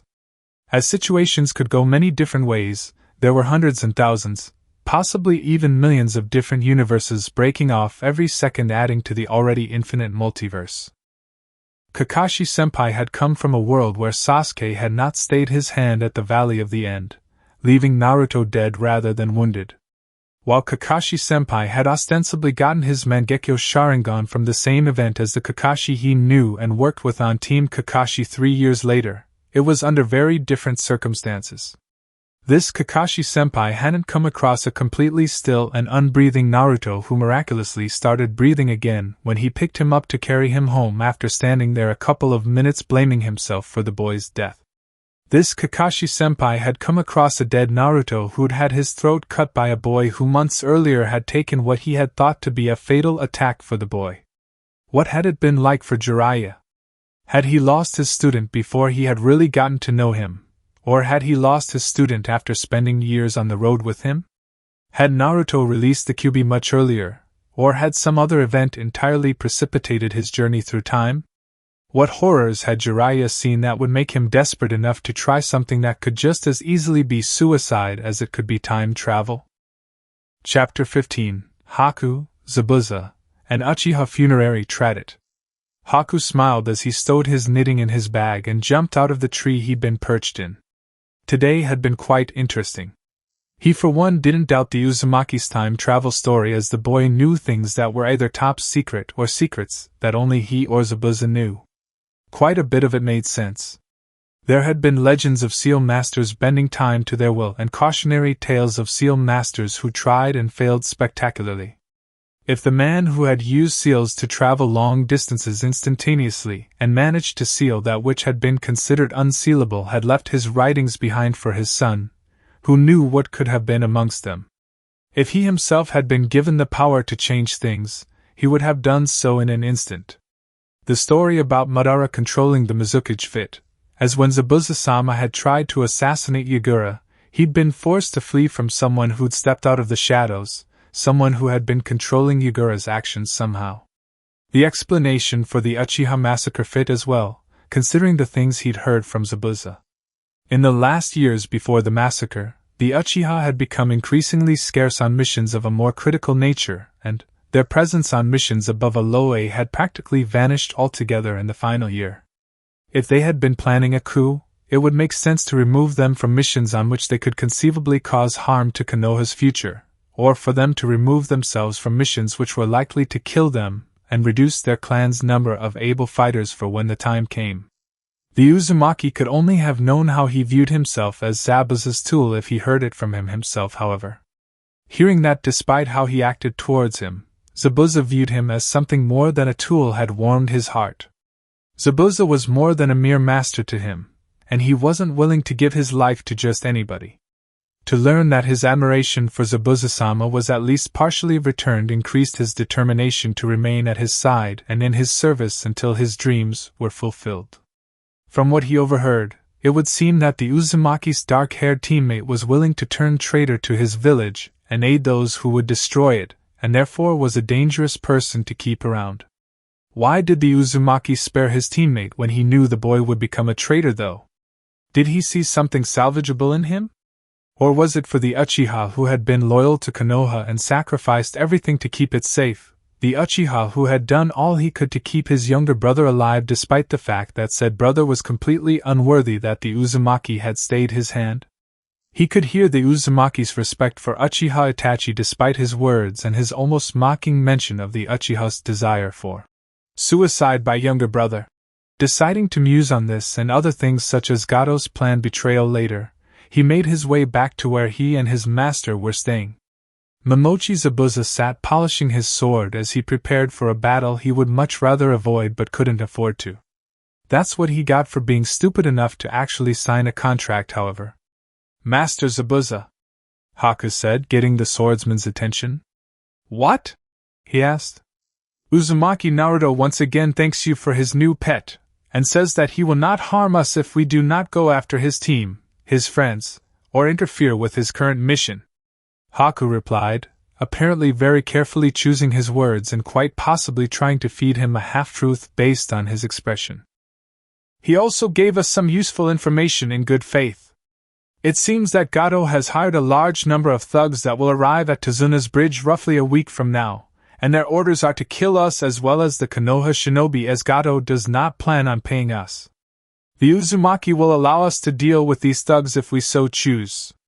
The Uzumaki also gave us the names of several people we should avoid dealing with in the future if it is at all possible. At the top of the list is the Akatsuki, which is led by the man and Uchiha Madara who had been controlling Yagura, has twice tried to destroy the village he helped found, and has on multiple occasions killed infants and small children for reasons other than the fact that it was part of a mission. Another name is that of Shimura Danzo, who is willing to manipulate anyone if it benefits him or supposedly benefits Konoha. A third is that of Orochimaru, whose perverse fascination with Kekkai Genkai has led him to kidnap children and adolescents with such abilities and experiment on them. He experiments on ordinary ninja as well, trying to turn them into monstrosities. Haku continued. How did the Uzumaki come by this information? He asked, genuinely surprised that the Uzumaki child would give him something as valuable as what he appeared to have in payment for a small rabbit. He earned it through experience. Uzumaki Naruto's father, the fourth Hokage, was a seal master of unparalleled skill, reputed to have been able to bend space and time to his will. Things in the future got to the point that the Uzumaki became desperate enough to use his legacy, which would have more than likely killed him rather than sent him back if the story I heard from one of my teachers about a lesser seal master who had tried was true. Haku replied. What? He yelled as he shot to his feet, dropping his sword in the process. This was absolutely unbelievable. Not only was the Uzumaki an Uzumaki, but he was the bastard offspring of the only man who had had a flea-on-sight order issued only for him and him alone and not the rest of his family as well. The people in IWA were going to shit themselves when they found out that Namake's Minato had reproduced. As it was, he was barely keeping himself from doing so. From what I could interpret of what he had allowed me to overhear, the Uzumaki traveled back in time to save Konoha from one of his teammates who turned traitor to the village in the near future and joined Orochimaru, who he then betrayed before joining Uchiha Madara, who tried to destroy the village with the Kyuubi, which the fourth Hokage ended up sealing inside him. Haku said. His teammate is a Jinchuriki, he screamed. If things were bad before, this just made them worse. No, the Uzumaki is, Haku replied. He sat back down before he fainted. He was contractually obligated to go up against a time-traveling Uzumaki who was also a Jinchuriki. If there weren't severe penalties for breaking the contract he had signed with Gato, penalties that would have bounty hunters and hunternin from every country on the continent on his tail, he would have run for the hills and beyond. Because he'd been less than careful about who he took a job from, he'd had the misfortune of being pitted against the one Uzumaki who'd been given a double dose of crazy, Namake's Minato for a father, and the freaking king of demons to boot. Please tell me you were lying, Sakura said. About what? Naruto asked. About Sasuke eating people, she replied. I wish I could, but you know how it is, ancient custom, the origins of which are lost to the mists of time, but continue to be practiced because that's how it's always been. The Uchiha have eaten their dead for centuries, something about those who passed nourishing the clan and living on in future generations. Eating someone from outside of the clan was seen as a sign of extreme respect. Most people never said anything about it because it was just another one of those clan quirks. Like with the Inuzuka and how when a member of the family dies, all of that person's dogs are buried with them, even the ones that were alive at the time of the person's passing. I think some scholar traced the source of the Uchiha tradition back to the early days of the clan when they got stranded somewhere inhospitable during a particularly hard winter, but I'm not 100% certain. Part of Sasuke's problem with Itachi was that he didn't come back to help properly tend to the clan dead, and the village didn't seem to understand Sasuke's duty because a lot of them were cremated for health reasons while he was in the hospital, which is seen as a bad thing for Uchiha as it is a sign of being considered an outcast, not worthy of nourishing the clan and so forth. Naruto said. She turned green. When she had decided that she wanted to be Mrs. Uchiha, she had never considered the traditions she would be bound to follow after she married Sasuke. She had just seen herself in a romantic future with her incredibly handsome Sasuke, and with a family name that had been known amongst the shinobi for centuries and was practically considered royalty. What other secrets did the Uchiha hide? What about the other clans? Now that she was hearing the things that nobody really bothered to comment on for the sake of village unity, she started to understand why her parents had attempted to dissuade her from pursuing Sasuke and tried to get her to find a nice boy from one of the civilian families instead. Kakashi wondered what crawled up the traitor's ass to make him storm into Tsunade's house the way he did when he returned from training, and was still wondering when he watched Naruto lead a rather ill-looking Sakura up the path and into the house. "Naruto, did you offer her any strange mushrooms?" he asked. He really needed to have a serious discussion with the boy about the consequences of offering potentially poisonous food to his friends. He'd caught Naruto eating death caps twice during training but had left him to it since it apparently hadn't been hurting him. The same could not be said for Sakura if she were stupid enough to eat the same. "No, I think she's sick because I told her about Uchiha funerals and stuff," Naruto replied. "I'm surprised that you remembered, considering the only one you attended was the one for your mother's friend Haku when you were 3. The only reason they let you in was because it was specified in his will. Considering the fact that only a Uchiha can eat a Uchiha, there was some controversy until Fugaku named you as one of the few adopted outsiders. You're listed on a couple of documents as Uzumaki Uchiha Naruto. That didn't stop them from sticking you back in the orphanage after the funeral when nobody wanted to take you in though," he said.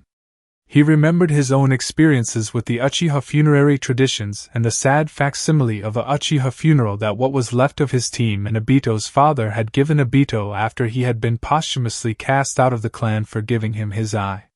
It had been difficult, and he, Rin and Minato-sensei had to keep telling themselves that this was what Obito would have wanted to keep from puking. Chapter 16: The Battle at the Bridge. Zabuza stood there wondering how everything had gone to hell so quickly. He had gone to the bridge with Haku so they could be ready for Gato's ambush, as killing someone he'd hired so he wouldn't have to pay them sounded like something the man would do, as he had been known to have done it before. At that point, he decided that Gato had had him by his balls for far too long, and the debt collectors could go to hell for all he cared. If Gato showed up with an army of mercenaries like the Uzumaki claimed he would, he'd kill them all, Gato included. When he and Haku had arrived at the bridge, they had both rather carefully cleared the workers out of harm's way. But since he couldn't tell the construction crew why he wanted them out of the area as that would render his plans of counter-ambushing Gato useless, he had been forced to use force in order to do so. The construction crew had received only minor injuries on the way to the building he'd selected, as it appeared to be well away from any potential battle sites, but unfortunately, the copy ninja Kakashi had seen these actions as a threat and had attacked accordingly when he and Tsuna had returned from lunch to find the bridge to be abandoned and completely shrouded in mist. Because the copy ninja had attacked, he was now in the difficult position of being forced to defend himself while attempting to cause minimal harm to his opponent. He could tell that Haku was growing increasingly agitated as well as he attempted to keep the Uchiha boy contained and therefore out of both his and the boy's sensei's way. If necessary, Haku would bring the genin down with non-lethal force. Fortunately, was absolutely no sign of the Uzumaki boy. "I'm sorry I'm late," yelled a disturbingly familiar voice. "Speak of the devil." He quickly dropped his weapon and moved away from the Uzumaki boy's sensei, holding his empty hands up. "It's not what it looks like. I wasn't," he said as he frantically tried to explain the battle that was taking place. "Look, see, he's not hurt," Haku said at the same time, most likely pointing to the Uzumaki's male teammate, as the female had stayed out of the battle. The copy ninja used the moment of distraction to power up one of his signature lightning jutsu. As what would in moments be his death was powering up, he heard a yell of "Wind Stripper attack!" come from the Uzumaki boy. Moments later, he was hit by a powerful cyclone of incredibly frigid wind that felt as if it had been filled with thousands of tiny blades as well as the numerous objects it had picked up on its way over to him. Moments after that, everything went black. Gato smirked as he saw Momochi Zabuza be brought down by a child. He missed most of the fight due to the thick mist that had enshrouded the bridge that had become a battlefield obscuring everything, but he knew that it couldn't have been all that good considering the fact that the swordsman had been brought down by a child that couldn't have been older than 10. So much for the demon of the bloody mist. Damn ninjas. Always playing up their reputations and never living up to expectations. As the curtain of mist faded, he stood near the end of the soon-to-be-destroyed bridge facing the small country he ruled with an iron fist with his horde of mercenaries arrayed behind him, knowing that this would be a dramatic sight when the mist fully cleared away like a parting curtain. Soon, his men would kill the so-called Hell God Uzumaki as well as the children he brought with him, and his reputation would increase. The blonde child who had taken down the man he'd been repeatedly, and apparently incorrectly assured was an elite assassin had been the first to notice him. Looking at him and his mercenaries as if they were a minor irritation, the boy made several of those odd hand gestures that ninja made before they attacked. He was pretty sure that whatever the boy planned on doing wouldn't cause too much damage, and would be more focused on the mercenaries behind him as he would see them as the bigger threat. The boy eventually stopped making those hand gestures and yelled, "Water Proctologist Jutsu!" An instant after the jutsu was named, he heard water start to rush behind him, and a moment later there was pain. Then, there was nothing. Then, the nothing cleared and he found himself standing in front of the man called Kaiser whose death he had used to break the spirits of the inhabitants of Wave. Behind the fisherman who had been defiant to the last was a crowd that consisted of every last one of his dead enemies. Behind them was an even larger crowd of people who died because of his actions. He only had enough time to think, "Oh shit," before the mob surged forward. Sakura sat picking at her dinner, unable to think of what she should make of Naruto. Before the mission started, she had believed that he had only been placed on the team because he was a total loser, and had been needed to balance out Sasuke's awesomeness. Everyone in class called him dead last.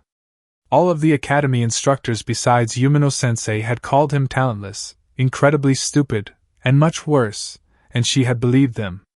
And, at home, her mother, who had told her to stay away from him, had said that his mother was a clanless whore, and that his father was more than likely from IWA considering his hair, and she had believed her. This mission, which had been supposed to be a simple escort job, had shaken every last one of her beliefs about the boy she had considered to be the team's fifth wheel. The first blow that shattered the steady foundation of belief had been learning that Naruto's family was both feared and well known outside Konoha. The second blow had been seeing Naruto defeat opponents that even Kakashi-sensei had a hard time dealing with. His methods had been rather unorthodox, but the truth was that he had taken down an entire army. First, he had taken down Momochi Zabuza, who had proven to be an excellent fighter when he wasn't running away from Naruto before Kakashi could, using a wind jutsu with a slightly perverted-sounding name. Next, he had killed Gato using a water jutsu that had sounded like a prank, but had turned out to have deadly and rather traumatizing results. And finally, the army of townspeople that he had convinced Inari to recruit had arrived in time to see him incapacitate an army of mercenaries using shadow clones and a jutsu that she had constantly yelled at him for, calling it both useless and perverted. In that moment, Naruto had proved that despite it being perverted, it had been far from useless. The third blow to her beliefs had come when Kakashi-sensei had confirmed that Naruto had not been lying and that Naruto's father was indeed none other than the fourth Hokage himself, before swearing her and Sasuke to secrecy. How could she have underestimated Naruto so completely? Worst of all, why did their teachers treat the son of Konoha's greatest heroes so badly? And why did her mother tell such vicious lies about his parents? Toshi thought the boat that had rescued him was the most beautiful thing he'd seen in his entire life. When he was pulled aboard, he had felt like hugging and kissing the captain when the man had come to ask him and the rest of the survivors of his mercenary crew what happened. "Gato's dead. The Hell God got him," he replied, shuddering at the memory of what he'd seen. It had been as if a giant fist had, and then the water had started spraying out of the man's mouth. "Hell God?" the captain asked. "You, Uzumaki, and Naruto." "Oh gods, he looked like a little kid, and then he was like all of the old stories, but worse. He took out Momochi Zabuza with a weak wind attack, then he used some prank jutsu on Gato, and then the water, then he made like 1,000 Kage Bunshin, and the next thing I remember is waking up on the boat. I thought he'd spared us, but he'd put a hole in the boat," he said, barely able to bring himself to recount what happened. He could hear one of the other survivors crying nearby, but he couldn't bring himself to chastise the man for being such a baby. He felt like crying too. His mother used to tell him that if he was bad, an Uzumaki would come and get him. He used to laugh it off, believing that the Uzumaki weren't real, that they were some sort of made-up thing like the bogeyman he'd heard about during his travels. But he had been bad, he had been very bad, and the Uzumaki had gotten him. He had no illusions that he would have survived if the Uzumaki had not willed it. The Uzumaki had given him a second chance and, by the gods, he was going to take it. "You did what?" Tsunade asked, not exactly sure she believed her ears. "I put a hole in their boat," Inari mumbled. "Inari, you know you're not supposed to put holes in people's boats," she said, trying and failing to feel pity for the poor mercenaries who were undoubtedly drowning by now. One thing the people of Wave knew was boats, and if someone from Wave put a hole in your boat, it was a sure bet that it would sink. Do it right, and the boat in question could get pretty far out to sea before it did so. "I'm sorry, Mom," Inari said, looking like a kicked puppy. "That's okay. You'll have to go to bed without dessert tonight, though," she said, trying and failing to be stern. She knew she should be horrified since her son had committed homicide, but all she could feel was glad that those men he'd killed would never be coming back. Sasuke sat in the room that had been provided for his team by Tsunade's family, musing on his day. It had been rather unusual, to say the least. Naruto, the freaking dead last total idiot Naruto, had defeated hundreds of mercenaries with 2 overpowered prank jutsu and didn't even get a scratch on him, while he had been stabbed with like a dozen saban and failed to even hit that girly boy Haku. To make matters worse, the instant Haku had managed to render his limbs immobile, the little freak had decided to show him how to use his saban as double-pointed knitting needles for making socks, and had given him several patterns to take home with him. It was as they were loading the mercenaries onto the boat while Haku and Sakura tended to Zabuza, who had apparently only been rendered unconscious, that he decided to believe Naruto's time travel story. There was no other explanation for how Naruto had been so good. In order to pull something like this off, he had to have had the 5 extra years of training he'd claimed to have had. Considering his familiarity with Jiraiya, it was obvious that that training had most likely been with a Sannin no less. Naruto was Itachi's age, and he had spent several years being trained by one of the strongest ninja in the world, so there was little shame by being beaten by someone like that. Naruto had repeatedly told him that Orochimaru was bad news, as had the man's former teammate Jiraiya. Training under the man, if he offered like Naruto believed he would apparently come at too high a cost. Naruto was Itachi's age, and from the way he had spoken of Itachi, it was obvious that he had faced him in battle and survived. Naruto had been trained by a legend. There would be no shame in. Naruto dragged himself into the room and flopped onto his futon in an undignified manner, apparently too exhausted to even consider worrying about appearances. "Naruto," he said, to catch the other boy, no, the young man's attention before he fell asleep. "What?" Naruto groaned. "Train me," he said. Chapter 17: The Return Home. Naruto tried to avoid Sasuke's gaze all through his final breakfast at Tsunade's house. He'd initially been shocked when the boy had asked him to train him. The shock rapidly wore off when Sasuke wouldn't stop pestering him about training. He was still trying to decide what to do about the boy's requests. He couldn't brush Sasuke off because then the Uchiha would become even more determined and wouldn't leave him alone for even a second. If he killed the boy, he may as well go missing, because the old man's former teammates, and that jerk Tenzo would call for his head on a platter and go around the Hokage to get it done like they had done with the Uchiha. Since Sasuke hadn't done anything yet, and he himself was not yet popular enough, the rest of the village would be clamoring for his blood as well. Suddenly, as he began to fall into despair over his limited options, inspiration hit. He'd train Sasuke all right. He'd give Sasuke training that would frustrate him to no end and make the boy never ask him to teach him something ever again. When Sasuke asked for or demanded rather training once again as soon as breakfast was over, he gave the boy the answer he thought he wanted but soon would come to regret if all went well. "Sure, Sasuke, I'll train you," he said, grinning evilly. "Finally," Sasuke muttered. "No, thank you." That was just like the bastard, always feeling that he was entitled to whatever you gave him and rarely if ever giving anything in return. "I don't know where I'm going to get an orange tracksuit in your size though," he said cheerfully. What is the orange tracksuit for? Sasuke asked, taken aback. Stealth, he replied. Father, you're not seriously considering naming the bridge after? Tsunade said upon hearing the new name for the bridge the locals had spent several years working on. Daughter, there are several reasons why I'm giving this bridge that name, and only one of which is because he saved your life and inspired Inari into rallying the villagers.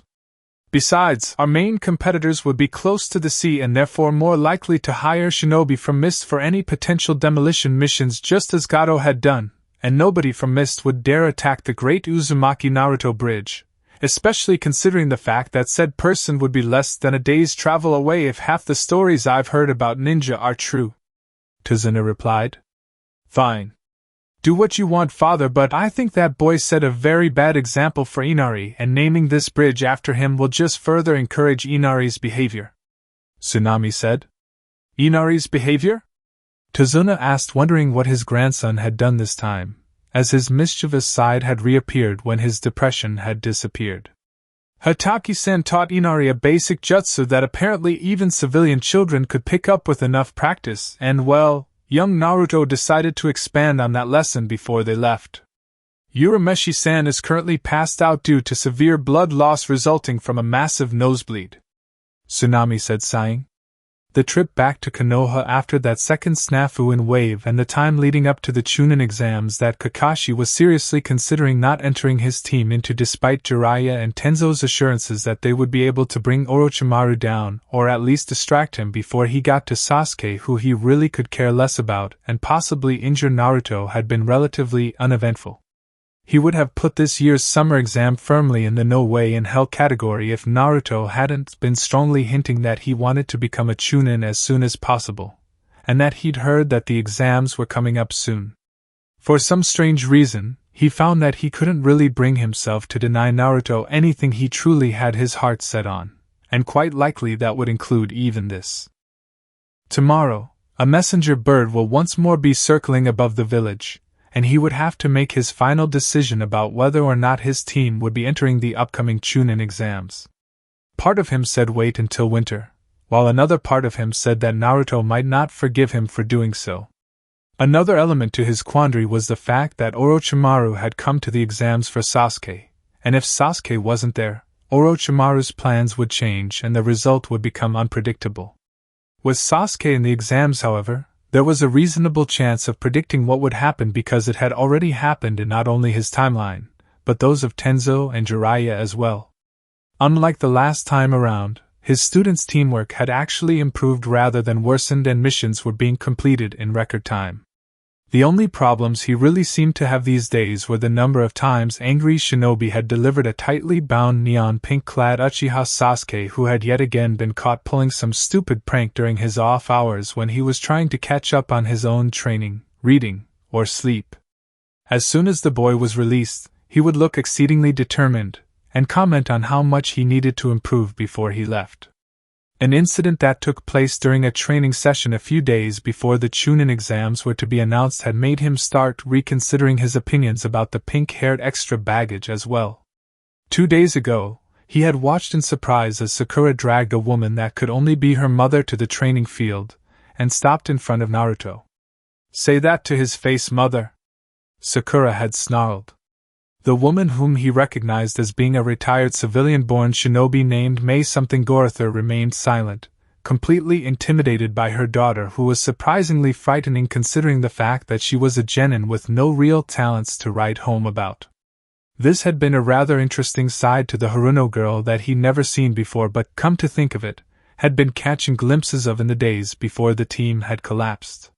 Usually, the girl was only aggressive towards Naruto, or the other Uchiha fangirls, mainly Yamanaka's brat Ino, with whom she had some sort of ongoing rivalry.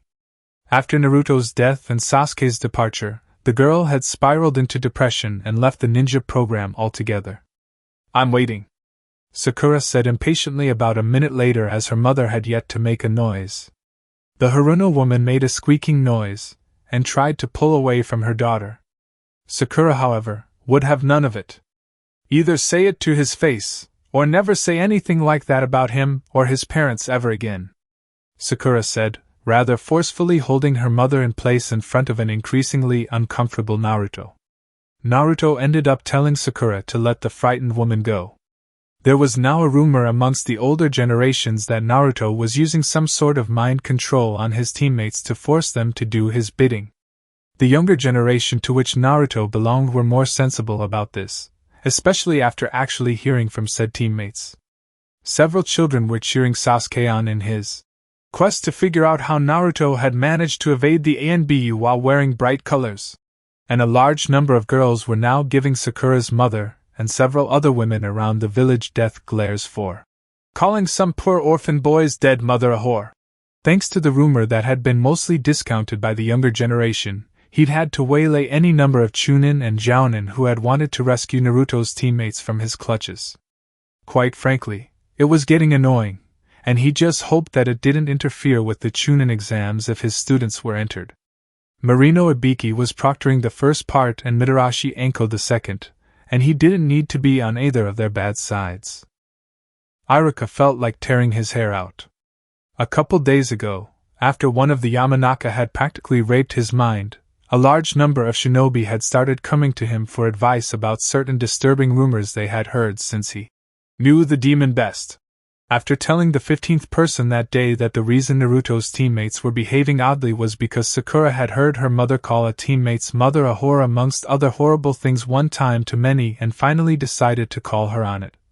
And because after Naruto had beaten some extremely strong ninja with a prank, Sasuke had stalked him demanding training and he couldn't come up with anything better than dressing the boy in pink and setting him to pranking the village, and that Kakashi was just plain weird and possibly inappropriately attracted to Naruto, and that if they weren't there for a mission they'd better shove off, he found himself destroying his favorite coffee mug by hurling it against the far wall of the mission assignment room, scaring several people in the process. Soon enough, a 16th, 17th, and 18th person came into the office not for a mission, but to ask about Naruto instead, and he found that he was rapidly running out of things on his desk to destroy. Tenzo didn't usually drink in the middle of the day, but he was currently off duty and the person he was visiting at the moment was offering. He was rather glad that Jiraiya had gotten the necklace thing cleared up because he had a strong feeling that his life had been on the line. If the third Hokage hadn't killed him, the fifth Hokage certainly would have. Rather than tell the truth about the time travel despite the fact that the truth had been what he himself had given his captain in order to obtain leave, Jiraiya had opted to go with the story of how Tenzo had decided to win the necklace because he thought that it might give him a chance with a Tsunade who would be desperate to get it back. And upon first holding it, an instinct of some sort that was most likely related to the first Hokage's unique abilities had told him that he would be able to use it to help control the demon within Naruto if it ever got out of hand, which caused all thoughts of scoring with the Sannin to fall away as he knew he had to get the necklace to Naruto immediately to keep him and the village safe. The way Jiraiya had painted him to be a hero with both Naruto's and the village's best interests in mind revealed exactly how Jiraiya had become well regarded as a storyteller despite the fact that practically everything he published was considered pornographic material. Somehow, he had escaped the Hokage's office alive and relatively intact despite the fact that the expression on the Hokage's face seemed to indicate that he knew full well that Jiraiya's story was bullshit. Well, technically, he'd been thrown out the window by an enraged Tsunade who apparently didn't view him as an acceptable potential bed partner. But hey, he was alive. Now, he and Jiraiya were drinking and trading stories about the Narutos they knew from their respective timelines during what was supposed to be one of the numerous planning sessions for how they would deal with Orochimaru. In the ANBU building, there was an air of excitement. A new edition of Mist's bingo book had just come out, and Rabbit was going to be handing out copies. The instant the completion of those copies had been announced, a line rapidly formed outside Rabbit's office. New bingo books were always fun. While it was a good way to see who the foreign shinobi considered to be who's who amongst the ninja of Konoha, there was the added bonus of the fact that it marked open season on teasing the newest entries about the invariably rather entertaining nickname they had just acquired. After what seemed like forever, the door to the office opened, and one of the captains pulled rank in order to cut ahead of the line and get the first new copy for himself. Moments later, he emerged with a slim volume that he was already leafing through. When he was halfway down the hall, he suddenly stopped. His entire body spoke of the complete surprise that was currently hidden behind his mask. "What the hell, God?" the captain said before his body language shifted from shock to irritation, and he snapped the book closed and stormed back into Rabbit's office. "Where the hell is the real bingo book?" the captain yelled. There was a nearly inaudible reply. "Look in the A-class entries under you and tell me again that this is real," the captain thundered. There was another nearly inaudible reply moments later. "How the hell did that brat acquire an A-class entry on a C-ranked mission?" the captain yelled. With that, everyone became even more keenly interested in the new hot-off-the-presses despite there having been one published 2.5 months before Bingo Book from Mist. Chapter 18. The Big Day Arrives. Kakashi knew the bird was coming, and had known it would be for a good while, but that didn't stop the strange, almost painful feeling in his chest when he saw it. This was the beginning of the end. This was the point where it all went to hell, and, thanks to the conversation he had with Jiraiya and Tenzo last night, while Naruto slept, it could all go to hell once more. Gods forgive him, he was going to enter his team in the Chunin exam. As the bird circled overhead, he dismissed his students before turning to go to the Hokage Tower. As he turned away, he could have sworn that he had seen Naruto staring up at the bird with an unusually grim look on his face. All too soon, he was in front of the Hokage alongside the senseis of the other genin teams, and sooner than he expected, he was nominating his team for promotion. He'd done it the first time around out of a subconscious desire to get rid of them, and the painful memories they had brought with them. This time, however, he was putting them forth as bait. He didn't know which was worse. Iruka, the man who would kill anyone who intended harm to any of his students, especially Naruto in any way, naturally spoke up against the recommendation, not believing the recently graduated team to be ready. He briefly thought about cluing Iruka in about Orochimaru to see what he would do to the man, but decided against it because Iruka would murder him first for using his precious Naruto as bait. "They're ready," he said. "Naruto took down an A-class missing nin, and an army of mercenaries single-handedly. His methods were unorthodox, but still, Sasuke's teamwork has improved dramatically. The pin, Sakura, has become more assertive as well." The rest of the teams that would be entered were soon entered, and as they were leaving, Guy approached him. From the serious look on his face, he could tell that whatever it was he wanted to speak with him about, it wasn't for another challenge. "What about the other problem?" Guy asked. It took him a moment to realize what problem his friend and eternal rival was referring to, and remember telling Guy about his fears of history repeating itself. He'd all but forgotten that in his worries over Naruto's welfare and the impending invasion. "I don't know. Sasuke seems to be fine with Naruto for the time being, but it could just be because the boy has something he wants. Sasuke hates being second best to anyone, and if he doesn't catch up to Naruto soon, things could spiral out of control," he replied, remembering what had happened when Naruto had managed to best Sasuke in a fight the last time around. "What could Naruto have that he wants?" Guy asked. "In simple terms, power. Naruto's been able to distract him with something shiny, as it were, but I don't know how long he'll stay distracted," he replied. "So, the jumpsuit and the pranks have a purpose?" Guy said. "Yeah, Naruto said it as a training exercise. Since Naruto is capable of outmaneuvering ANBU, and Itachi was an ANBU," he replied, having decided a while back that that had to be the reason Sasuke would be willing to go through such humiliation. The boy was driven by revenge and would do just about anything to get it. "I never could figure out how Yumino Iruka could catch that boy when he was capable of evading even me," Guy mused, apparently remembering one of the more recent searches for Naruto, probably the one with Mizuki and the scroll. "It's because Naruto trusts him. That, and Iruka used to be a prankster himself, so he knows where all the best hiding spots that only a kid can fit inside are," he explained. It was that, and the fact that Iruka seemed to be the only one who was able to accurately profile Naruto despite the boy's rather unpredictable nature. "So?" Asuma and Kurenai asked when Guy caught up to them after his brief conversation with Kakashi. There is still the possibility of danger. The Uzumaki boy has rather masterfully distracted his teammate, but Kakashi believes it is only a matter of time before the boy grows bored with the distraction and does something, he replied. That was, after all, what he had gathered from the conversation.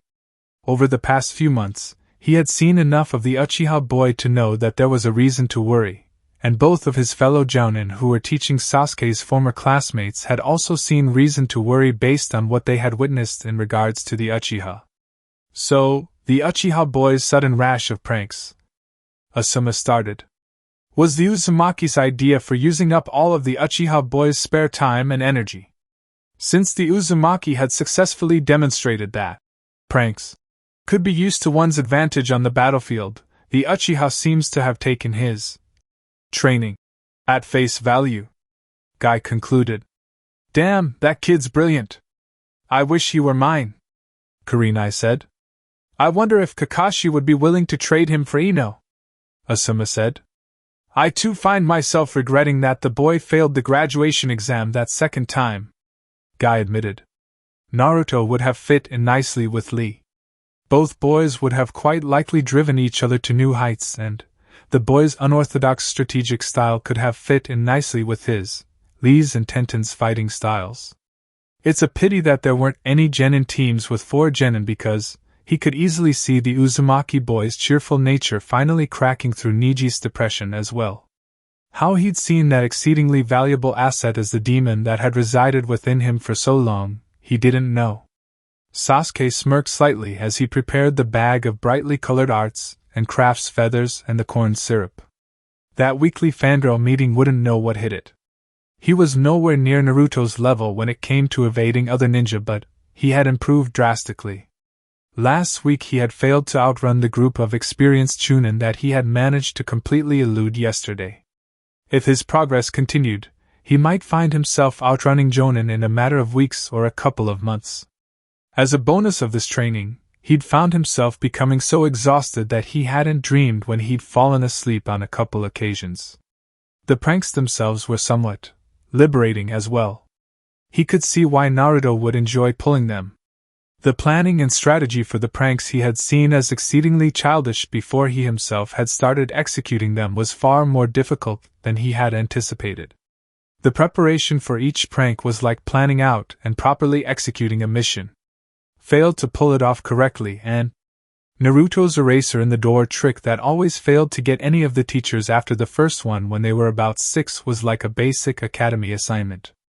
Painting the Hokage monument like he had shortly before their graduation was pretty much on par with an A or S rank mission, especially considering the fact that Naruto had successfully managed to bypass every last evening and night patrol, haul the paint up the side of a mountain and deface the monument without anyone noticing until the sun rose the next morning.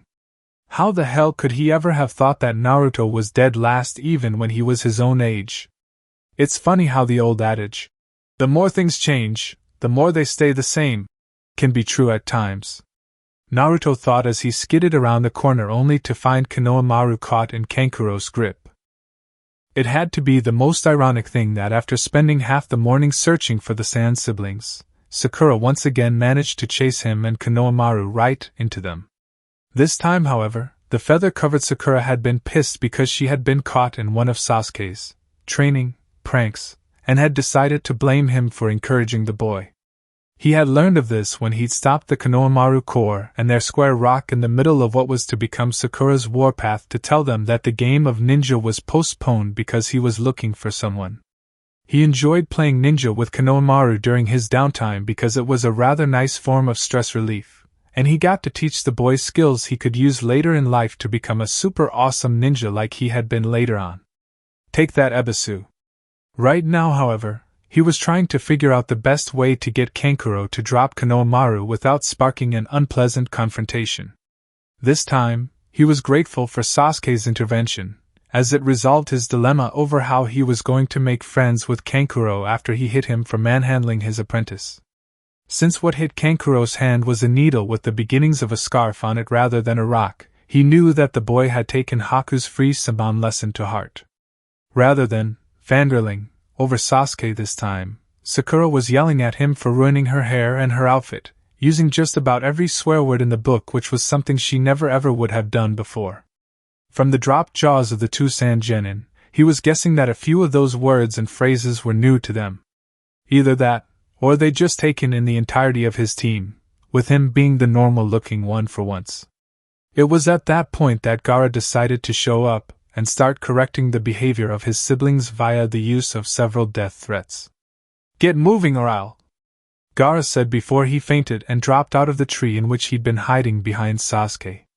In another timeline, the Godame Kazekage sat in the Rokudame Hokage's anteroom waiting for him to complete his business for the day so they could have a proper visit complete with drinks and some childish board game that his constituents would be scandalized to discover him playing. Fortunately, Naruto had given him a puzzle of sorts to stave off his boredom.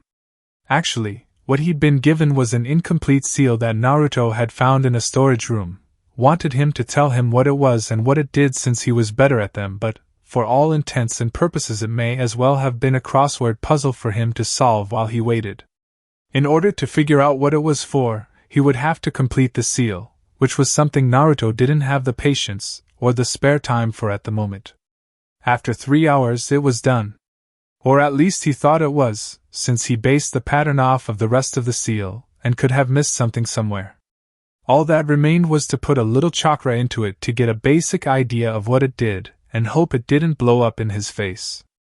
As he put a small amount of chakra into the seal, he smiled as he remembered the day he had met Naruto, back when they both had been so young and didn't have so many responsibilities to deal with. Suddenly, the small pull on his chakra became a sharp tug, and he found it rapidly draining out into the seal. He tried to stop the flow, but he found himself unable to do so. The world went black. Moments later, he awoke with a massive headache, a headache that rivaled the one he'd suffered through after Kankuro had insisted he take Naruto out for drinks to celebrate his ascension to Hokage, and they somehow ended up going on a week-long pub crawl across Fire Country.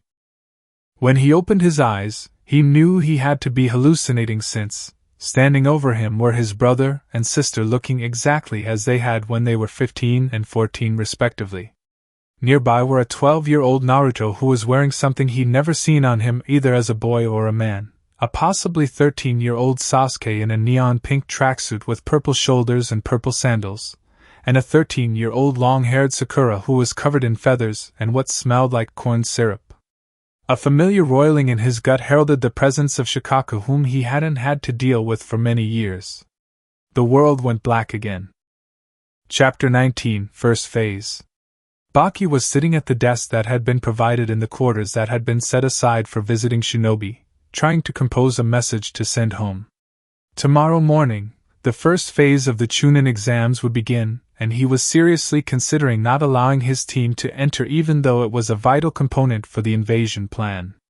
Temari and Kankuro were rather freaked out at the moment, and were too on edge to do any good, and frankly so was he.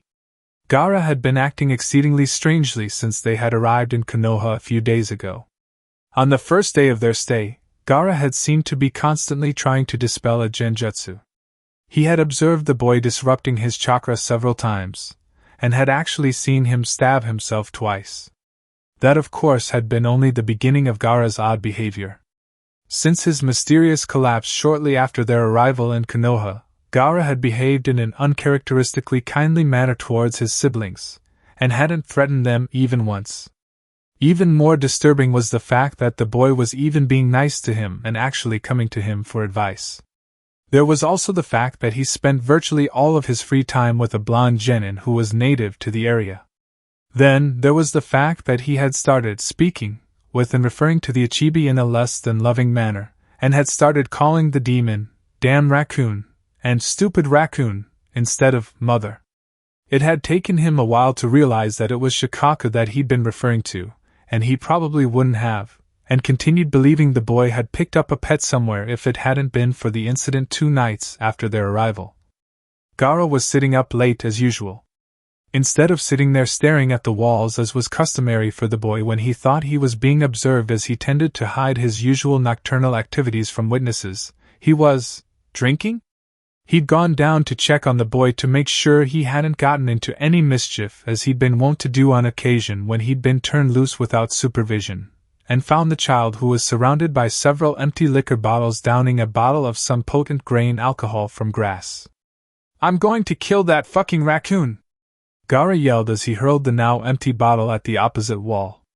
"Can't sleep, can't get drunk, now I know why it took a whole week before Naruto." If the boy hadn't been a Jinchuriki and therefore incapable of suffering the effects of alcohol poisoning, much less intoxication, he would have been more worried about the fact that the boy had been drinking, especially considering the medication he was on, and the exceedingly heavy doses of it he had to take daily. Last night had pretty much been the final straw, though. Gaara had apparently grown tired of staring at the walls and, instead of finding some quiet activity to occupy himself with like he usually did, had gone outside. He nearly had a panic attack when he discovered the boy was gone, fearing the sort of mischief the boy could get into, and the type of incident it would cause. Hoping and praying that the boy wouldn't decide to kill him rather than comply, he went out after him in order to bring him back. It took a while for him to find Gaara, but he eventually located him atop the Hokage monument, where he was seated on the fourth Hokage's head next to the blonde boy he had taken to spending time with. "Nice to hear about a world where things went right for a change. When Ero Sennin and Yamato Taicho think that I'm not listening, they talk about where things went wrong for them, and I'm starting to think that Kakashi-sensei might have. I can't wait for the Chunin exams to start so I can help get rid of Orochimaru so things'll be better," the blonde boy said. "You know, for a while, there had been a running joke among certain circles that you would have to reach Kage level before you made Chunin," Gaara said. "And?" the blonde boy asked. "You should have seen the looks on everyone's faces when the Rokudaime Hokage entered himself into the Chunin exams," Gaara replied, laughing. "That's not funny," the blonde said, playfully shoving Gaara. Gaara's mood suddenly shifted. That in itself wasn't so unusual, but the moods he'd shifted from into were. Gaara's moods usually went from blank calm to bloodlust. This time, however, he'd gone from nostalgia to melancholy. "How did you forgive them?" Gaara asked in an almost contemplative manner. "Forgive who?" the blonde boy asked. "Your parents," Gaara replied. "I'm not sure that I have entirely. I understand what needed to be done, and I accept that. Sometimes you have to make sacrifices for your village.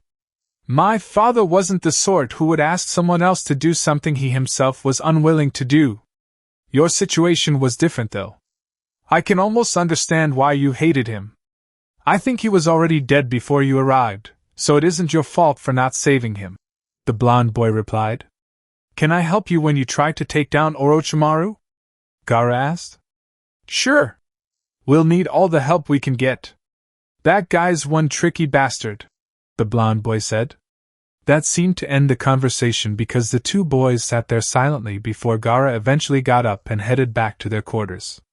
There was something seriously wrong with Gaara, and there was a strong possibility that it would put him, his team, and the plan in danger, especially considering the fact that he planned on killing Suna's new ally. Gaara didn't feel the least bit guilty for destroying the message Baki sent home. Baki was a good man and an excellent advisor, but in this instance, he was misguided. He would do what he had to for the good of his village, and he couldn't do that if people who didn't know what was going on were interfering. Taking out a brush and some ink, he very carefully forged a response that he would send to Baki at the appropriate time so he wouldn't realize that the message hadn't been received until it was far too late to do anything about it. Kankuro shuddered as he stared at his brother, who stood around looking as if he were waiting for someone, completely ignoring the crowd of genin that completely surrounded him. He knew that Gaara's nice behavior was too good to last, and that morning, when Baki had said that he was going to withdraw them from the exams, Gaara had flipped.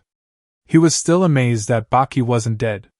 Gaara had gotten his way in the end, and now, they were nervously waiting for the exam to start. There was one good thing about this, though. Gaara would need them until the end of the second phase and wouldn't be able to kill them until then. Naruto growled when that asshole Kabuto approached the rookie genin. Now that he wasn't overwhelmed by the experience of being in the Chunin exams, he was beginning to notice things that had gotten by him before. One of those things was the way Kabuto smelled. Now he knew why he liked Kabuto the last time, why he had been so willing to trust the more experienced boy who was offering his help without questioning his motives and wondering about the little inconsistencies that were bothering him now. The bastard had soaked his clothes in ramen. To anyone else, it would seem as if he just spilled his breakfast like the clumsy moron he was, then allowed it to dry because he didn't have time to change into anything else. To him, however, ramen meant comfort, ramen meant safety, ramen meant happiness.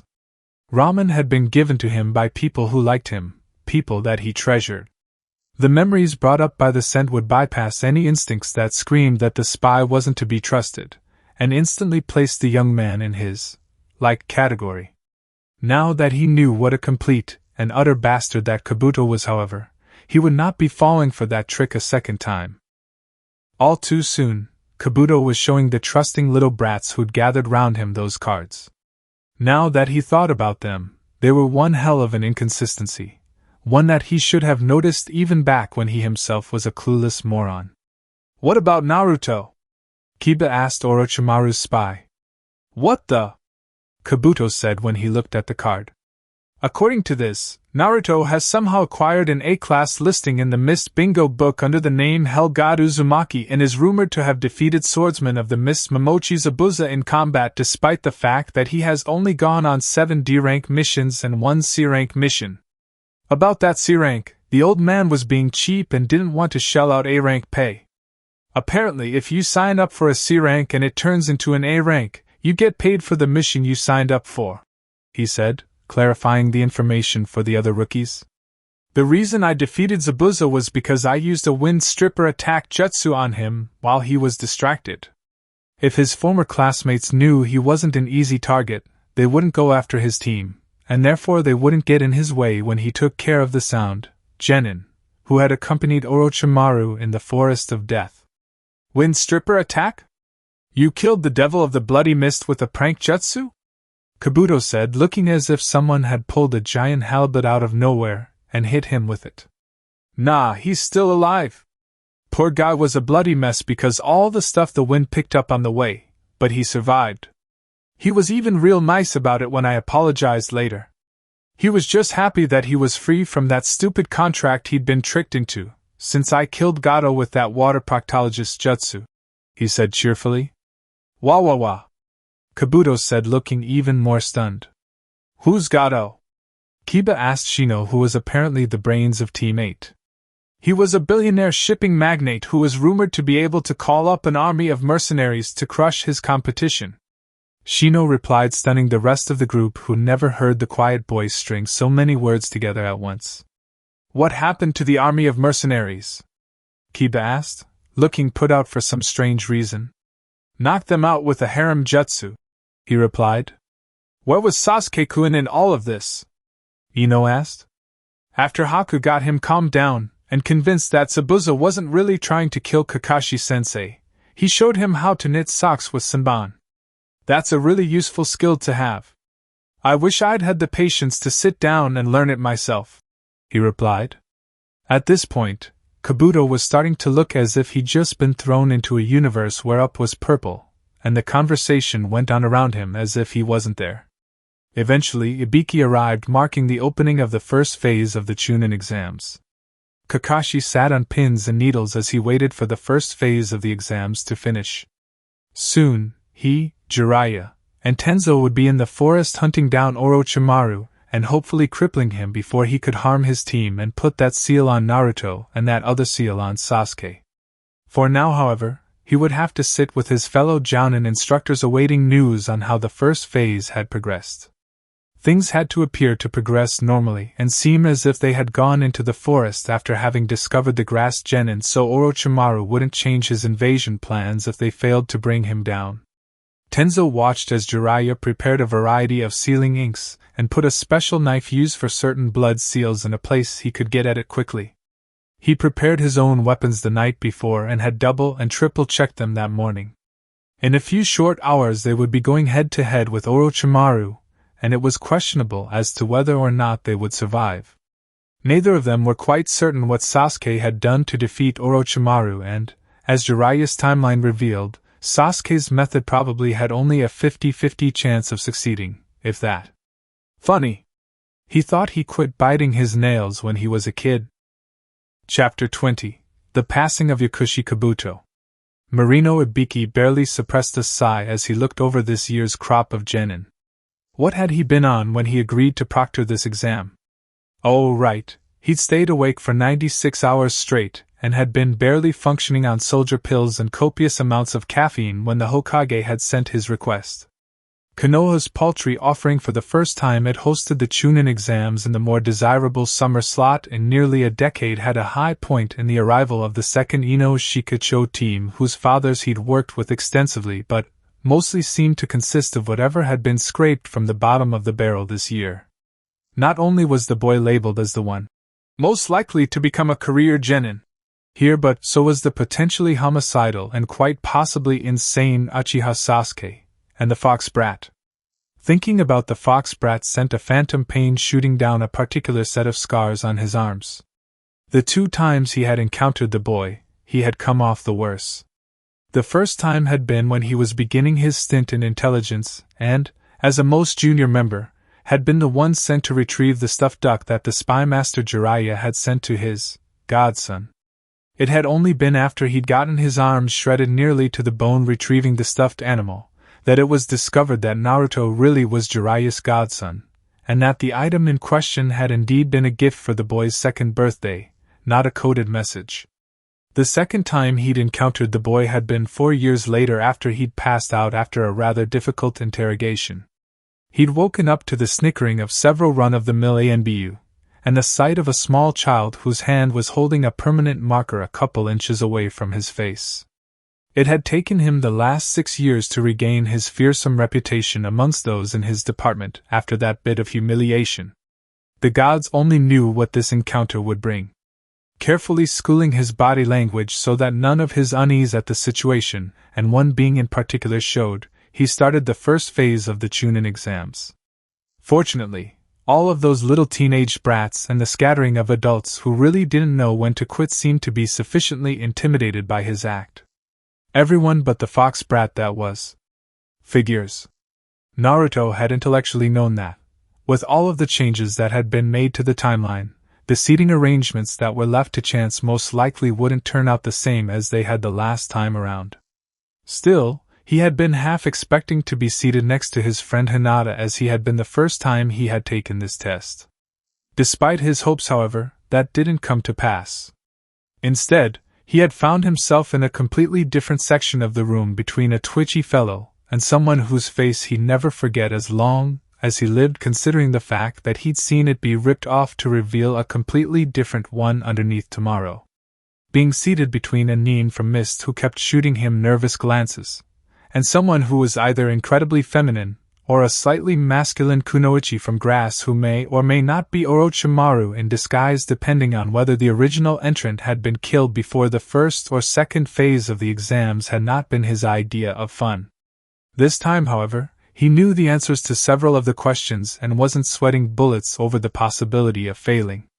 As he knew what was going on and therefore wasn't as worried, he was beginning to notice things he had been too overwhelmed to notice the time before, such as the fact that Ibiki was slightly unsettled for some reason, one of the ringers seated amongst the genin was nursing a hangover, and one of the examiners either had a case of hemorrhoids or an injury to his backside. Putting those thoughts aside, he turned back to his test and started writing down the answers to the questions he knew he could answer without resorting to cheating. He had been in the middle of answering the second question when the Mist genin poked him in the arm with a needle of some sort. "Hey, what's the big idea?" he asked as he snatched the needle away and chucked it in a seemingly random direction, hiding a smirk as it hit Kabuto as he intended. He had absolutely no idea what was on the damn thing, but, considering who had stuck him with it, and why they would do such a thing, he had a feeling that it was lethal under normal circumstances. Even though he knew it was wrong of him, just as flinging the needle at Kabuto could be considered wrong despite the fact that Kabuto could technically be considered an enemy combatant, he found himself hoping that Kabuto suffered a bit before the end. The last time around Kabuto, like Mizuki, had shown him kindness in order to gain his trust for the express purpose of exploiting it, and this time around Kabuto had, despite being foiled, shown all evidence of intending to do the same. It was while he was answering question 7 that he started feeling queasy, indicating that whatever poison had been on that needle the foolishly brave mist ninja had stabbed him with had been a nasty one.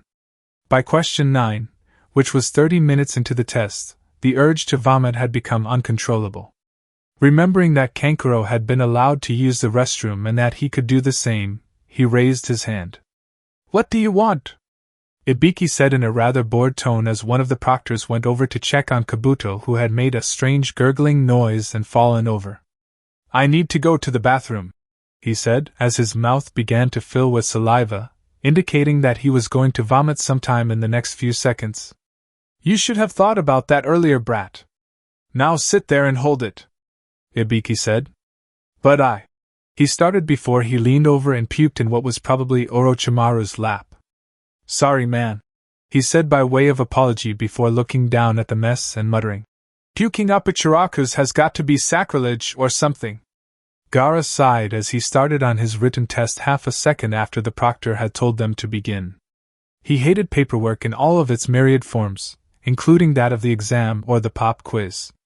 Considering how easy the questions were to him now, he wasn't even going to bother to cheat. However, he was half tempted to cover his test with his body to prevent that loudmouth Inuzuka he was seated next to from cheating off of him, as he was rather ineptly trying to do. But the boy was one of Naruto's friends, and because he was one of Naruto's friends, allowances should be given. Once the boy realized the examiners were onto him, he would pick another method momentarily anyways.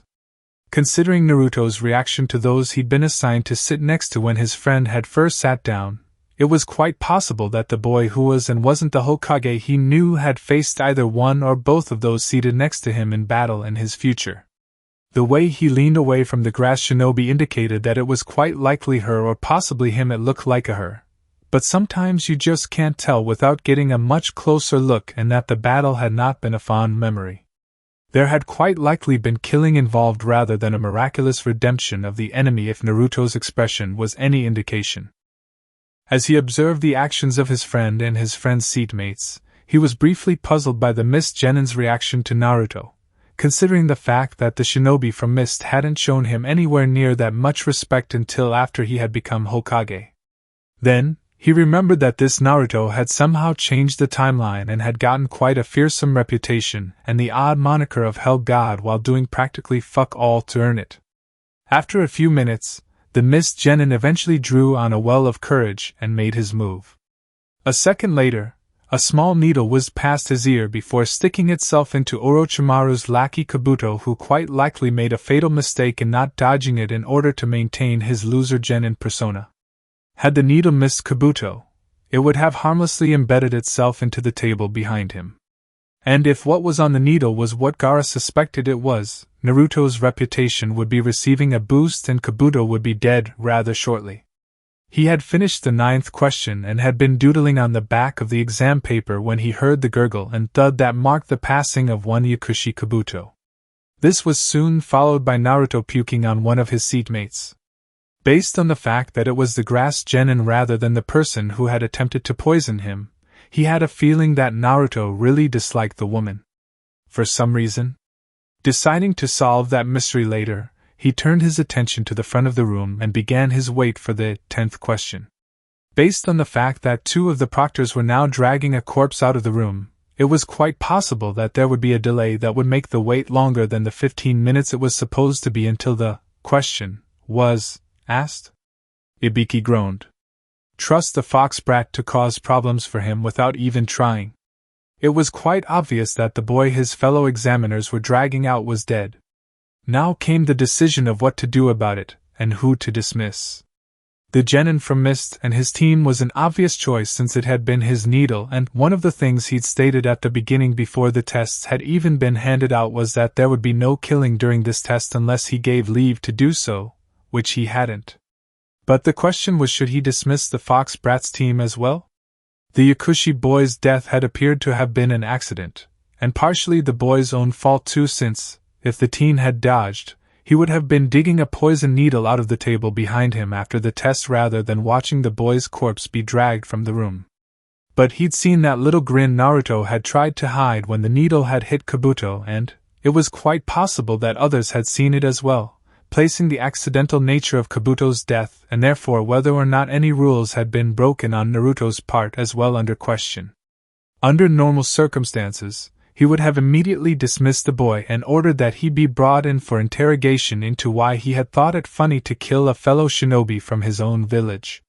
This case was different, however, as Jiraiya had recommended that the career genin, Yakushi Kabuto, be discreetly placed on a list of individuals that needed watching due to suspicion of espionage a few months ago, making this something other than normal circumstances, especially considering the fact that, after careful surveillance, it would appear that Jiraiya's suspicions had panned out, and that Naruto had quite likely just done the village a service. By all rights, he should be dismissing the boy and his team for accidentally killing one of his own anyways, but failing a student for taking out a spy seemed a little, thus the headache. 12 is dismissed, he said when Kabuto's body had finally left, followed by the boy's surviving teammates. 13, you and your teammates may remain though.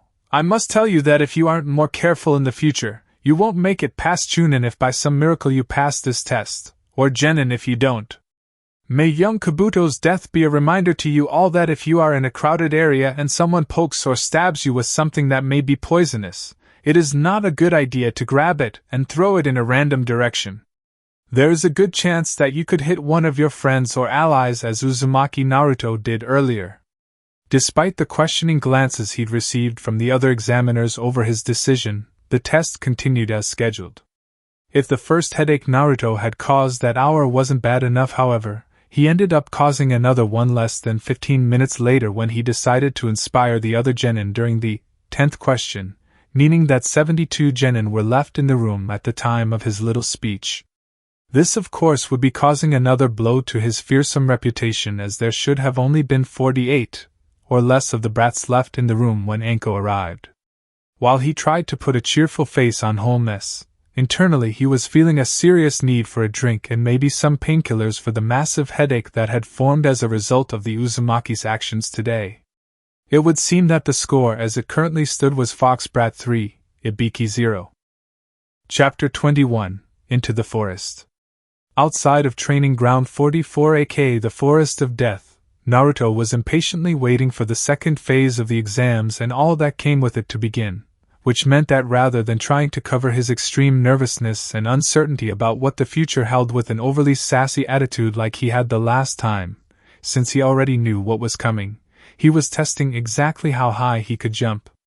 Well, actually, what he'd been doing was hopping up and down in place, and jumping progressively higher with each hop. People finally started noticing what he was doing when he was directly overhead, and were now taking bets on whether or not he'd make it to 50 feet. When he finally reached 50 feet, there was a chorus of cheers and groans beneath him, and he could see a large amount of money-changing hands on the way down, and not only between the genin. He could probably make it to 100 feet if he were so inclined, but landing wasn't his specialty, and if he did so at a straight drop like he usually did rather than trying to manipulate wind currents in order to let himself down gently like he was supposed to when falling from such a height, he'd end up breaking both of his legs, which meant spending a painful night in the hospital and disqualifying his team. Which Sasuke probably wouldn't forgive him for, even though he knew that Orochimaru was more than likely in the forest waiting to molest him. Finally, after nearly an hour of watching Anko have fun scaring the daylights out of the kiddies, it was time to get his team's scroll and line up at the gate. There were 26 teams just like there had been the last time around, though Kabuto's team hadn't made it, and an extra team from Mist who had quit shortly before Ibiki had finally decided to finish torturing the genin over the 10th question, had thanks to his slightly early intervention.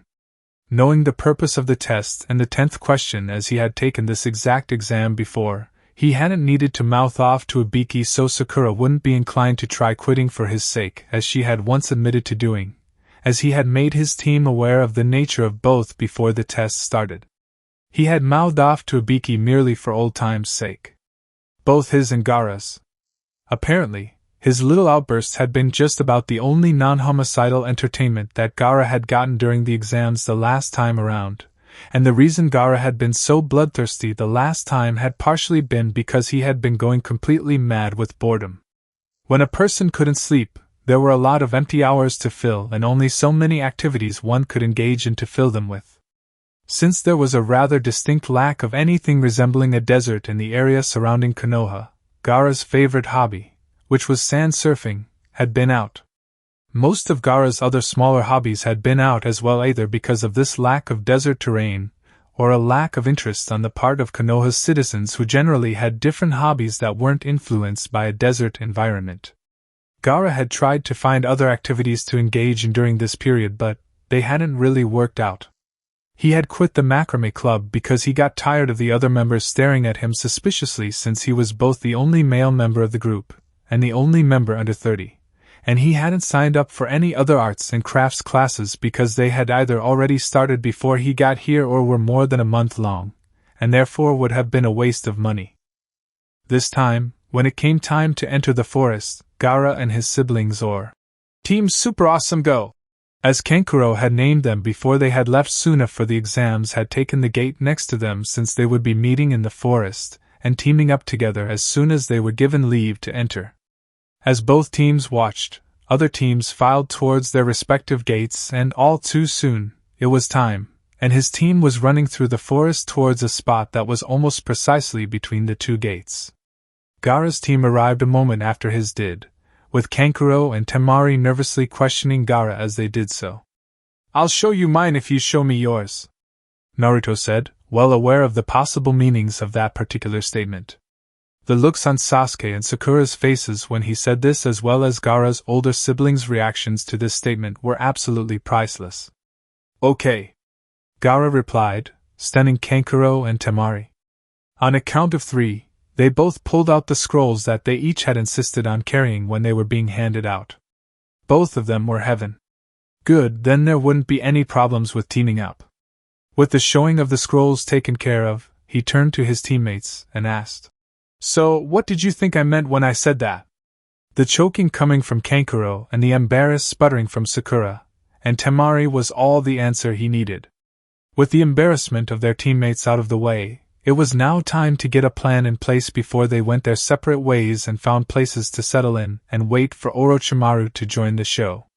It was sure to be one hell of a show, considering the fact that Jiraiya, Kakashi-sensei, and Tenzo would be showing up almost immediately after the Sannin arrived, since they knew approximately where he'd be. He made sure that they had taken the same gate as last time so the search area would be narrowed, since he hadn't known Orochimaru's exact location when he'd attacked them the last time around. While Naruto had been taking the first phase of the exams and getting a start on the second, Tenzo had been waiting impatiently for the news that would inform him that it was time to get the show on the road, as his captain after Kakashi used to say. After reading through the entire newspaper and draining half the pot of coffee in the ANBU break room where the ANBU who'd taken over most of the KMPF's duties after the massacre usually hung out, the call came in reporting the presence of a corpse in an isolated area that was popular amongst young couples.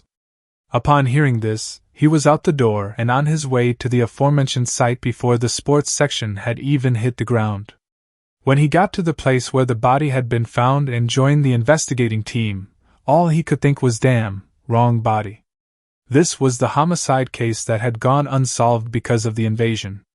He remembered seeing a story about it once, since it had been particularly notable for how gruesome the killing had been and had been front-page news for a couple of days before getting shifted in favor of the results of the second phase of the Chunin exams. He would have liked to help catch the killer this time around, but unfortunately, he had more important things to do.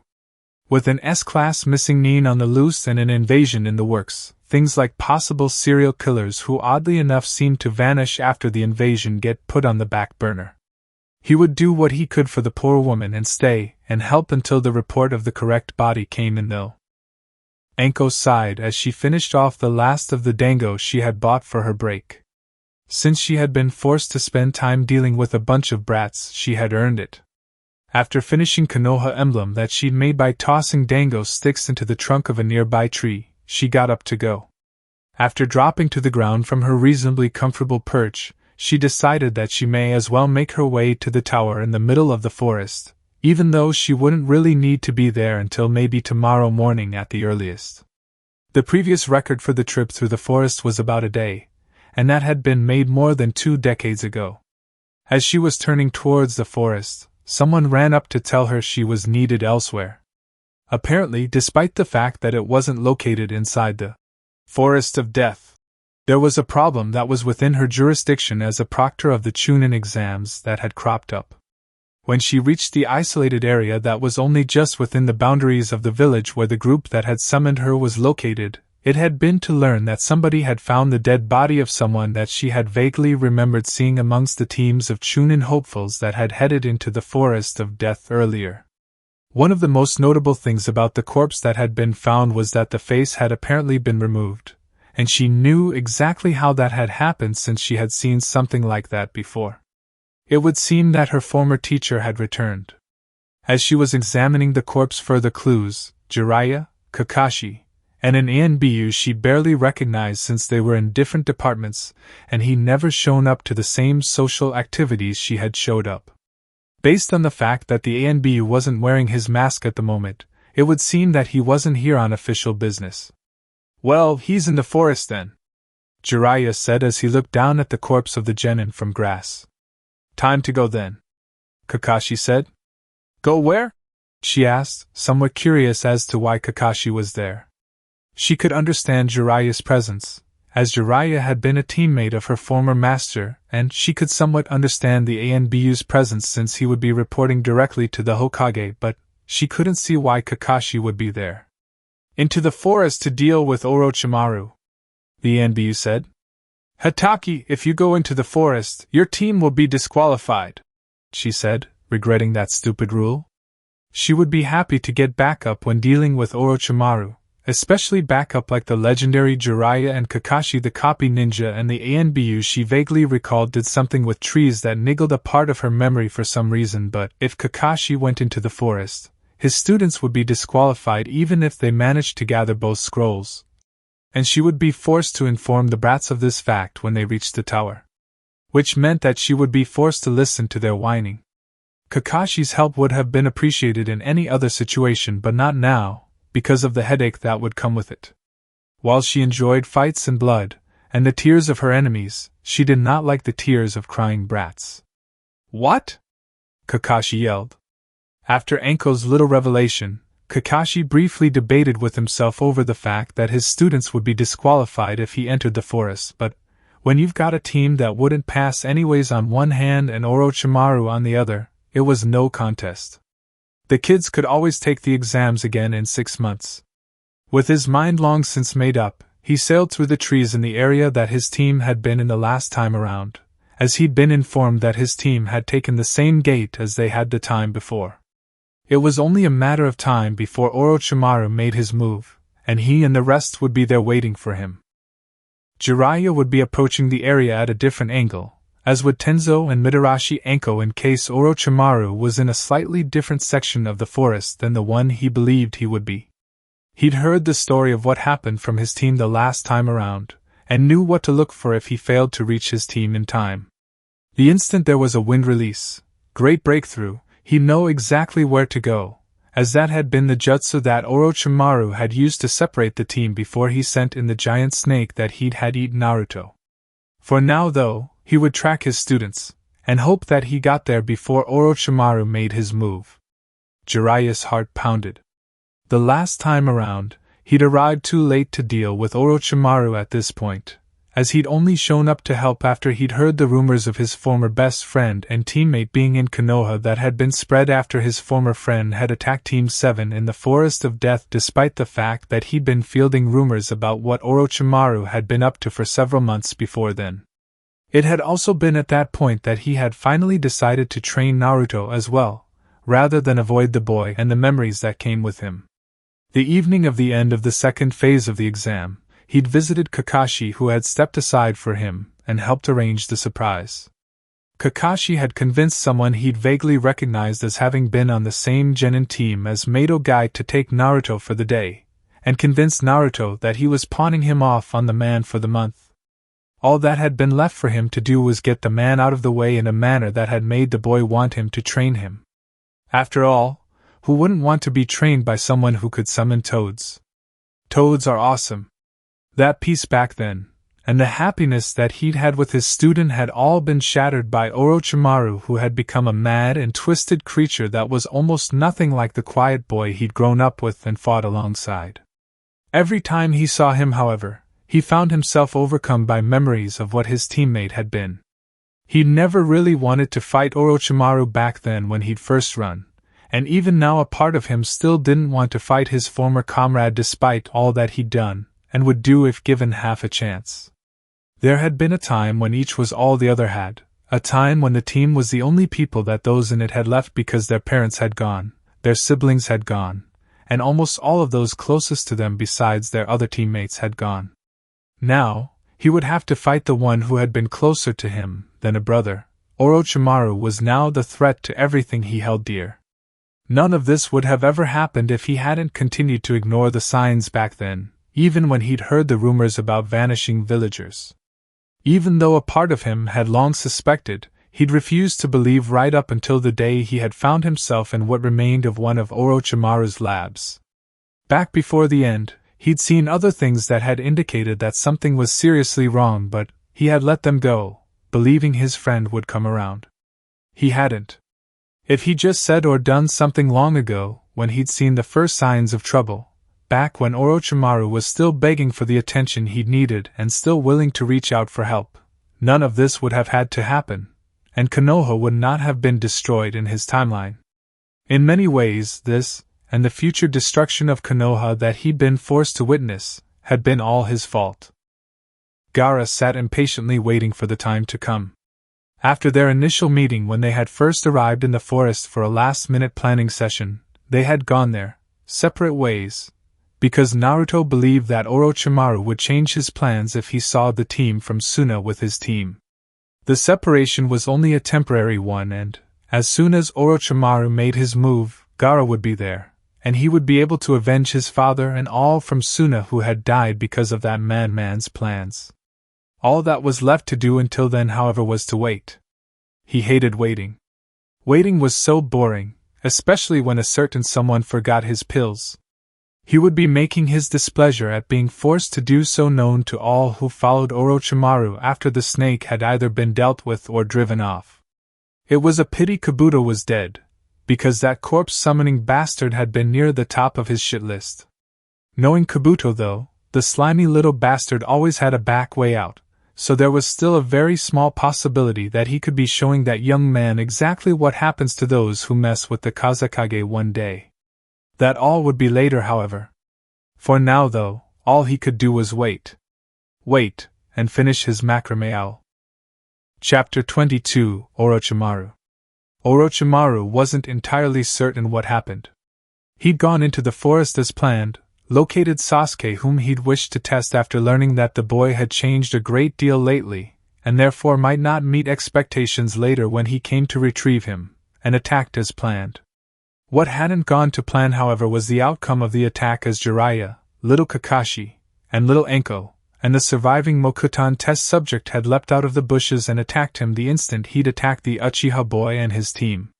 When he'd attacked Sasuke, everyone had jumped on him at once with their signature attacks, and he'd barely managed to escape with his life after taking a Rasengan and a Chidori when he had been bound in the tree created by the successful result of one of his experiments. If he hadn't been able to slip out of his own skin, he would quite likely be dead right now. Out of the group that had ambushed him, he'd only been half expecting Enko to attack him while he was in the forest, and that was because, since he'd come so close to her earlier, he knew that she couldn't fail to notice he was there, and would eventually be coming for him in search of revenge. Being attacked by Jiraiya, who had, to all appearances, finally decided to retire and settle down in Konoha, where he was playing house with little Minato's son, had been unanticipated and unexpected, but not outside of the realm of possibility. Little Kakashi and Washa's name had most likely either been recruited by either Enko or Jiraiya. Apparently someone had found the corpse he'd left behind and put two and two together. He didn't know how, but they had divined his true target this evening, and had acted accordingly. While Jiraiya was usually rather quick to figure things out, he wasn't usually that quick, which made his preset this ambush all the more unexpected. Perhaps, considering how quickly they'd acted, they hadn't figured out his plans. If he were still loyal to Konoha, the first thing he would do if he discovered that it was possible that an S-class missing nin might be running loose in the village was to make sure that the Kyuubi Jinchuriki was secure. The fact that those who were reportedly closest to the Jinchuriki had been the ones to attack supported this theory. It quite possibly had just been his bad luck that the Uchiha boy was on the same genin team as Konoha's Jinchuriki. He would think more on that later, however, since he was currently too busy running flat out through the forest with Jiraiya, Kakashi, his test subject, and Enko on his ass out for his blood. All too soon, he found himself regretting the fact that he'd become so focused on his escape despite the fact that he managed to get out of sight of his pursuers because he didn't notice Gaara blocking his path until he'd almost tripped over the homicidal boy who was holding what looked like a macrame owl for some strange reason. He didn't like the look he saw in the boy's eyes as he started to go around him. He really didn't like the look in the boy's eyes, or the demented smile on his face. He most definitely didn't like the look in the boy's eyes, the demented grin on the boy's face, or the fact that a bunch of sand was now coming up behind him. Despite being the lowest ranking, and therefore ostensibly weakest member of the group that was pursuing Orochimaru through the forest, Enko had reached the clearing that the sand nin had disappeared into first. Orochimaru was nowhere to be found, however. Instead, there was a red-haired genin from Suna who was playing around with a ball of sand that his two teammates were staring at in horror. "He shoots, and he scores!" the red-haired genin yelled as he used his chakra to toss the sand ball into a tree. Instead of asking the child if he'd seen Orochimaru as she had planned, she had found that somewhere between her brain and her mouth the question had become, "What are you doing?" "Playing basketball with this pale long-haired weirdo that I found," the red-haired genin replied innocently. "Where is he?" she yelled as her male companions finally entered the clearing. Both of the red-haired genin's teammates pointed at the ball of sand that the boy was bouncing off of another tree. Gaara sighed as his entertainment, who was quite amazingly still alive if rather broken, was taken away and put under a number of chakra suppression seals amongst other things after receiving a swift kick in the balls from each of the jounin who had come to retrieve him. While he had been waiting to get his revenge on Orochimaru more for the Tsunade that had been killed in the invasion than for his father, whom he'd felt obligated to get revenge for as a member of his family rather than out of any particular desire to do so, he'd finished his macrame owl. After a while, with nothing else to do, he'd gotten bored again, and without paperwork to fill the empty hours by turning them into a torturous hell, he'd started getting antsy. When Orochimaru had finally made his appearance, and escaped the Konoha ninja's attack, which had looked more like a scene out of a comedy with everyone jumping out of the bushes at once to fight him, it had almost been a relief. The man had apparently taken much more damage in that funny-looking attack than he'd initially thought because he had rather easily managed to capture him in his sand. After he'd compacted both sand and man-shaped serpent into a ball, he found he needed something else to do, so he had a feeling that what had freaked Kankuro and Temari out about his game of Orakaball so badly was the fact that he had been behaving somewhat out of character, rather than the viciousness and brutality of his actions. This was a side of him that almost nobody ever saw because they were usually asleep when it came out. During his youth, he'd had to fill his empty hours with something, and killing assassins only took a second or two. "You do realize that your team is going to kill you?" Jiraiya said to Kakashi as he jostled his end of the stretcher he and the other man were carrying in order to aggravate his former teammate's injuries. Now that the rather anticlimactic fight was over, he wasn't feeling as guilty and apprehensive as he had been, and was starting to remember more of the bad times with Orochimaru. It wasn't like causing his former teammate who'd betrayed him, Tsunade, and Hiruzen-sensei an extra bit of pain was going to kill him. "Right now, as far as I'm concerned, it doesn't matter," Kakashi replied. "My students are safe, and there's no chance in hell that the Uchiha will join that snake now. Besides, it's not like I destroyed their only chance for advancement. They can take the exams again in 6 months. "Yeah, but with 2 pranksters on your team?" he replied. "I'd be triple-checking everything I own for the next several years if I were you. Especially considering the fact that one of the pranksters is Naruto and the other is his protege.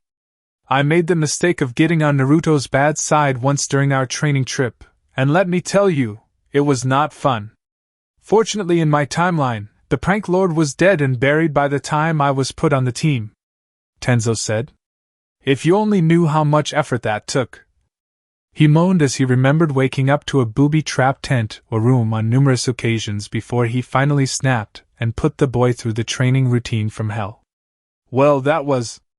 Naruto said as Kakashi, Jiraiya, and Tenzo carried off the broken and bloody body of Orochimaru. Rather anticlimactic, Sasuke finished. He was glad that was over, and was feeling somewhat relieved since he'd been rescued from a fate that was probably worse than death. It wasn't just the whole cursed seal and attempted body takeover thing that he feared. While he was willing to wear the ridiculous tracksuit since it actually served a purpose, he'd seen a sketch of what Orochimaru had him wearing in 3 years, and he suppressed a shudder as he pictured the open-fronted shirt and purple ass bow that apparently matched the one belonging to Orochimaru. The fangirls were bad enough now. He could only imagine what they'd be like if he wandered around with his shirt half off. They'd probably try to rape him in public, or something. I'm sorry to tell you guys this, but you may as well follow me to the gate when I go make my report to the Hokage, the Proctor Mitarashi Anko said as Kakashi, Jiraiya and Tenzo disappeared into the distance. What? Why? Naruto asked. Since your sensei entered the training grounds during the exam, your team was disqualified. Unfortunately, I cannot make exceptions for the fact that he had entered the forest to deal with an S-class missing nin who had infiltrated the exam. Precedent was set 2 decades ago after the incident in the Suna winter exams, the proctor replied. Fuck. Naruto moaned. He knew exactly how the other boy felt, and he had a feeling that Sakura did too since she hadn't got on the Uzumaki for swearing. He had thought of resisting when the proctor ushered them out of the forest, but there was no point in doing so. Thanks to Kakashi, his team had failed. There would be no becoming a Chunin on his first try, just like Itachi. Because of that, he would be making his displeasure with his sensei known as soon as he was able to. Perhaps some poisonous snakes in the man's bed would do the trick.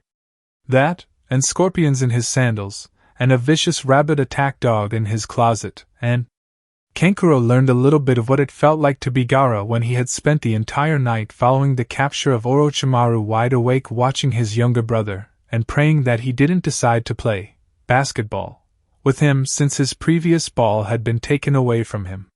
He survived the night with his mind and body intact, however, and had finally solved the mystery of the clothes fairy, who had been repairing his and Temari's clothing in the night and leaving new clothes at the ends of their beds on occasion. While he had been watching, Gaara had pulled a dress pattern and several yards of purple material that he'd seen him purchase at the market the day before out of a storage scroll. His brother then spent the rest of the night cutting out the pattern and sewing it together to create said dress after measuring Temari several times because he didn't get the same measurement each time since his sister was busy quaking in fear. By the time the sun finally rose, the dress that Gaara had decided to make was halfway finished. After the sun rose, Gaara put the half-completed dress away and got them a scroll by using his sand to pick up a team from mist and shaking them until their scroll hit the ground, and they made their way to the tower. By the time they reached the tower, both Kankuro and Temari were completely exhausted by the ordeal they had been forced to go through, yet unable to sleep while Gaara remained nearby.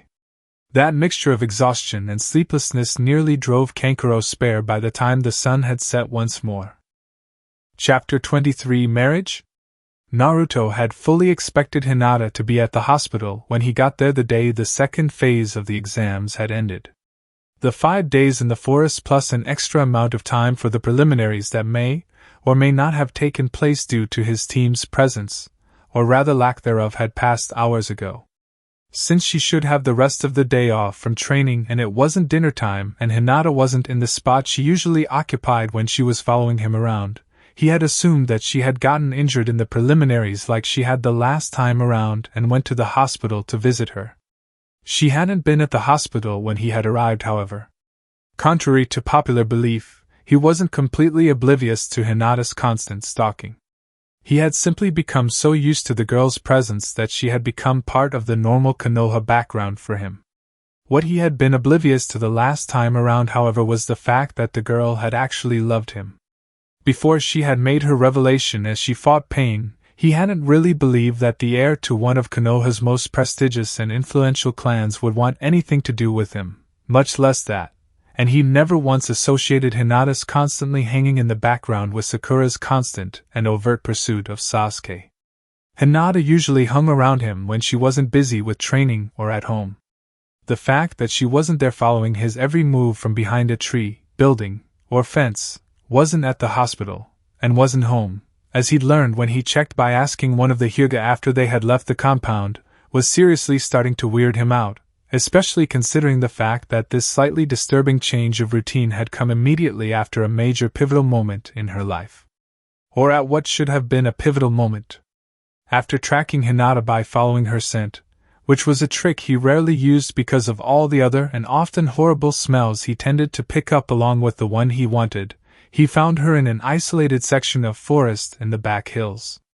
It soon became obvious that he hadn't gotten there a moment too soon, as Hinata had a knife with her and was obviously building up her courage for something. "Hey Hinata, what's up?" he asked in a false cheerful tone, hoping and praying that Hinata wasn't doing what he thought she was doing. Hinata started sobbing at that point. "I'm a total failure, even at this," Hinata said, gesturing towards the knife. "Niji and I was right, I should do everyone a favor and die." "Hinata," he said, at a loss for words. He felt rather low at that moment. His kind and gentle friend had most likely been feeling this way for a very long time, and he hadn't bothered to notice.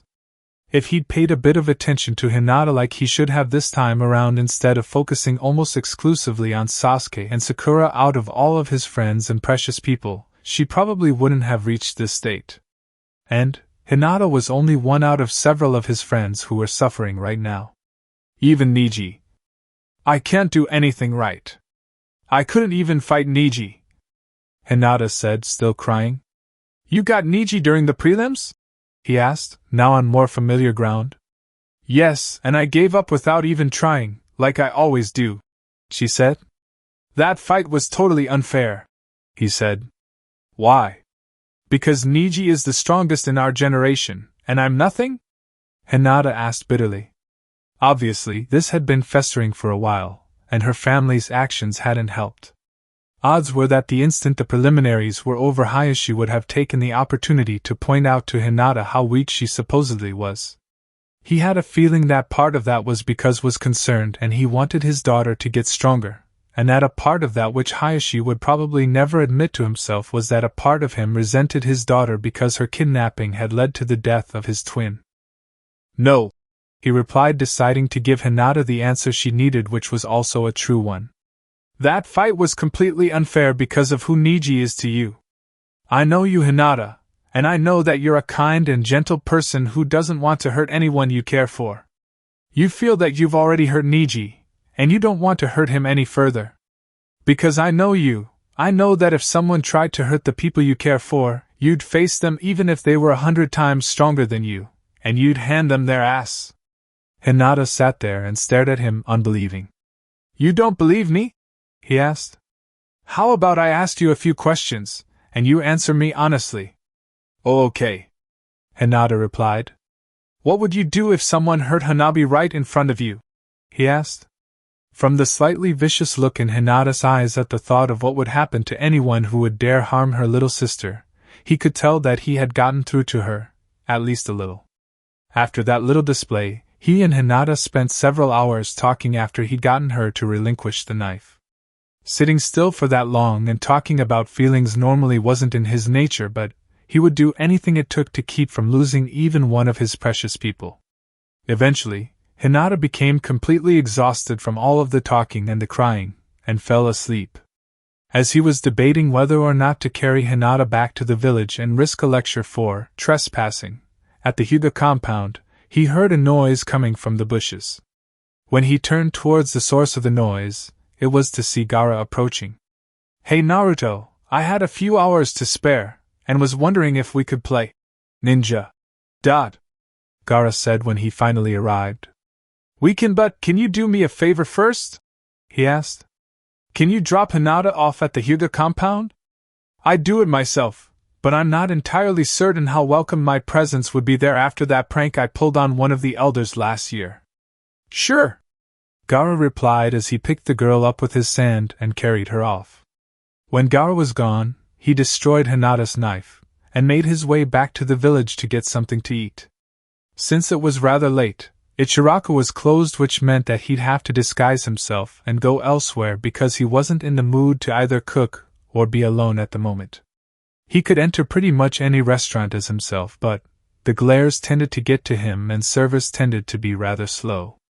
Gaara's first impression of the Hyuga clan when he'd first encountered him had been that they were stuck-up snobs, and there had been very little to change that impression over the years. While there were naturally some exceptions to the rule like Hinata, that impression was completely correct in his opinion. When he got to the gate of the Hyuga compound, Hinata was taken off of his hands by a pair of annoying pricks, and he was led further into the compound. When he arrived at the destination he'd been led to, it was to find Hyuga Hayashi sitting in some sort of formal audience chamber looking at him rather sternly. "What were you doing with my daughter?" Hayashi asked him after the basic formalities which had been drilled into him when he'd become Kazekage in the future were over. "Training," he replied after a moment of internal debate.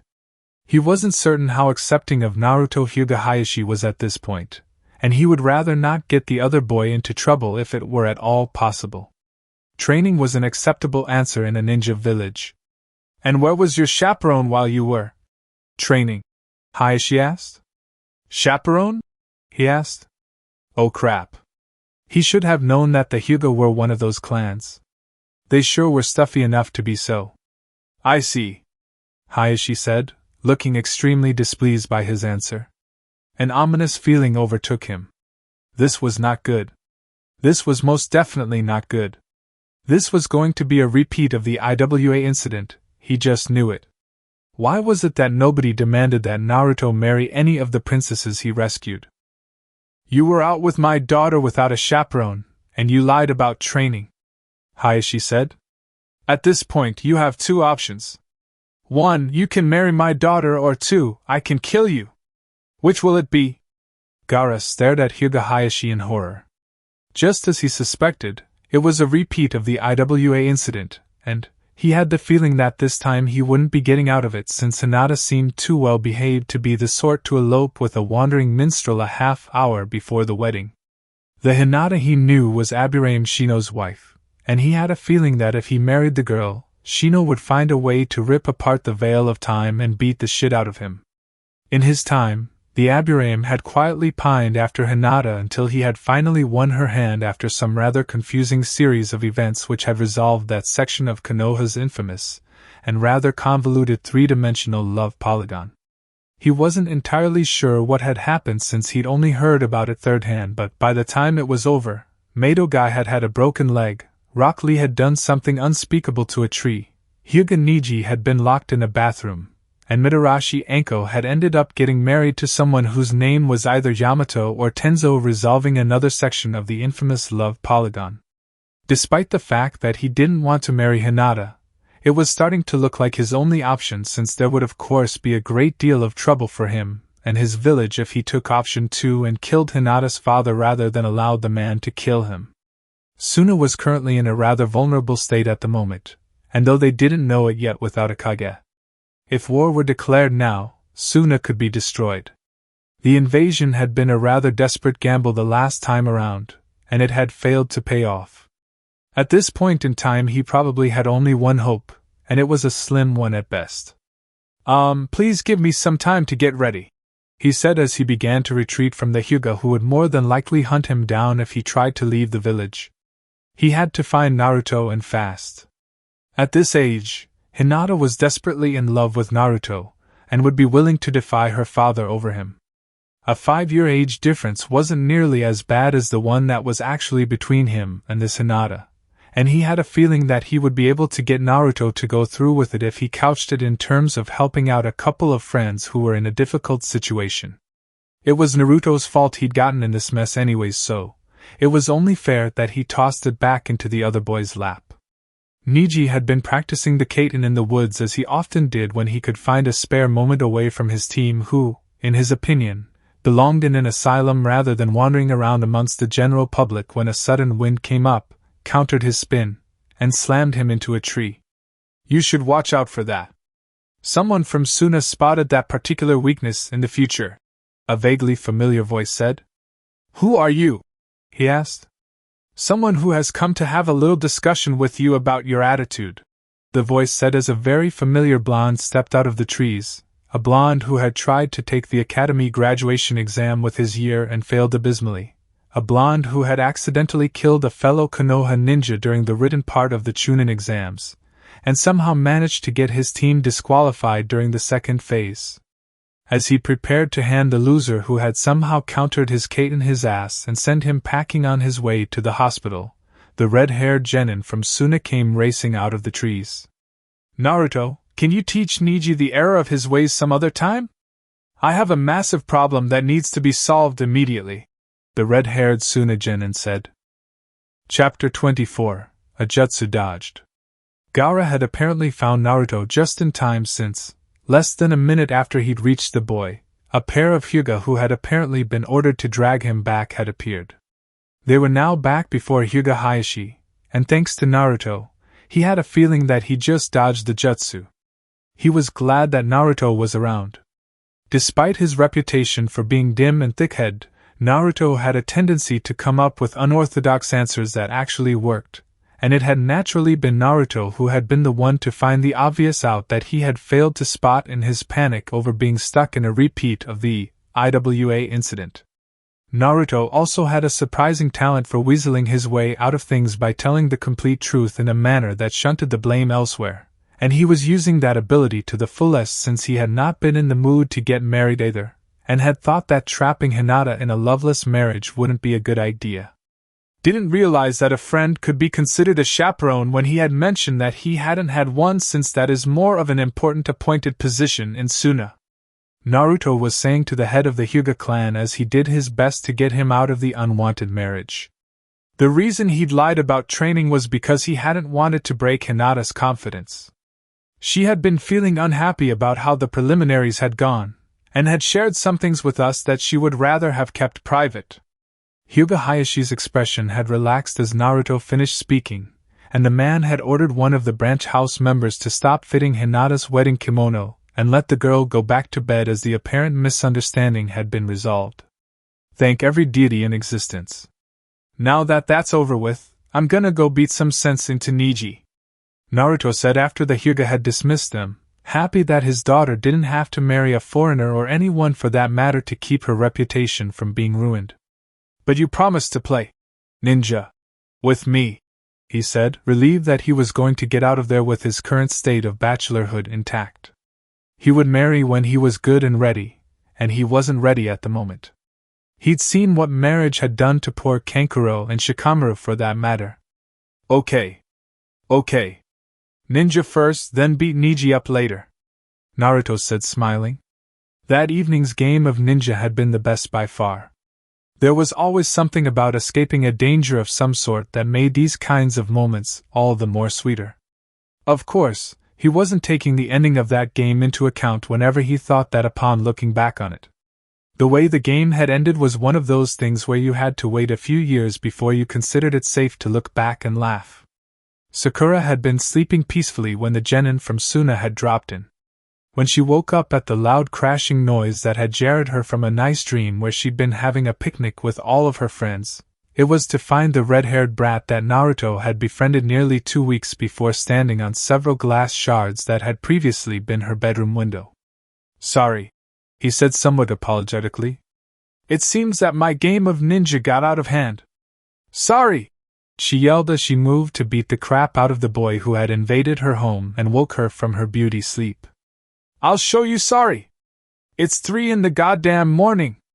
The boy's eyes widened in fear and he gulped as he dove out the window with her in hot pursuit. Hiruzen Sarutobi groaned as someone shook him awake. He'd only gotten to sleep a couple of hours ago after a rather eventful and emotionally draining day. After witnessing the preliminaries for the third phase of the Chunin exams, he had been there to supervise Orochimaru's transfer from the hospital to the heavily warded cell where he was going to be kept until they could figure out how to kill the man who had made himself virtually unkillable. After that, he had been forced to fill out all of the necessary paperwork regarding his former student's incarceration and pending execution. It was sad, really. Even knowing exactly what sort of monster his student had become, he still found himself seeing that small bright boy who had just lost both of his parents every time he looked at him. That sentimentality had been the reason that he had been unable to kill his student the day he had fled, and the reason he was even now reluctant to kill him. He would kill him because he had to, though. He would kill him in order to protect Konoha, even though a small part of himself would die when he did so. When he opened his eyes to see exactly who would be getting every sucky mission he could think of for the next 3 months, it was not to find a shinobi with important business that needed his immediate attention, but to find his grandson Konohamaru standing there instead. "Jishin, can I go outside and play with Naruto?" Konohamaru asked when he was finally awake.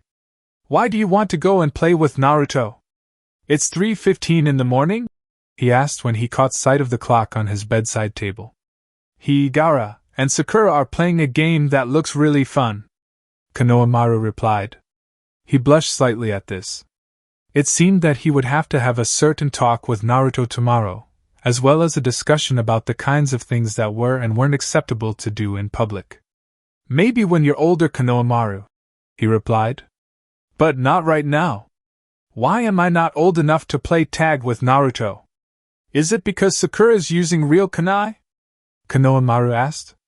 "What? You can do this," Sasuke said to himself in order to psych himself up for his next prank. "You can make it through this.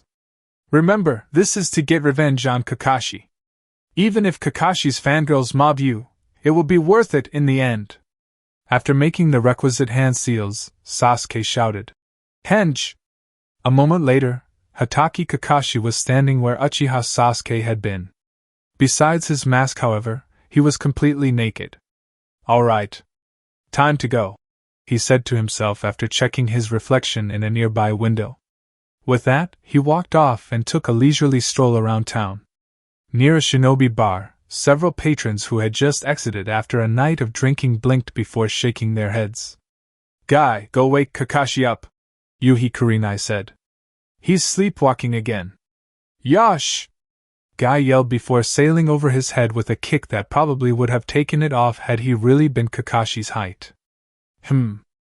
"I do not think that is Kakashi," Guy said after he smacked into the side of a building on the other side of the street.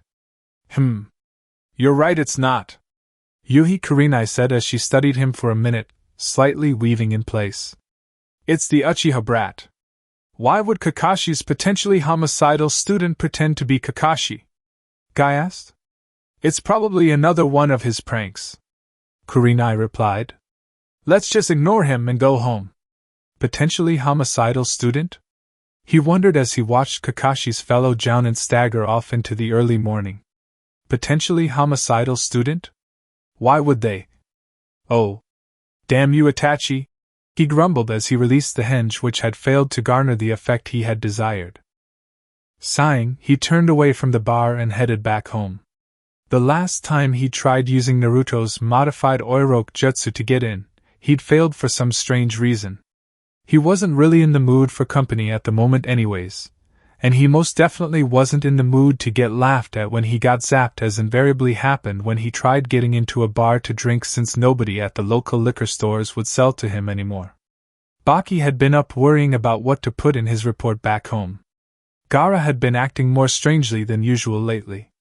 The boy usually hid his more random hobbies from just about everyone, but now, he was bringing them out in the open, and that was becoming rather worrisome, as it was extremely out of character for the boy who never showed his softer side to anyone if he could help it. As he was setting brush to scroll, in order to ask Chio for advice since she was Suna's Jinchuriki expert, he heard the front door of their lodging slam open, and just as quickly slam closed. "Lock the door! Lock the door! Lock the door!" Gaara's new friend yelled desperately. There was a click as the bolt slid home, And both Gaara and his blonde friend, who was yet another thing he was worried about as intelligence, had pointed to the boy being Konoha's Jinchuriki, let out sighs of relief as the doorknob rattled furiously. Then, he heard the sound of a kunai pounding against wood. "Holy shit! She's trying to cut her way through!" Gaara's friend yelled. "Your teammate is very scary," Gaara said. "You said it," the other boy yelled. Deciding that discretion was the better part of valor in this instance, he ran and hid. It was a prudent thing to do considering the fact that someone that Gaara found to be frightening was trying to get into their lodgings.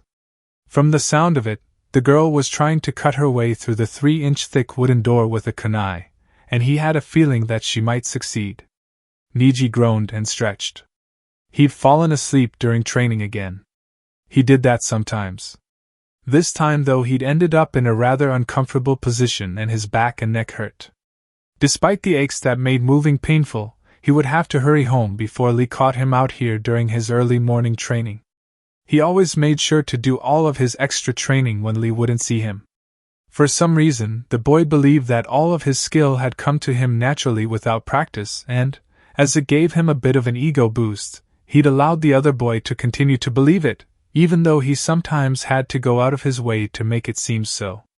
His evening had been rather strange, as that loser Uzumaki had tried to challenge him for some reason, and had actually managed to land a blow on him. It had been a cheap shot that had come out of nowhere when he wasn't expecting it, but it was a blow nonetheless. The fight that the Uzumaki had been trying to pick hadn't happened, however, as one of the genin from Suna had come up and started saying something about a marriage to Hinata that he didn't quite catch or really care to. Whatever that other loser who was unfortunately related to him didn't really concern him now that he'd proven his superiority over her before everyone. As he was making his way back to the Hyuga compound, his sensei's self-proclaimed eternal rival wandered by. Naked. Believing it to be some sort of joke, he activated his Byakugan to see who would have the balls to do such a thing. Holy shit! That really was Kakashi. Chapter 25, Interlude, Locked in a Closet. Naruto groaned as he awoke to complete darkness. He was shut in a closet which was located somewhere that smelled like the academy, except for the fact that the academy didn't use ironwood-scented floor cleaner. There was also someone in here with him that smelled like diseased trees and old people. Why did this situation seem so familiar? Little Naruto whimpered as he awoke to complete darkness. There was a groan nearby. He wasn't alone. One of the big mean people was in here with him. Naruto groaned as he awoke to complete darkness. As his foot moved, it found the leg of another person. He waited for the other shoe to drop, knowing that the guys in the animal masks had finally gotten fed up with all of his pranks, and that whatever retaliation they had planned for him right now was most definitely not good. Naruto groaned as he awoke to complete darkness. He could hear someone else breathing in the dark. He wasn't alone. Something about this situation seemed familiar for some reason. Maybe he pranked the guys in the animal masks one too many times again. Naruto groaned as he awoke to complete darkness. He seemed to be crammed into a small utility closet with someone else, and that someone smelled like old people. His head hurt, his mouth was dry, and the last thing he remembered was Shizen with a dart gun. Maybe he should quit calling the Hokage Ba-chan. Nah. Hey geezer, get your foot off my leg! Naruto yelled. It was a small closet, and no matter how he moved, if the freaky old person he was trapped with didn't shift position, he'd be touching it. He so didn't want to be touching an old person who smelled like a sick tree right now. Why does this situation seem so familiar? Said a voice he barely recognized. He couldn't quite place the voice, but he was reasonably certain that it belonged to one of those old farts who used to hang around the old man and later Tsunade-bachan. He hoped and prayed it was old dude with the glasses. Not an effing clue, he replied, scooting as far away from the old man as he could before he got a bright idea. Whoever had trapped him in here was quite likely either stronger or smarter than he was, or both, considering the fact that they'd been able to capture him. If that was the case, then they would be able to keep him trapped in here for as long as they pleased. But it was possible that the old guy he was trapped with knew some long-forgotten ninja tricks they didn't teach anymore, since the old people who hung around the old man used to be his teammates, or something. Maybe the old guy who was either that guy with the glasses or that asshat Danzo could get them out of this. "You used to be a ninja, right?" he asked, getting straight to the point and hoping the old guy knew something that would get them out of here. "No used to be about it, boy, I still am," said the person with whom he was trapped. "So, you've been a ninja for what, 50 years? He asked. "Closer to 60, the old person replied. "Good. Then you can get us out of this," he said. An exasperated sigh came from the direction in which the old man was located. "Move over, boy," the old man said as he shifted towards where the door was located. He moved over, and the old guy started fiddling with the door handle, which appeared to be completely intact. After what seemed like an eternity of swearing in which he learned several new ways to question someone's sanity, paternity, maternity, sexual preferences, the sexual preferences of that person's mother, father, sister, brother, and family dog, and how to do so in at least 3 languages, the old guy ordered him to move over again and sat down next to him. It was at that point that he noticed that the arm closest to him was in a sling. Fucking great. He'd been trapped in a closet with Danzo. "So, where's Naruto?" Kakashi asked when he met up with the guys for drinks at Jiraiya's apartment. "Tenzo locked him in a closet with Danzo somewhere," Jiraiya replied offhandedly. "Like that hasn't been tried a half-dozen times." Kakashi snorted as he downed the first sake of the evening. "It has?" Tenzo asked as he pulled his Ichoko towards him. "Yeah. There was that time when Naruto was 2, and the Sandaime decided that the best way to get Danzo to stop asking to turn the boy into a weapon was to have him spend more than 2 seconds in his presence, which was something Danzo wouldn't willingly do," Kakashi said. "Then there was the time when Naruto was 6 when the Hokage tried again," Kakashi continued. "There was also that time the ANBU locked Naruto in a closet with the closest thing we could find to creepiest old guy in the village after he broke into TNI headquarters, sprayed silly string everywhere, and freed 3 high-value prisoners when he was 9. We couldn't use the real creepiest old guy in the village since the Hokage would have had our heads for putting Naruto in a closet with a suspected child molester." Kakashi finished before he refilled his Ichoko. "There was also that one time Tsunade got desperate, and hoped that Naruto would work his special magic on the man and make him easier to deal with. The guy repented for all of 2 minutes before he was back to his old tricks again," Jiraiya said before taking a sip of his drink. Had Fu or Torian had any emotions, they would have been screaming in frustration over all of the work that was ahead of them. They had hacked away all of the tree branches that had blocked access to the hallway in which one of the Ninja Academy's numerous supply closets was located, and learned that they had arrived too late once again. "And then he volunteered to die while I was working up the nerve," Danzo-sama said as he was spilling his entire life story to the boy who had been trapped in the closet with the man. Torian had been quite young when he had first encountered the Uzumaki boy's unique abilities. He had come to the rescue of Danzo-sama, who'd been sealed in a utility closet in the administration complex 10 years ago, only to find the man sobbing into the hair of a small toddler, and vowing to raise the boy as his own child. Since that incident, certain protocols had been put in place. Protocols that would be going into effect now. "The chamber has been prepared," Fu said when he received confirmation from one of the other root operatives. Upon receiving that confirmation from Fu, Torian released several Kakeichu whose venom had sedative properties rather than poisonous ones. It had taken over a month for Danzo-sama to return to normal the last time this had happened, and that had been after they had been forced to implement a memory wipe. There had been a large number of consequences that had resulted from this extended recovery, and some of the recruits from that period were slightly off. Elsewhere in the village, Shin sneezed as he made his way on his self-appointed mission to acquire a teddy bear for his little brother despite the fact that the other boy was too old for such things. Chapter 26, Third Phase. Naruto grumbled as he got up in time to get a reasonably good seat at the arena for the 3rd phase of the Chunin exams. Apparently, when the exams took place in Konoha, attendance was mandatory for genin, which meant that he couldn't skip it to get extra sleep or training in, and nobody could chase him away from the arena like they had done the last time the Chunin exams were in Konoha when he'd shown up to see what was going on. Back then, the bastards who'd chased him off hadn't even told him it was the Chunin exams, and as a result he hadn't known what the Chunin exams were until Sakura had told him about them when Gaara showed up the first time, since the public part of the exams tended to take place when the academy was in session, and the instructors he'd had didn't seem to think that children who weren't even genin yet needed to be bothered with them. He was reasonably certain that there wouldn't be an invasion this time, however. Orochimaru was currently locked up somewhere where, irony of ironies, he was the experiment, and the imposter Orochimaru had sent to replace the Kazekage when he couldn't because he had to be elsewhere had been caught thanks to Gaara.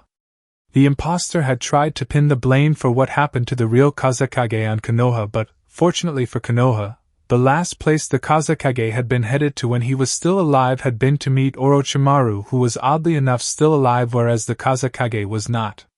The Kazekage's death had been confirmed without a doubt after a search that had been made upon the discovery of the imposter had turned up his body where it had been the last time around when it had been found after the invasion.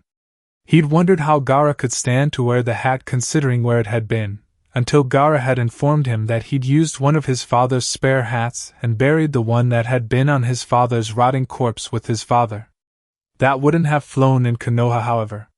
In Konoha, there was only one Hokage hat. Fortunately, it had been left in the village when 3 of the 5 Hokages had run off to die in battle, and hadn't been on the old man's head when he died the last time around. Because there wouldn't be an invasion, all he had to look forward to today was a relatively boring day in which Shikamaru's bout would eat several hours while the Nara waited for the sun to be positioned correctly. If Gaara didn't get too bored and hand him his ass, that was.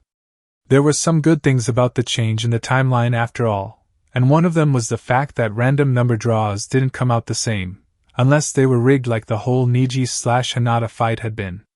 Thanks to his team being knocked out of the running, the lineup for the third phase of the exams looked rather different than it had the last time around.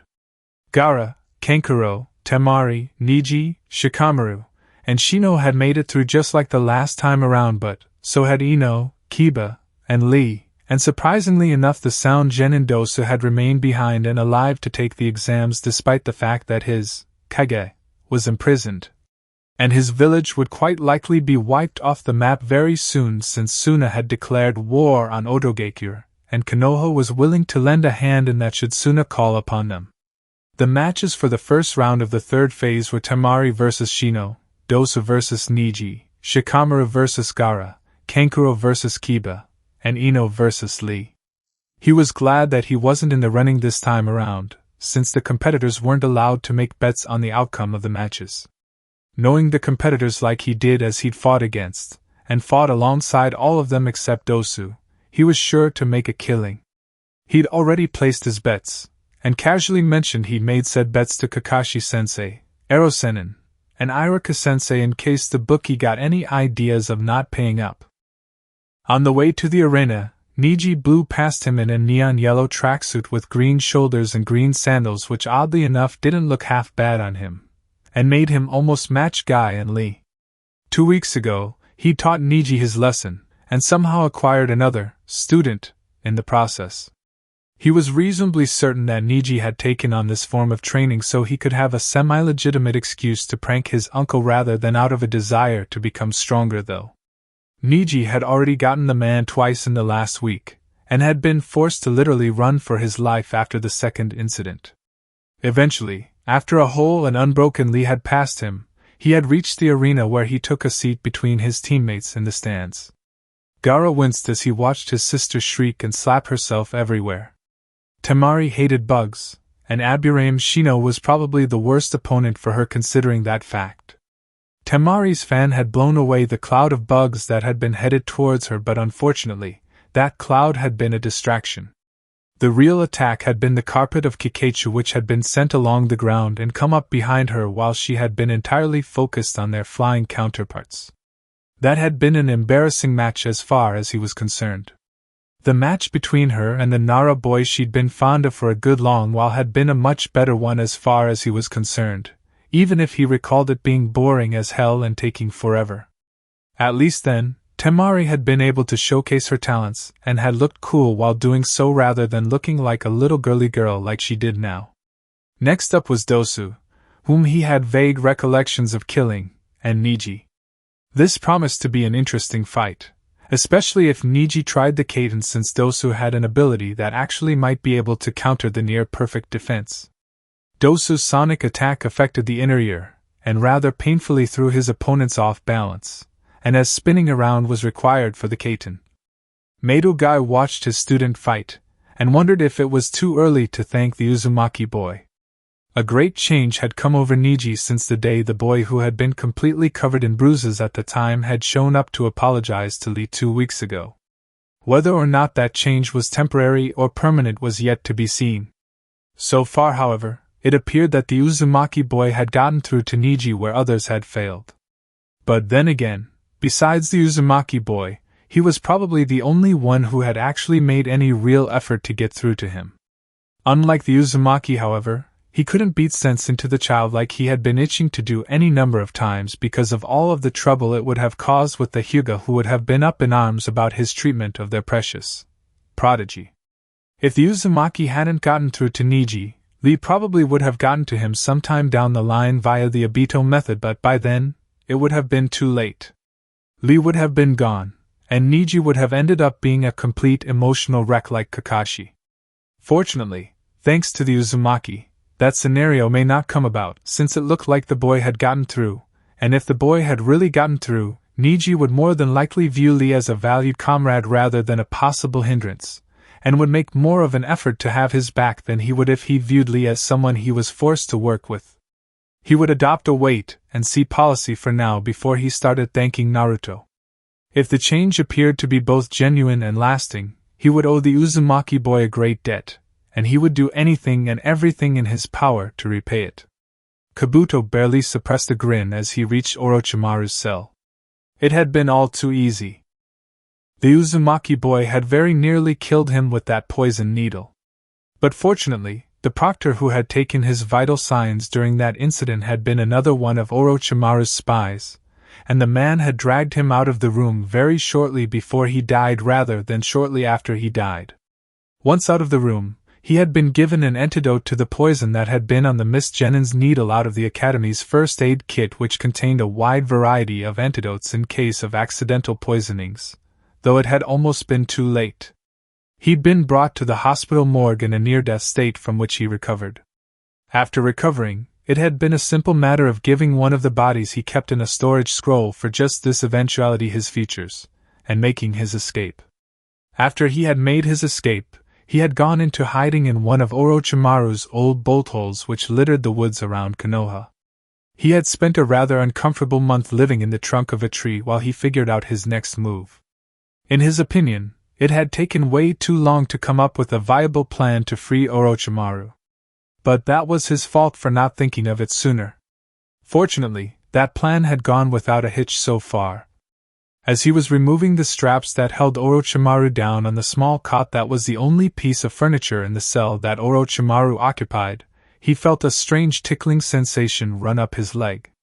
Yanking his pants leg up in order to deal with whatever insect was crawling on said limb, as leaving what could be one of the Abdurrahim's bugs on him would be a rookie mistake, he found himself looking down at a chakra-suppressing seal.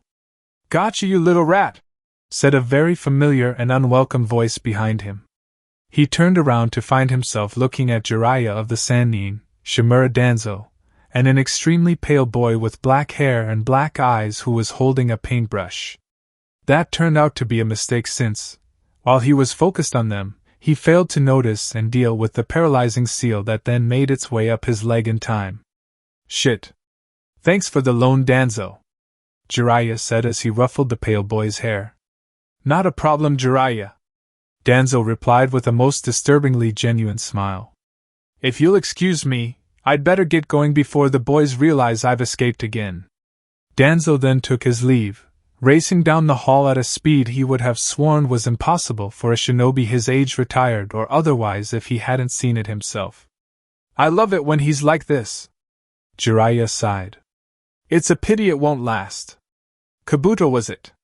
Jiraiya asked in a falsely casual tone of voice when he turned to him after pretending to have forgotten he was there.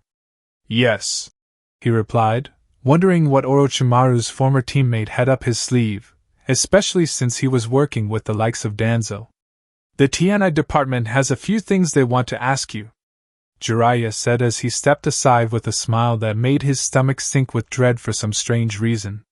He learned what that reason was an instant later when it was revealed that Mitarashi Anko had been standing right behind the Sannin.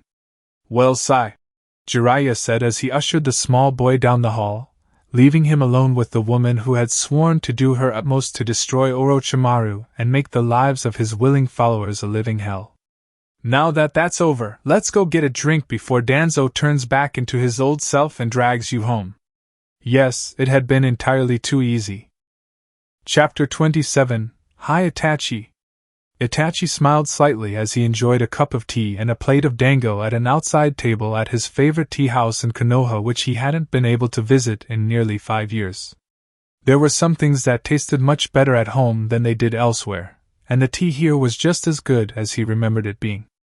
Kisame, who was under a henge that made him look like a large, solidly built man with brown hair and green eyes, sat across from him fidgeting nervously. Part of this could have been because he himself was under a henge that made him look like a particularly attractive young blonde who possessed a rather sizable pair of assets. No matter what he looked like, Kisame had absolutely no interest in dating him, and their current activity was a bit too close to date-like for his partner's comfort. While he and Kisame had ostensibly come to Konoha with the goal of testing village security, and possibly capturing the Kyuubi's host, he had actually come to make sure his little brother was alright since there had been rumors that Orochimaru had been in the Forest of Death while his brother had been in there during the second phase of the Chunin exams, and to make a report to the Hokage about the Akatsuki's current activities. The fact that he'd been able to threaten Shimura Danzo and stop at his favorite tea house on the way out of the village was just a bonus as far as he was concerned, even though the threatening of Danzo hadn't gone the way he'd expected. After leaving the Hokage's secret meeting place, it had taken him a while to find Danzo, who had been hiding in a tree for some strange reason. When he had found him, he had told the man what he'd do to him if he ever even thought about harming Sasuke in exacting detail. Instead of giving him that false smile of his while exuding an air of menace like he normally would have done upon receiving such a threat, the man had quietly taken the threat before smiling sadly at him and apologizing for putting him in a position where he'd been forced to kill his clan. This uncharacteristic behavior on Danzo's part had naturally disturbed him to no end. Fortunately, he had the continent's best tea and dango to comfort him.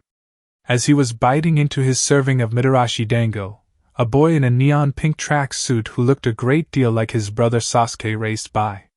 Instead of continuing on his way down the road at the high rate of speed he'd been maintaining, the boy suddenly screeched to a halt in the middle of the street, and then ran backwards until he was even with the table he and Kisame were seated at which point he began running in place, turning an active Sharingan on him and his companion. "Hi Nichan," the boy said cheerfully like he used to when he was little, before turning and looking over his shoulder. Whatever the boy he somehow couldn't process as being Sasuke saw over his shoulder had clearly made him nervous because the exact same expression Sasuke had had the one time their father had gone after him with a belt crossed the boy's face for an instant before he started running once more. "Bye Nichan," the boy yelled over his shoulder as he raced away once more. "What?" Kisame started, before a glitter-covered Anbu in a cat mask raced by. "Pink spotted on Tobarama Avenue headed east, I'm in pursuit," the Anbu yelled into a headset. "Was that about?" Kisame finished. "I don't know," he replied honestly at a loss. He'd known that the death of the clan, and what he'd done to his brother with its Tsukuyumi would have made him somewhat unstable, but he hadn't realized that he'd destabilized the boy to that point. Based on all of the accounts he'd heard of his younger brother since he'd left the village, he'd been given the impression that Sasuke an aloof avenger who was obsessed with getting stronger in order to get revenge like he should be so he'd be strong enough to face Madara later on, not whatever the hell that was that had just stopped by his table had been. 10 seconds later, a long-haired Hyuga of indeterminate gender in a yellow track suit raced by. "Hi Uchiha-san." "By Uchiha-san." "The boy?" said, not even bothering to stop as he did so. The reason for the Hyuga teen's flight soon became apparent when a paint-covered Hyuga Hayashi followed an instant later, completely ignoring him and Kisame in his determination to catch and possibly kill the other Hyuga. As he was getting back to his snack, determinedly trying to ignore what had just happened for the sake of his sanity, a blonde in a bright orange and blue tracksuit jumped off of the roof of the tea house and landed on his and Kisame's table, barely missing his and Kisame's food and drinks when he did so. "Hi, Itachi," the boy said cheerfully as he jumped from the table to the ground before turning and giving him an appraising look. I'll give you a 7. The boy, who he tentatively identified as his and Kisame's target Uzumaki Naruto, Kyubi Jinchuriki, Bane to Konoha's A and BU, and recently nicknamed Hellgod, said. "Give what a 7? Kisame asked. "His hench," Uzumaki replied, as if the answer were obvious. 7? 7? He's a 10! Kisame exclaimed before realizing what he was saying and shutting up. "That," the Uzumaki said, pointing at him, "is not a 10. I'll show you a 10. Oiroku no Jutsu." The Uzumaki boy vanished into a cloud of smoke, and a moment later a very attractive blonde who was completely naked except for a couple of rather strategically placed clouds of smoke stood in his place. Kisame, as well as just about every other man in the area, was blown back by a massive nosebleed, and while he himself hadn't been blown back like the vast majority of the males in the area, he had found that he'd had to rather hastily grab a napkin. Satisfied by everyone's reaction to his hench, the Uzumaki turned and flounced off. "Itachi," Kisame said when he finally managed to haul himself back to his seat. "Yes?" he asked as he went back to his dango. "From what I've seen of your village, I'm amazed that you're even half as sane as you are," Kisame replied. "It's not usually this bad," he said as he took a sip of his tea while repressing the last few minutes in order to preserve what was left of his sanity. It was at that point that a certain jounin in green spandex decided to appear. "I apologize for interrupting your most youthful date, but I must ask if you have seen my most youthful student," Madogai said before giving what, for him, was probably a disarming smile. He was glad he didn't have his Sharingan active at the moment, as that smile probably would have finished blinding him if he had. It had almost had done so as it was. "The flat-chested Hyuga girl in the neon yellow tracksuit?" Kisame asked before pointing in the direction in which both of the Hyuga had gone. "She went that way. I think her dad's going to kill her when he catches her, though. That isn't who I was looking for, but I should probably grab him before Hayashi-sama does something regrettable." "Thank you," Madogai said before running off. 2 seconds later, a miniature copy of Madogai ran by on his hands, paused in his tracks, and ran back to the table backwards, giving him a sense of déjà vu. "You are the most beautiful girl I have seen aside from Uzumaki Naruto. Please go out with me, I'll protect you with my life," the mini-guy who was running in place on his hands exclaimed. "I stand corrected," he said, as he determinedly ignored the boy who was pacing in place beside the table waiting for an answer. "I seem to have repressed more than I thought in regards to this place in order to preserve my sanity." Kisame just laughed. Chapter 28. Random Things Happen. Kakashi was having a good day. In his book, all was good, the sun was shining, the birds were singing, Orochimaru was in prison, the little Uchiha snake hadn't had that seal put on him, there had been no invasion to interrupt the third phase of the Chunin exams, and the third Hokage was still alive. Since there hadn't been an invasion, there was no construction going on which he'd be forced to participate in for the good of Konoha since Konoha was intact. As he was getting into one of the more interesting scenes in the book, he used to throw people off guard and ward off unwanted social interaction. Naruto ran by. As Naruto ran by, he noticed that there was something different about him. If he could just put his finger on it. He was wearing the eyesore of a tracksuit again, the one that made him look like dead Naruto. "Naruto, why are you wearing that?" he asked his beloved student when he caught up to him. Now that he was able to properly focus on it since it wasn't passing by in an orange blur, the outfit was bringing back bad memories. Memories that faded each time he saw his living student up and running around doing Naruto things and not being dead. "Because I don't want my good clothes to smell like fish," Naruto replied. Why would your clothes smell like fish? He asked.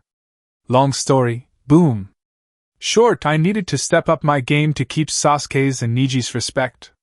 Naruto replied as he continued to run. Shrugging, he let Naruto continue to run and soon, the boy disappeared into the distance. It was at that point that he started noticing something odd. Was it raining fish guts, or was it just him? It's raining fish guts, Kisame said as he finished the last of his goma dango, ignoring the smoking offal that was spattering on the table, himself, and his partner for the most part. I noticed, Itachi said as he set his tea aside when I landed in it with a tiny splash. Don't worry, beautiful flower, my home is nearby, and the shower is big enough for two. Rock Lee, who was still pacing in place on his hands waiting for an answer to his previous question, said. Did that kid just… Kisame asked, sounding both stunned and amused over the fact that his partner had been propositioned.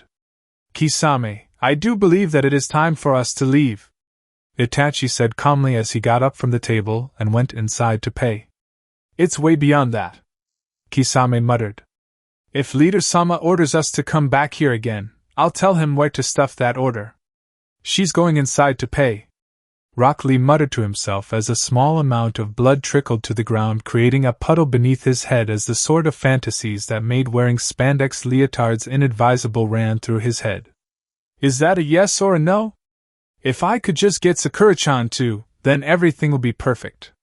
Bit of advice, kid, Kisame said to the perverted little green weirdo who was still pacing by his and Itachi's table on his hands.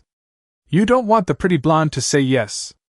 And if you want your Sakura-chan to go out with you, give her flowers. Women love flowers. Flowers and racy lingerie. Flowers, racy lingerie. Got it, Rock Lee said, as he made note of the advice. Thanks, mister, Rock Lee said before shifting onto one hand and giving Kisame an upside-down nice guy pose which made the larger ninja shudder. Come, Kisame, we're leaving, Itachi said as he exited the tea house. Finally, Kisame muttered as he got up to go, leaving the weird kid who had propositioned Itachi behind. As far as he was concerned, if he ever saw this village again, it would be too soon. Gee, thanks, Sakura said as she accepted the package that Lee had presented her with less than an hour after Kisame and Itachi had departed from Konoha. She wasn't sure if she wanted the boy to be spending money on her, since she had no plans of ever going out with him, and anything he spent on her would therefore be wasted. But the flowers he had given her along with the gift he'd handed her had been beautiful, and she hadn't been able to bring herself to refuse them. Because she had accepted the flowers, she couldn't just hand the present that had come with them back without seeming rude. Curious as to what the box contained, she opened it. Inside was a small camisole and a thong, both of which were mostly made of lace, and in a shade of pink that matched her hair. Upon finally realizing what she was looking at, she dropped the box as if it were on fire, and shouted, "What kind of girl do you take me for?" as she gave Lee a punch that would have given Naruto a concussion before storming off.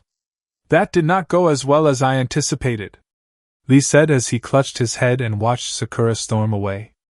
It seems that I will have to get my dating advice from somewhere other than Guy-sensei, Ika Paradise, and random strangers I meet on the street. So, you're really leaving? Naruto said sadly as he watched Gaara pack his suitcase.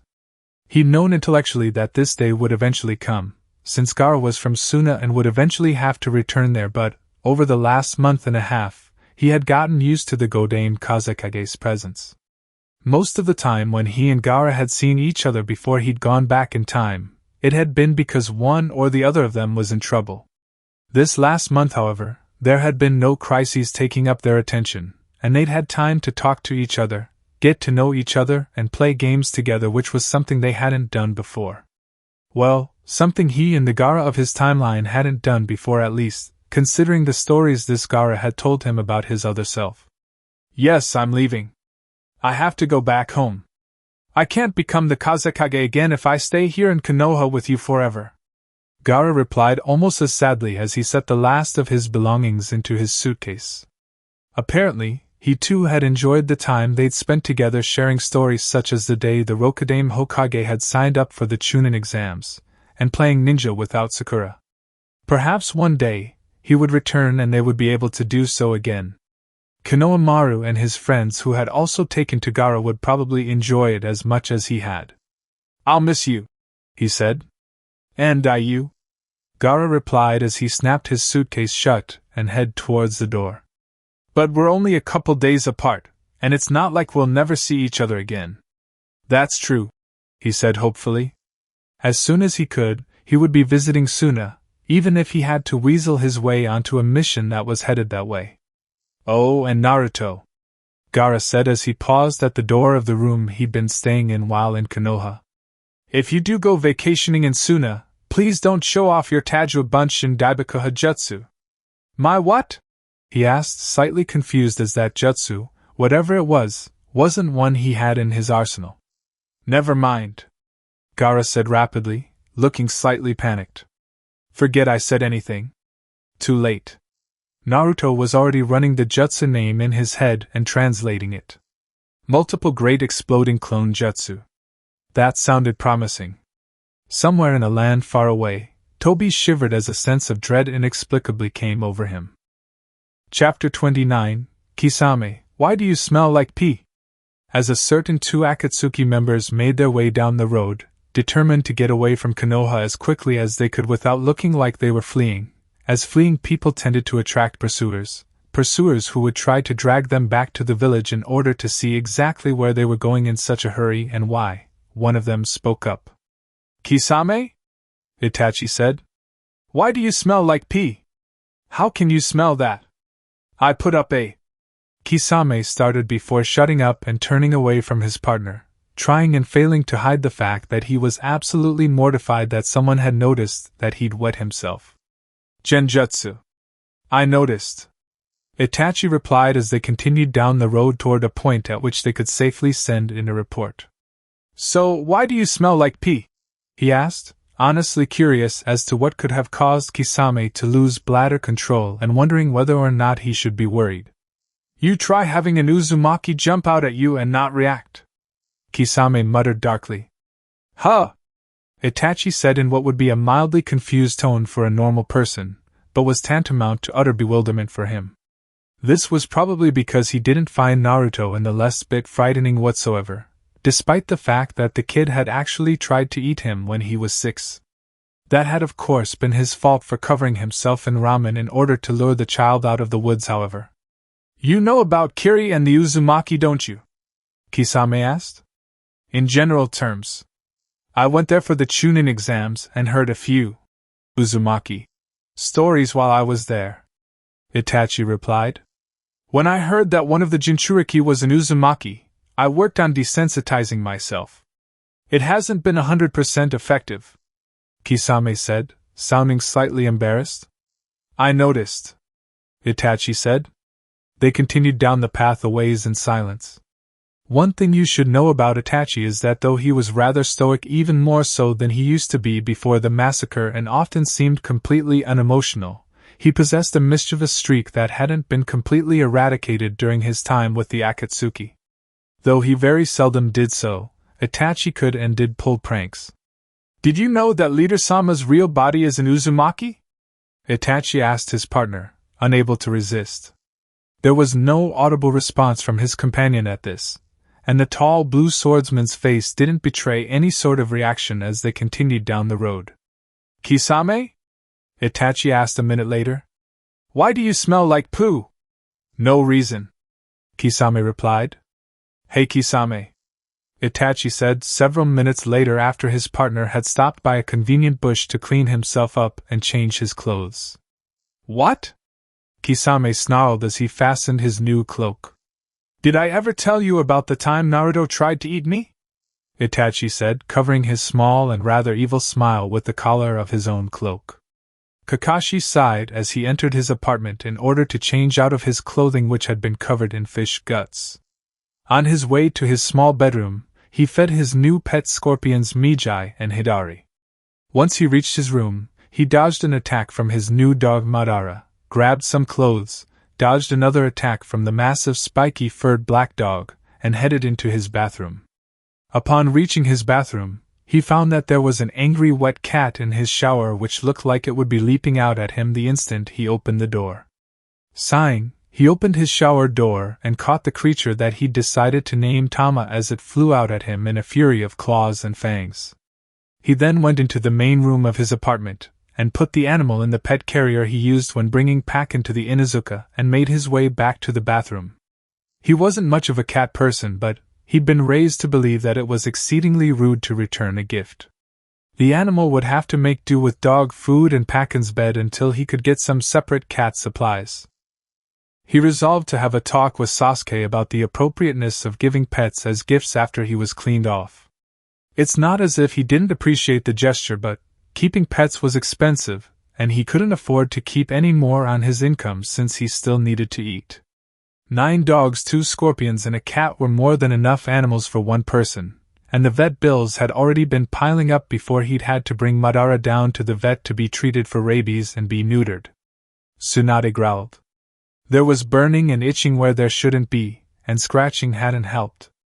She'd used several topical pastes and creams, and even healing chakra, and that hadn't helped either. "Shizen, help!"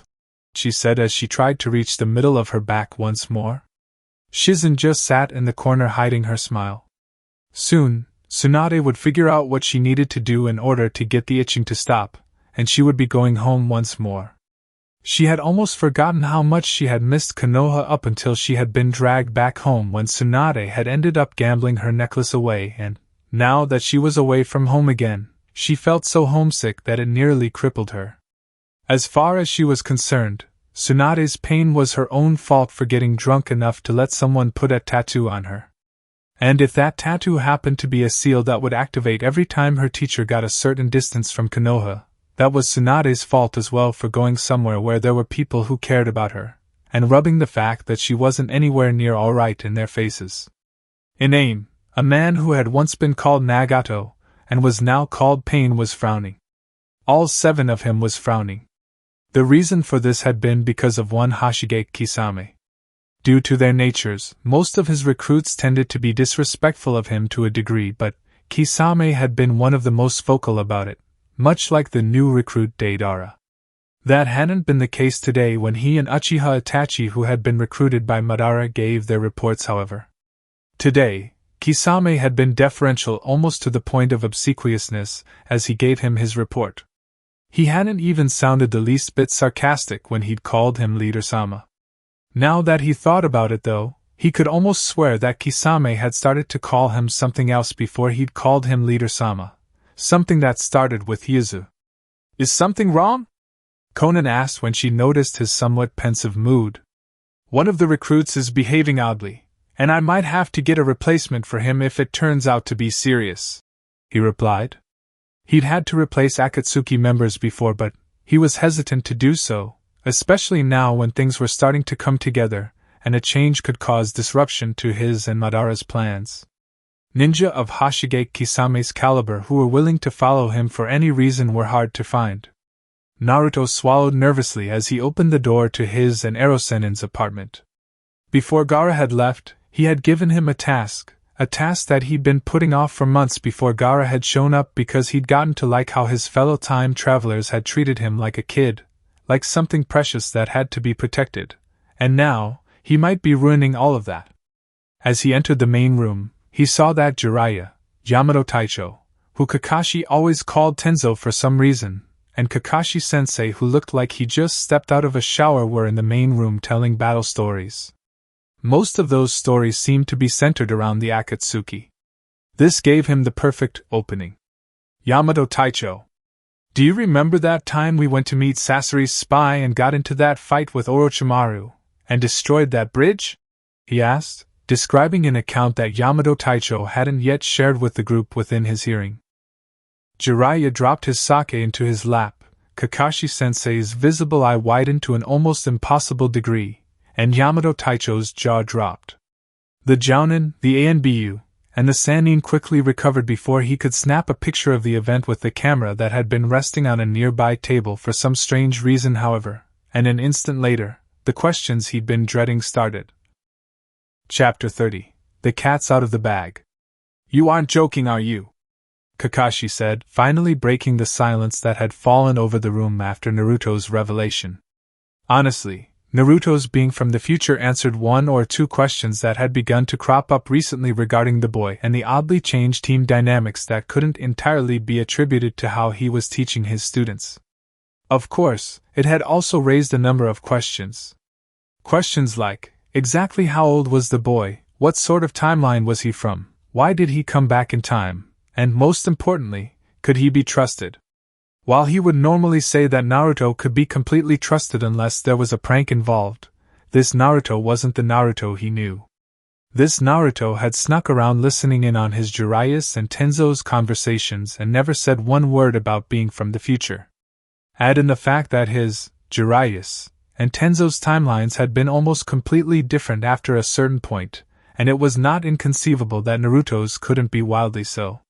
There was even a possibility that the boy's timeline had diverged at some point other than where his, Jiraiya's and Tenzo's had seemed to have diverged.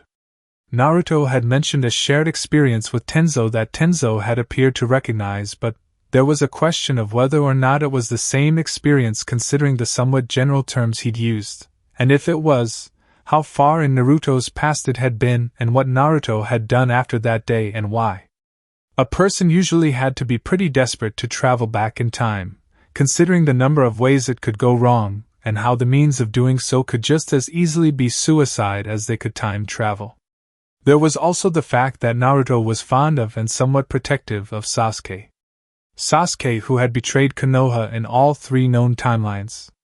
When he thought of him as a child, it had seemed innocent, but, considering the fact that Sasuke's turning traitor appeared to be a constant, it wasn't exactly a good sign now that he knew that Naruto was not the naive child he had believed him to be. No, I'm not joking, Naruto eventually replied, pulling him out of his musings. So, Jiraiya asked, when do you come from? About 4.5 years in the future, Naruto replied. The boy's reply sounded honest, and the kid still acted like a teenager most of the time, but there was no way of proving that he was really telling the truth. He knew it, Jiraiya knew it, and he was relatively sure that Tenzo knew it as well, as they could only assume that each of the others had been telling the truth about their timelines since none of them had any physical proof of the happenings in each. What was Orochimaru doing in your timeline when you left? Jiraiya asked, apparently hoping to gain more intel on his former and soon-to-be dead teammate. Itachi already took care of him, Naruto replied. What was Pain doing in your timeline? Tenzo asked. Nagato? He died, Naruto replied, honestly looking and sounding sad about the death of what was supposed to be the enemy, but then again, his Naruto had cried over Haku and Zabuza's deaths. Interestingly enough, Jiraiya's reaction to the name, Nagato, had been a rather unusual one. If he'd been drinking at that moment, the Sannin would have almost assuredly choked on said drink. What was Sasuke doing? He asked, figuring that Naruto's reply would tell him all he needed to know about him. A pained expression crossed the boy's face after he asked that question, as if the answer was something that he didn't want to remember. He was about to help Madara and the rest of the Akatsuki extract the Kyuubi. Naruto replied sourly. Who the hell's Madara? Tenzo, who most likely came from a timeline that could arguably be considered the closest to the one Naruto came from based on his responses, asked. It turns out that Tobi was Uchiha Madara, and he's the real leader of the Akatsuki. Naruto replied. I'm sensing that there's a long story behind this, Jiraiya said. Yeah, Sasuke told me about it after I got captured, Naruto said. You see, it all begins when Uchiha Madara's younger brother Izuna died. Sasuke punched his pillow and sighed angrily. His throat felt slightly hoarse because he'd woken up screaming, and he knew exactly why. That reason why was blonde, had a large pair of tits, and held and ate his dango in a way he'd only ever seen one person do.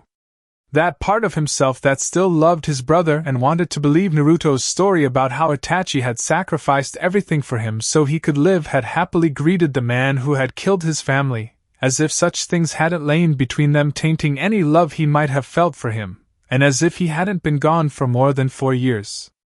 Only later, after the ANBU who had been chasing after him had been called away for more important things, had reason asserted itself and he fully realized what had happened and how he'd had that man right in front of him and let him go without alerting anyone.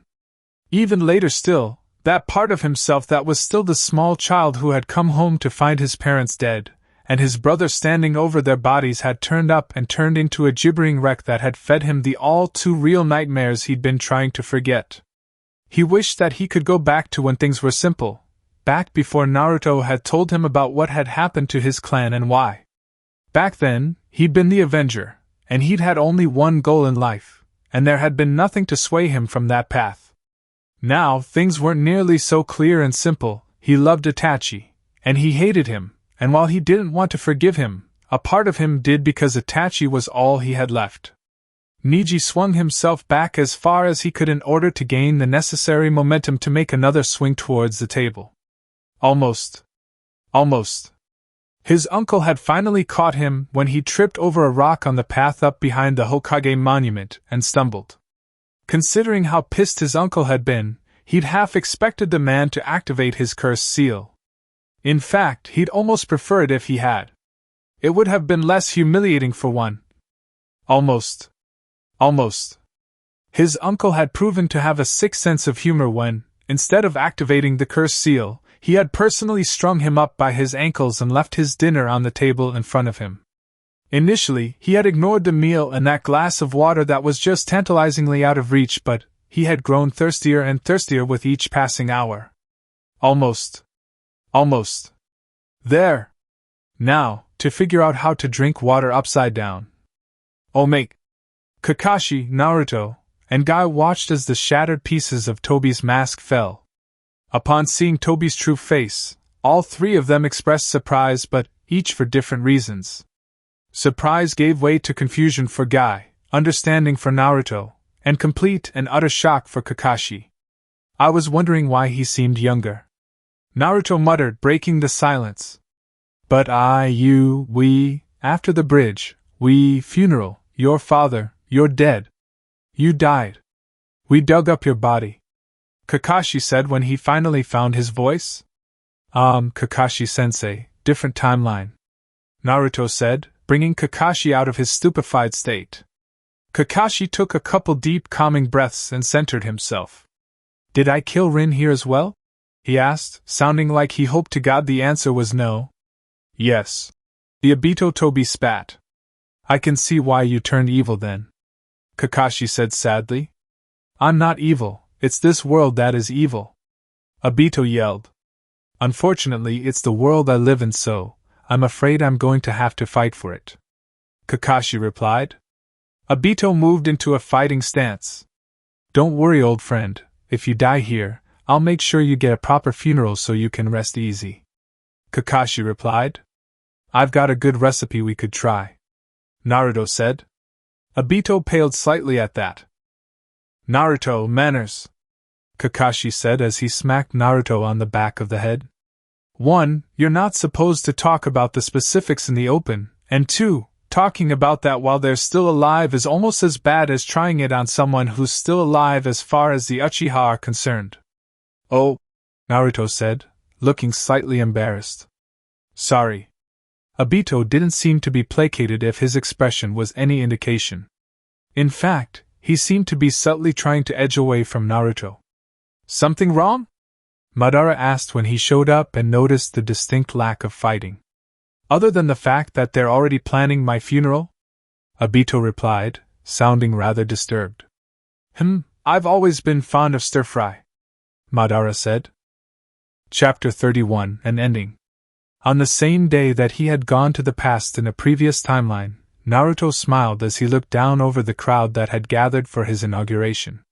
He'd sworn up and down that he'd become Hokage for almost as long as he could remember, and now he'd finally done it.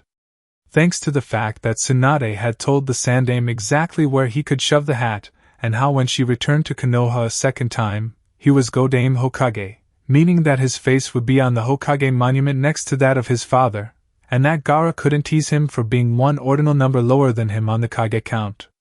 The old man wasn't here to see him today, because he died during that whole snafu with Madara and the Obito Tobi, who'd been one hell of a surprise, but he was sure that he would have been happy that the hat was being handed over to him. Either that, or he would have drunk himself into a stupor lamenting on the fate of his beloved village, as a number of the older villagers were currently doing. In fact, he'd spotted a couple of his former academy instructors taking some not-so-discreet nips from flasks while he was being sworn in. The last 4 years and change had been interesting to say the least. Konoha wasn't a crater for one.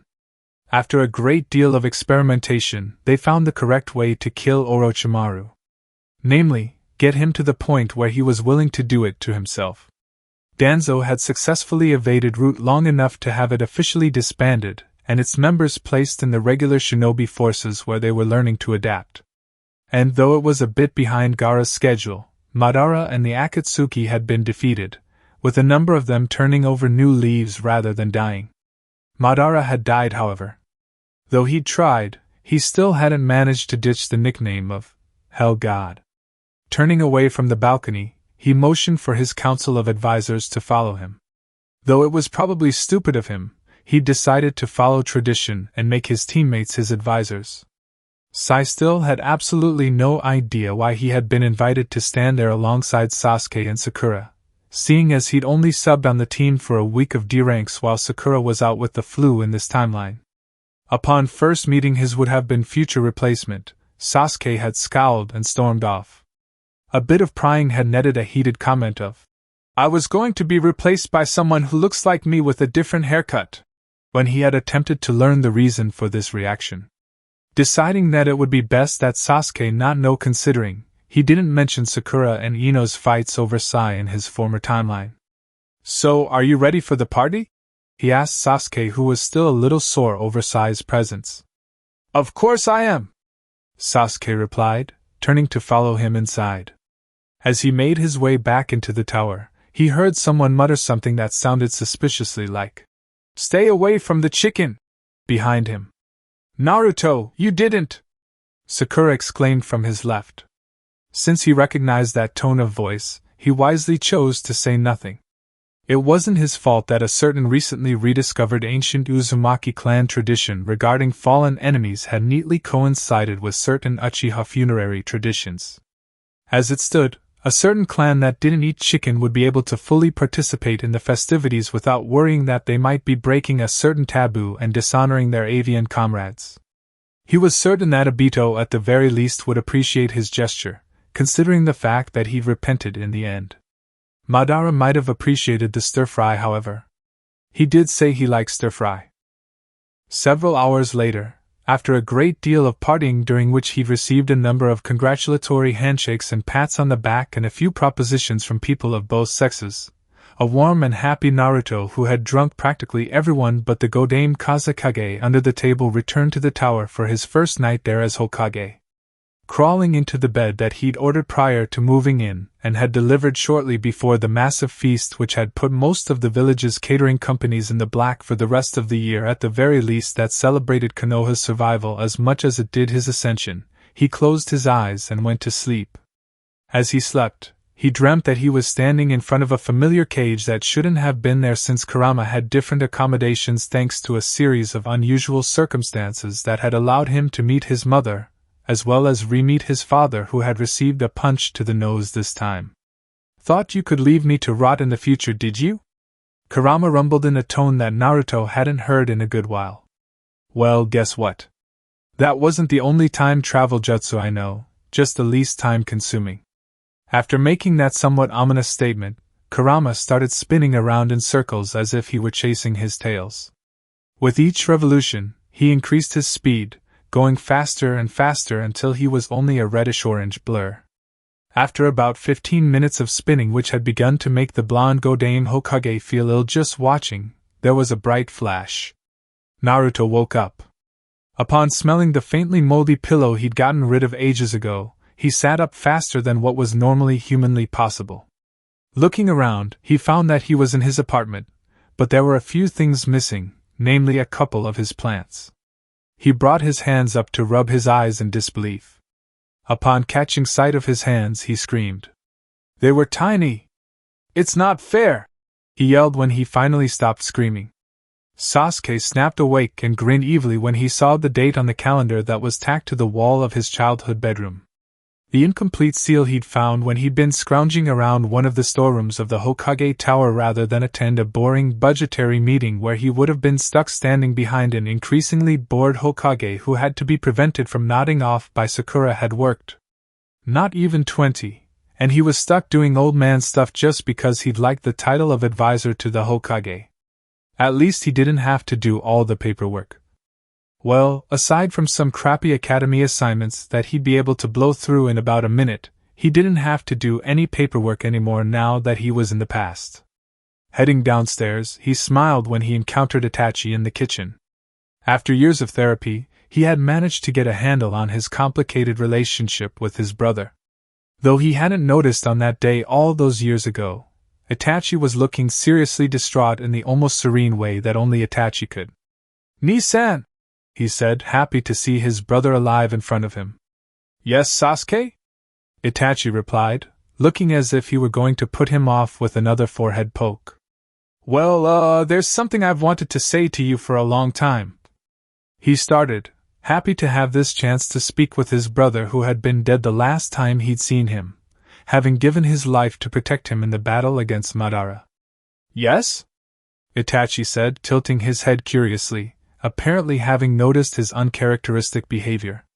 "Well, it took me a long while to get over their deaths, but once I did so I started remembering all the mean shit they said and did to me since I wasn't as good as you and didn't really fit in, and how Dad only started paying attention to me after he decided to write you off, and what I wanted to say was, they've already signed their death warrants, so, can I help you kill them?"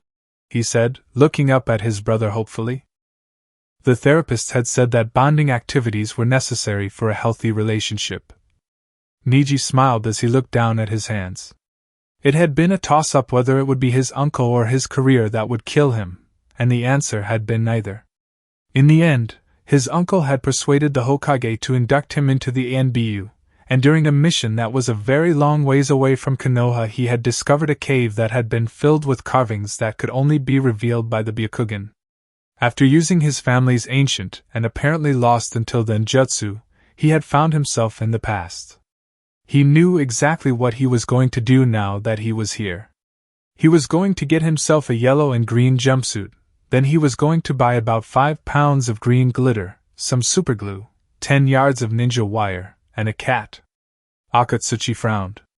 The last thing he remembered before waking up in his old apartment which he'd moved out of years ago because the pipes in the apartment upstairs had burst and flooded him out was going to the bar for some drinks to celebrate Kuratsuchi's ascension to Yondaime Tsuchikage. Upon further exploration of his surroundings, he found that his village pretty much looked the same as it always did for practically as long as he could remember, but he had a feeling that something was wrong. After wandering around for a while, he began to wonder if he was dead. Aside from a genjutsu that he hadn't managed to dispel no matter how many discreet attempts he'd made, it was the only explanation he could find for why he was passing a sizable number of people that he knew for a fact were dead. Nervously skirting past Han, who had a mercurial temper at times, he made his way to the gates, planning on going for a walk in the mountains in order to clear his head and attempt to figure out why being dead felt just like being alive. As he made his way through the village, he passed a familiar-looking blonde-haired, blue-eyed shrimp. If he didn't know any better, he'd swear that the kid was Deidara. "Hey, Akatsuchi-san!" the kid called out to him. The kid sounded like Deidara as well. "Hey! Say hello, damn it!" "On!" the kid yelled, racing after him. The kid really sounded like Deidara, which was completely impossible, since Deidara was a consultant for a demolition company the last time he saw him. The job had been ideal for the former missing Nin and Akatsuki member because he got to blow stuff up and got paid for it. He even got audiences for some of his better demolitions, so there was less blowing up of what people didn't want blown up, and less running and screaming on the part of the civilians who actually got to enjoy his art shows. "Look at me when I'm talking to you, the kid yelled before grabbing his arm with a hand that bit him.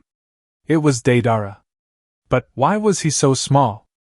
Okay, now that Naruto has revealed that he's from the future, is there anyone else on this team who's from a crappy future that they're trying to change? Kakashi asked, glaring down at his team, which consisted of a brat from the future, a traitorous forcibly recovering alcoholic, and a pink-haired girl who may or may not just be extra baggage. Sasuke and Sakura glanced at each other and looked away. Kakashi sighed in relief. Apparently, he'd just have to deal with only one student who was going through puberty for a second time. As he set his students to their day's training, what looked like half of Konoha's shinobi forces swarmed onto the training field. Naruto appeared to be the convergence point and main focus for the group. There was a loud babble of voices as each member of the mob tried to pull the teen in a different direction, and one common thread throughout the cacophony. "Hang on! Hang on!" Kakashi yelled over the crowd, using a jutsu to be heard above the noise. "I'm still Naruto-sensei here, and nobody's training Naruto to defeat the evil singing elephants of Peru or anyone else unless I say so." The attention of the entire mob turned to him, radiating killing intent as it did so. Swallowing slightly, Kakashi stood his ground. "Evil singing elephants of Peru?" Naruto asked, giving Kakashi an incredulous look as if he couldn't believe his sensei could come up with something so stupid. "They're evil, and anyone who listens to them sing either kills themselves or attempts to do so," Koharu said defensively. "And you've seen?" "Yes, Sakura, I've got my pills. In fact, I've got my backup pills and my backup pills as well. I have also got my Naruto's medication has been lost and or destroyed, need immediate replacement signal as well." Naruto sighed as they trudged forwards to hand over their release of liability forms and get their scroll. "Sorry. You know, with what happened in Wave, I just had to double-check," Sakura replied. "Actually, Sakura, you just quadruple-checked." Naruto sighed. "What happened in Wave?" Kankuro, who happened to be in line just behind Team 7, asked. "Naruto got all twitchy and ran off after a squirrel," Sasuke replied. "That doesn't sound half as bad as the time Baki forgot Gaara's meds and Gaara became Captain Underwear Man. That was scary, and not just because of what Gaara did," Kankuro replied. Chapter 32, Another Ending. "Does this still look broken to you?" Minato asked Tobirama, who was chatting up some chick that vaguely resembled his mother. Tobirama, who hadn't been too happy with the interruption, turned, looked at him, sighed, and said, "For the last time, no," before turning back to the girl. If it didn't have tits, Tobirama was generally an asshole towards it. His own brother included. That near-complete douchery towards anything with a penis had of course led to the whole Uchiha situation, seeing as Tobirama had rubbed some feathers the wrong way. Metaphorically speaking. Sighing, he checked his reflection. His nose still looked broken to him no matter how many times he tried to straighten it. He still wasn't sure how the hell it was possible, but since he'd been dealing with his son on the spiritual plane at the time his nose broke, it was probably going to stay that way because he thought it was broken. Odds were, it would remain broken either until he was reborn or for all eternity, depending on what he chose to do. Not having anything better to do than stare at his nose since Kushina was busy playing some game that only the Uzumaki understood with her cousins and Uchiha Obito, who was currently serving as the ball, he headed over to Hashirama, who was watching over his village as he had been since the day he died. Barring a certain Edo Tensei incident involving Madara and some twisted plan to make Hashirama watch as the world was destroyed or something like that. Sarutobi was sitting beside his old ko-sensei talking about something or other when he arrived. "Anything interesting happening?" he asked, hoping that there would be something to see. Naruto's timeline hit the point where he left the Kyuubi, and Kurama somehow ended up merging with the remnant that got left behind and sent Naruto back to the day of the Uchiha massacre. He isn't alone there, however, since his students traveled back to meet him via 2 different methods, and some poor sap in IWA accidentally invented a new time travel jutsu during a pub crawl. Hashirama said from where he was watching a version of Konoha while the image of another version of Konoha sat nestled in the right-hand corner of his viewing mirror, apparently unnoticed. "Wait? What?" he said, wondering what the hell he missed. The last time he'd seen Naruto in person, the boy had been 14, and his seal had been cracked through sabotage by an elderly surviving member of the Uzumaki clan thanks to a short-sighted action on the Sandame's part that had left the remnants of the Uzumaki clan convinced that Naruto was just an orphan who had been given the Uzumaki clan name. Hence Naruto's wearing the symbol of Uzushiogakyu rather than that of the Uzumaki prior to Kakashi's return to the past. The old man who had cracked the seal had been rather apologetic when he realized that Naruto hadn't been trying to skate on the Uzumaki reputation and actually was half Uzumaki. Sarutobi had eventually apologized for keeping Naruto's heritage hidden after Konohamaru had kidney punched him following the seal cracking incident which had led to him seeing his son for the first time since his birth. When he had seen Naruto while he was repairing the damage the elderly Uzumaki had done to his seal and getting punched in the nose for his troubles, the boy had seemed older than he should have been. It was only after he'd arrived in the actual afterlife upon dissipating that he learned why that was. Hashirama had seen the whole incident from start to finish, like he had everything else. The Shodai Hokage had spent a great deal of his time in the afterlife watching Konoha, and knew just about everything that went on there. Compared to the usual shenanigans, the spying, the cheating, the romance, and the failed missions, Naruto's traveling back in time had been prime entertainment for the Shodai Hokage who had been growing a bit bored as of late, and the man had known everything that had happened to the boy and his fellow time travelers who had all apparently come from different timelines since it was his favorite show. After Naruto, Kakashi, Jiraiya, and the ANBU codenamed Tenzo had stopped skirting around each other and occasionally screwing with each other's plans by accident, they had joined forces and become quite the team as they turned their focus to the Akatsuki. Since just about everyone but Kakashi knew the Akatsuki and how to deal with them, the four of them had easily tripped them up and made relatively short work of the organization, several of whom had fallen victim to Naruto's therapy jutsu, including one Nagato who had practically adopted the boy afterward. The one lingering problem had been Obito who had somehow survived having several tons of rock fall on him, and had actually been the one who had caused that whole Kyuubi snafu on the night of Naruto's birth. Being rather upset with the boy-turned-man who had once been his student, he had cheered every time the little SOB had been forced to scramble for another contingency plan to deal with the damage done to the one before by his son and his son's teachers. Those four had led to his former student literally tearing his hair out on multiple occasions. Eventually, after running through several substitutes and finding someone aside from Orochimaru and his lackey Kabuto who had been familiar with the Edo Tensei, Obito had had his victory, and the Fourth Shinobi World War was started a year late with Madara leading the charge. Naruto had worked his magic once more, and the day had been saved by the combined forces of the continent's shinobi who had been needed to take out Madara. Just the day before, he had watched as his son had been sworn in as Hokage, and it had seemed as if everything was shaping up to be one of those fairy tale happily ever afters. Seeing as all of the villages were at peace, the Akatsuki was disbanded with many of its members pursuing other careers. Obito was the Uzumaki's soccer ball, and Madara was off in some isolated corner muttering darkly and bemoaning the fact that he was the stir-fry while his brother Izuna tried to comfort him. Now, however, Hashirama was telling him that Naruto was back in time again, and at the day of this Uchiha massacre that he kept hearing about no less. Before the Shodai Hokage could explain what the hell had just happened in more detail, Fugaku showed up, more than likely after news of his son. The really and truly last of the Uchiha now that Obito and Madara were gone was of interest to just about all of the Uchiha, and Fugaku had taken to getting frequent updates on the boy who had been named as one of Naruto's advisors yesterday. "Hi, Fugaku," he said to the man who had been a comrade to him on the battlefield, and whom he had been stunned to learn had been planning an apparently failed coup. "Hello, Hawk." The Uchiha started before trailing off as his eyes took on a glazed appearance. "That little bastard!" Fugaku exclaimed, looking both furious and grudgingly impressed at the same time. "What did I miss this time?" he asked. "Sasuke just helped Itachi kill the Uchiha," Hashirama said from where he was watching events in Konoha unfold. "Does something about Naruto seem different to you?"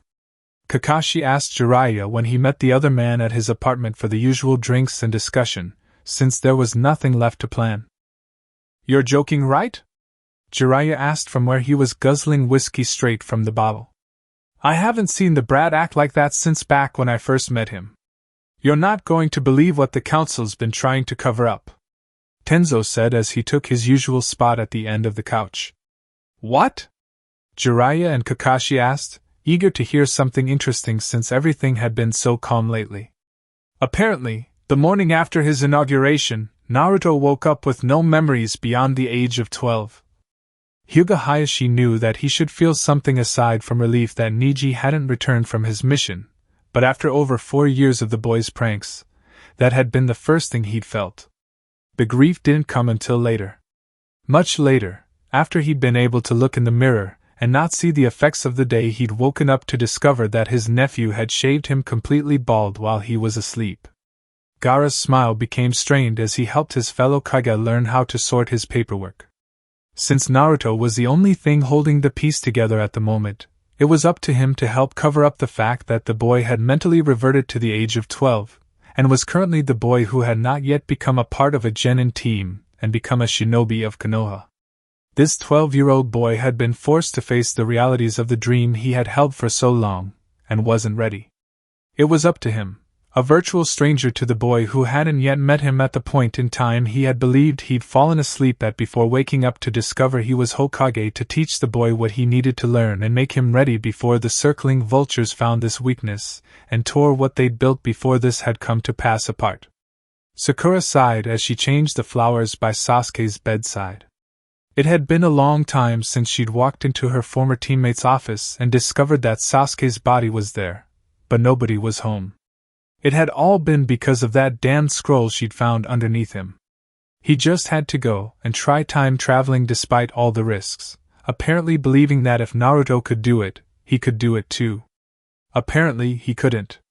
Or if he could, she would never learn where he was and what he was doing. Sometimes she hoped he'd succeeded, and that he was happy wherever he was. Other times, however, she'd hoped that he'd failed, because then there would be hope that she would discover what it was that had gone wrong, and get him back someday. The hidden continent's foremost demolition expert reached down and picked up the strange object that had gone flying from his latest work of art, which was going to clear the way for a rather grand shopping center. "What's this, son?" he said as he examined the rock with the unusual glyphs on it, noticing that it didn't taste the same to his hand as the local rock he'd had an unfortunate taste of earlier when he hadn't gotten clear fast enough. That had been the 3rd time he'd kissed the ground in the last month. He wasn't getting any younger, and his job was for the young. And that concludes this story. Thank you for spending your time here at Ichiraku Ramen and listening all the way to the end. Your support helps keep these stories alive and allows the shinobi world to continue through new adventures and alternate timelines. If you enjoyed Time Mix-Up, don't forget to like the video, subscribe to the channel, and turn on notifications so you don't miss future stories. Once again, full credit goes to Lucillia, the original writer of this story. If you would like to read the original version, you can find the link to the story in the description below. Let me know in the comments which ending you liked more. Until the next time, stay safe, and I'll see you again at Ichiraku Ramen.